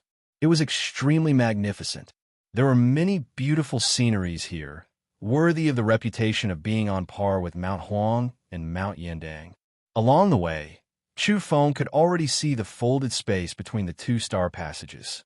However, it wasn't the location of the golden divine sun. He still had to go forward. "We'll be there soon," Huang Tong introduced. Finally, they arrived at a magnificent sight ahead. There were large, sparkling mountains with purple mist curling in spirals. There were ancient pines, medicinal herbs, and numerous silver waterfalls. What a big wild duck. It'll definitely be delicious when roasted. Chu Feng pointed ahead. Near the folded space, there was a large white bird dancing gracefully on a mountain peak full of auspicious qi. Clouds were also surging there. Huang Tong was somewhat embarrassed and said, "That's not a wild duck. It's the divine sun's maid, a swan fairy." The people in the surroundings looked at Chu Feng and were all speechless. As expected, the graceful white swan had transformed into a woman. She was elegant and moving as she descended along the waterfall. Her silver hair, beautiful eyes, and skin seemed to have solidified. She was extremely fairy-like as she approached. "Greetings, everyone." She introduced herself as Bai Qing. She smiled sweetly, elegant and gentle. "Greetings, Brother Chu. The divine sun has been waiting for you for a long time." Soon after, she looked at the large group of descenders and said with an amiable smile, "Everyone, please wait for a moment." So much so that even Huang Tong consciously halted his steps. He revealed an embarrassed expression and said, "Brother Chu, I won't go over. You go and chat with the divine sun." Then he winked and said, "His Highness the Golden Divine Sun is the most forthright and willing to make friends. If Brother Chu lacks a suitable secret treasure, you can tell the Divine Sun." Everyone revealed odd expressions. This fellow was secretly helping an outsider. He had formed a close friendship with a native heaven's chosen. Chu Feng nodded with a smile, and followed by Qing inside. There are several star passages in this area alone. Chu Feng was astonished. The scenery of this area was elegant and the mountains were sparkling. It was indeed extraordinary, but the star passages were also very dense. In a nearby mountainous region, the aura coming from the folded space was extremely majestic. There was a powerful entity overseeing it. Chu Feng was astonished. He looked up and saw an excessively beautiful woman. She was a beauty on the same level as Linoi and Jiang Luoshin. He recognized her. She was actually an acquaintance, Princess Lin from the Origin Magnetic Immortal Cave. Within the folded space, there was a group with a powerful and intimidating aura. One could tell at a glance that they had great origins. Among them, there were two leaders, a young man and an old man of similar statuses. They were currently playing chess under an ancient pine tree. Only the two of them were sitting cross-legged while the others stood in the distance. Two maids were standing in front of them and were in charge of pouring tea. Princess Lin was also nearby, but she was also standing and didn't have a seat. Her expression was somewhat respectful. Chu Feng revealed an odd expression. He had long since learned that both the people from the Qilin's lair and the descenders from the Origin Magnetic Immortal Cave couldn't be considered powerful. They lacked the orthodoxy of a holy land and no divine sun-level characters overseeing them. They had always wanted to find a backer and submit to the imperial court of evolution. For instance, Han Wenze and Huang Weiwei wanted to take Linoi and rely on the Prince of Great Qi, Qiyu, who walked the star passages on Mount Lao. Now, it seemed that Qi Lin had also made a decision on behalf of a portion of the Origin Magnetic Immortal Cave's troops. She had already made up her mind to come here. Judging from her gaze, was she going to submit to that young saint child? Qi Lin looked up and saw Chu Feng. She immediately revealed an astonished expression and wanted to say something. "Oh, don't meddle in other people's business. Just watch." At this time, the young man who was playing chess transmitted mentally, warning her not to speak too much. Princess Lin was well aware that the waters here were very deep. She wanted to warn Chu Feng, but after hearing the saint child's message, she became silent. After careful thought, she recalled that she had once lost a bet to Chu Feng. Now that she wanted to warn him, she was warned like this. She sighed softly. So what if the heavens chosen of the natives was strong and heaven-defying? He still couldn't compete with the divine sun of the outer realms. Although she felt somewhat guilty for not being able to warn him, she felt much better after recalling that she hadn't harmed him. At the same time, she felt that she had no other choice. In short, she wasn't optimistic about Chu Feng. Even if he was the heavens chosen of the natives, and the two of them had a certain friendship, she still couldn't be hot-headed and choose to stand on his side. Where did that group come from? Chu Feng asked Bai Qing about the background of the young man playing chess and the power behind him. He's very mysterious and also extremely powerful. It's likely that he's a divine son of extraordinary status, Bai Qing replied. Very soon, Chu Feng saw the other side of the star passage. There was a woman smiling sweetly in that folded space. Her eyes were bright and moving, and she was fairly charming and flirtatious. But when her smile faded, it also contained a hint of baleful aura. This young woman wasn't ordinary at all. Without a doubt, the people on this star passage were also quite extraordinary. At present, only that woman was sitting alone and surrounded by powerful troops. Meanwhile, Chu Feng was also surprised to see the Peacock King and the Nine Lives Cat King standing there respectfully. They were incomparably respectful toward that woman. She should be a saintess of the demonic race, Bai Qing informed. The Peacock King and the Nine Lives all revealed odd expressions after seeing Chu Feng, but they didn't say anything and only watched him stride forward in silence. Chu Feng frowned and suddenly turned back to look at the path he had come from. In the end, he discovered that it was a stretch of mysterious white mist. "Brother Chu, please. My master, the 100 Transformation Saint's son, has been waiting for a long time." Bai Qing smiled. Chu Feng's expression immediately changed. He reached out to grab her, but she turned into fragments of light and disappeared just like that. Huang Tong, get out here! Chu Feng shouted. He knew that from the beginning to the end, there was no so-called golden divine sun here. It was someone else. Huang Tong's voice came from afar. Brother Chu, I was in the wrong in this matter. Please forgive me. At this time next year, I'll burn joss paper for you and pour 2 bottles of good wine in front of your grave. Get lost. Chu Feng was furious. He really hadn't expected Huang Tong to be such a swindler.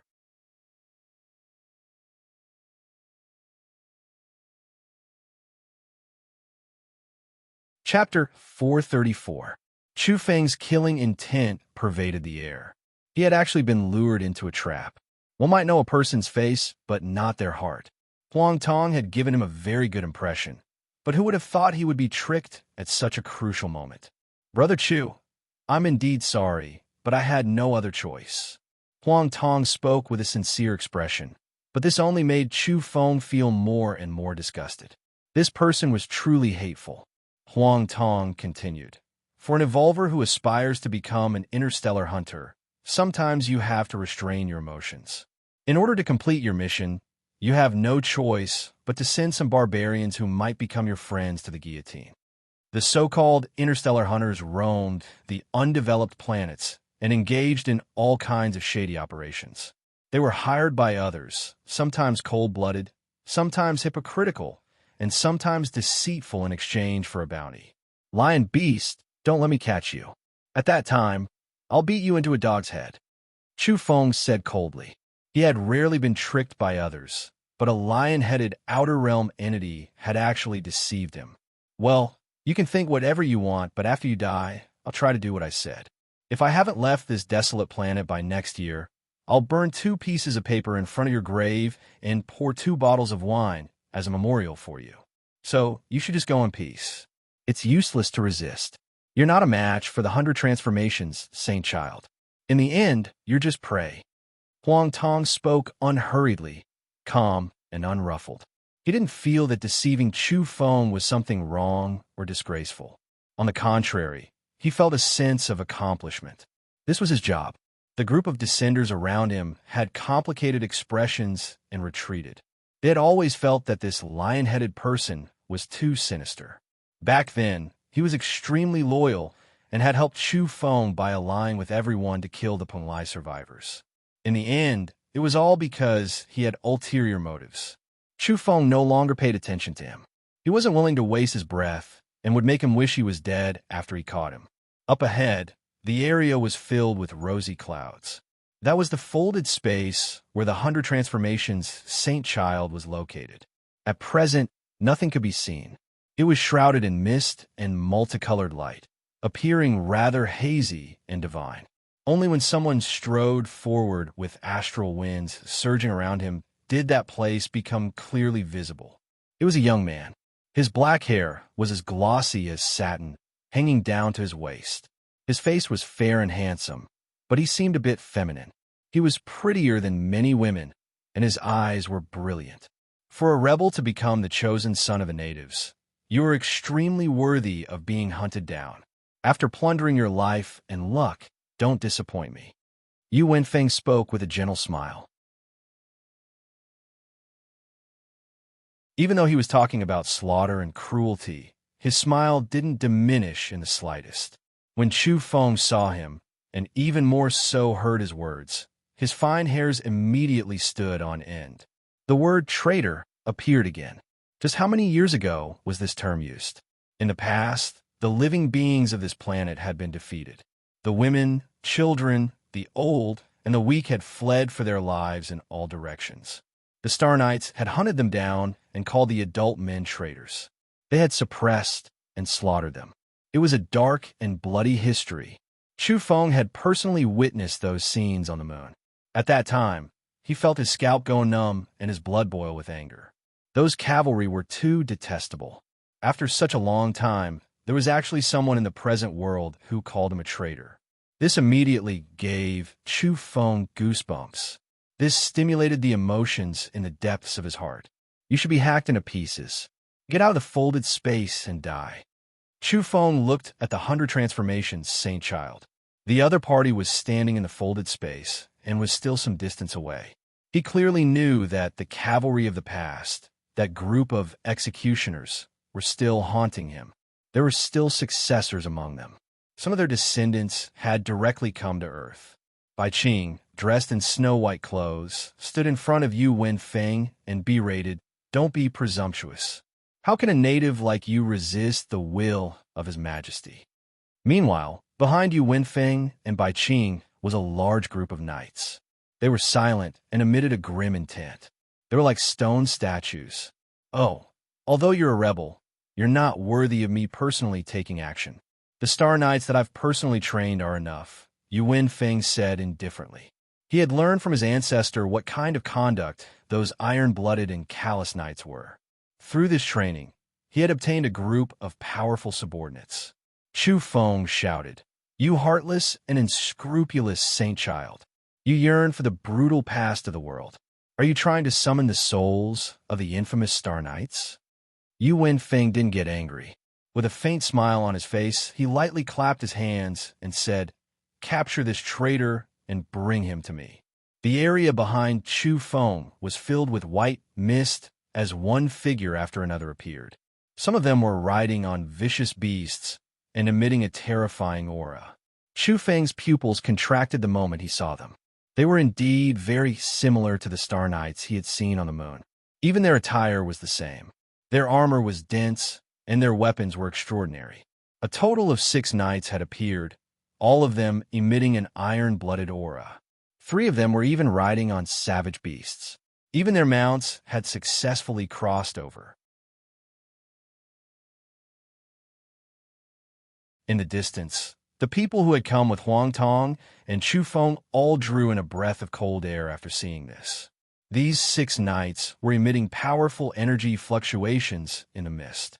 They didn't try to hide it, and people could sense their level of strength. At this stage, they were invincible. That was because these were all existences with 11 or 12 severed shackles. Even their mounts were like this. They were peerless on Earth at present. Such a group of people crossing over could sweep through all obstacles and sweep through the native evolvers. This can already be considered my weakest troops. Some of them even crippled themselves in order to cross over, resulting in a great drop in strength. Only then did they succeed. Yu Wenfeng's words caused many people's hearts to tremble. Their hearts were filled with fear as they sighed in admiration. This was indeed a Saint Child level character. Even the weakest among his troops were like this. "Oh, I heard you're a domain researcher. It just so happens that I also have 2 servants who are proficient in this field. They've also gone over and can communicate with you." Yu Wenfeng had a faint smile on his face. At this time, a figure emerged from the mist behind the 6 cavalrymen and said, "There's no need to kill the rebel. We'll use domains to destroy him in his area of expertise." The reason this area was covered in white mist was because of the 2 of them. They had also concealed the aura of the cavalry. Their methods were extraordinary. These 2 domain researchers were extremely confident. But not long ago, they and the cavalry were hiding in a relatively distant place. They only rushed over after seeing Chu Feng enter deep into the enemy territory and cut off his escape route. Otherwise, even if their domain methods were outstanding, they wouldn't be able to hide from Chu Feng at close range. Moreover, they couldn't hide from Chu Feng's senses in adjacent areas. Many people who had followed them here were astonished. 2 domain researchers had appeared at once. This was extremely extraordinary. One had to know that such people were the most precious and were much rarer than evolvers. The 100 transformations Saint Child Yu Wenfeng actually had 2 of them by his side. As expected, his foundations were deep. At this time, even the people on the other 2 star passages revealed odd expressions and couldn't help but be moved. The young Divine Son level character who was playing chess with the old man was somewhat surprised. He raised his head slightly and glanced at the 2 domain researchers, but he immediately regained his calm. Princess Lin's heart was thumping as she sighed inwardly. As expected of a Saint Child level character from the Outer Realm. As a domain researcher, Chu Feng was already stunning enough, but there were two such characters among Yu Wenfeng's followers. How could they be compared? She shook her head. This was simply an asymmetric power. No matter how powerful the heavens chosen among the natives were, there was no way they could compare to the divine sons and saints of the outer realm. They would simply be crushed without any hope of victory or survival. She let out a sigh of relief and felt a bit guilty. But in the end, she had made the correct choice and didn't get involved with Chu Feng at such a critical juncture. Not far away, on another star passage, the demonic saintess was tender and charming when she smiled. When she was expressionless, she was cold and elegant with a baleful aura. Now, she was staring at the scene with great interest. The Peacock King and the Nine Lives Cat wore respectful and cautious expressions as they stood to one side. They were filled with reverence for this woman. At this time, the two sighed inwardly. Chu Feng could be considered extraordinary, but he was far inferior to the outer realm entities. What was Chu Feng good at? Domains. But the 100 Transformations Saint Child had directly sent out two such characters. This kind of lineup was simply crushing. As for evolution, it was even more incomparable. Even the weakest of the 100 Transformations Saint Child subordinates had evolved far beyond Chu Feng's. The Peacock King and the Nine Lives Cat glanced at each other. They felt that their choice wasn't wrong. Relying on the powerful saintesses and divine sons of the outer realm was the right move. In the past, they were also very proud and confident. That was why they had hesitated and struggled for a long time before making this decision. But now, they were mentally balanced. Bai Qing said with a smile, although domain researchers are extraordinary and all of them are extraordinary geniuses, our family's saint child has never lacked such followers. Chu Feng, are you still proud of yourself? The two domain researchers were shrouded in mist. They felt no pressure when facing Chu Feng and even felt a sense of superiority. As they saw it, there were only bits and pieces of inheritances like domains on a declining planet. The true treasures were underground, and no one had been able to excavate them yet. In addition to the information they had obtained, they concluded that Chu Feng was absolutely inferior to them and would be restrained to death. Come, the showdown between domain researchers has begun. We'll kill you in the domain you're most proficient in. Faint smiles hung on the two's faces. They were quite certain of the outcome of the battle. However, they weren't careless. They had long since made arrangements to kill Chu Feng in one fell swoop. In truth, they held the home ground advantage and had buried many magnets. They were just waiting for Chu Feng to step into Mount Lu and throw his life away. Chu Feng revealed a disdainful expression after hearing this. The corners of his mouth held a wisp of a cold smile. He had just returned from the moon, and there were already people who wanted to use domains to deal with him. At this time, the 100 Transformations Saint Child Yu Wenfeng said, "Oh, remember, I want him alive. Not dead or crippled. Capture him whole. I have great use for him." As you wish. A showdown between domains. Chu Feng spoke and lightly stomped on the ground.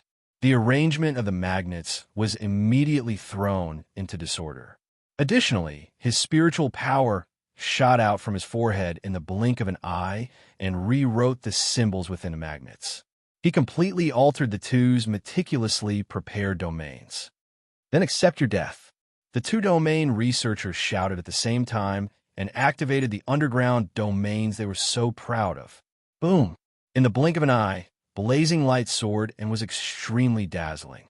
The two wore smiles on their faces, but they were instantly alarmed. This terrifying beam of light was no longer charging toward Chu Feng. Instead, it was sweeping up from beneath their feet. No! One of them cried out miserably and exploded on the spot. His ending was truly miserable. The other was howling in grief and rolling all over the ground. Because his whole body was on fire, a small amount of essence flames of extreme yang lingered around him and couldn't be extinguished. In the end, he was quickly turned into a pile of ashes. The scene was completely silent. Even the 6 knights standing nearby were dumbfounded. Even though they were powerful, They couldn't save him in time. They simply didn't know what was going on. Chu Feng opened his mouth and said indifferently, "Which star field are you from? Is this a joke? What domain researchers? One self-destructed and the other burned. Is this a performance? It's a bit bitter." He glanced at the 100 transformations Saint Child Yu Wenfeng and said, "These are your so-called powerful followers. Yes, they are indeed extraordinary." Everyone was visibly moved, surprised, and bewildered. Princess Lin was stunned and stood there in a daze. The Divine Sun level young man and the old man also stopped their game and glanced outside with odd expressions. The demon Saintess was astonished. She didn't understand domains, but her senses were sharp and felt that it was odd. Meanwhile, the Peacock King and the Nine Lives Cat were both puzzled and astonished. Yuan Feng approached. His maid Bai Qing's face was ashen and her jade face was covered in frost. She ordered the 6 knights. "Why aren't you attacking? Capture him." "Capture me?" Chu Feng taunted. "I've always felt that your people are inferior goods." 2 powerful domain researchers actually self-destructed and self-immolated. How laughable. Now you want to have a true showdown with me? You guys are even less capable. You have to know that the domain I'm most proficient in is evolution. My combat strength is peerless. Everyone cursed silently after hearing this. A person with 9 severed shackles actually had the nerve to say that his strength lay in evolution and combat strength. Kill. One of the knights shouted and charged over like a bolt of lightning. The long blade in his hand slashed at Chu Feng. The blade radiance was dazzling as it cut through the mountainous terrain and shattered all the vegetation. Chu Feng raised his hand and produced a scarlet, translucent monastic robe inlaid with golden threads. Not only did it block the terrifying blade, but it also wrapped the knight in it. This monastic robe was emitting a scarlet glow and golden patterns. It was exceptionally extraordinary and possessed astonishing defensive power. It could break through the long blade and confine people. This was a secret treasure gifted to him by Hu Ruoxian. Chu Feng had long since tested its might. In the blink of an eye, he had captured a knight alive. Without any hesitation, he swung the bronze sword in his other hand and decapitated the knight with a puff. The knight's head rolled far away. Everyone's expressions froze. This was actually the outcome. It had only been a single exchange, but a powerful knight had been decapitated just like that. It was done cleanly and efficiently. At this moment, Chu Feng was draped in the monastic robe and actually uttered a Taoist name, Boundless Deity. You're tuning in to the Warrior Lore YouTube channel. Don't forget to subscribe and join us on this journey to catch the most captivating stories.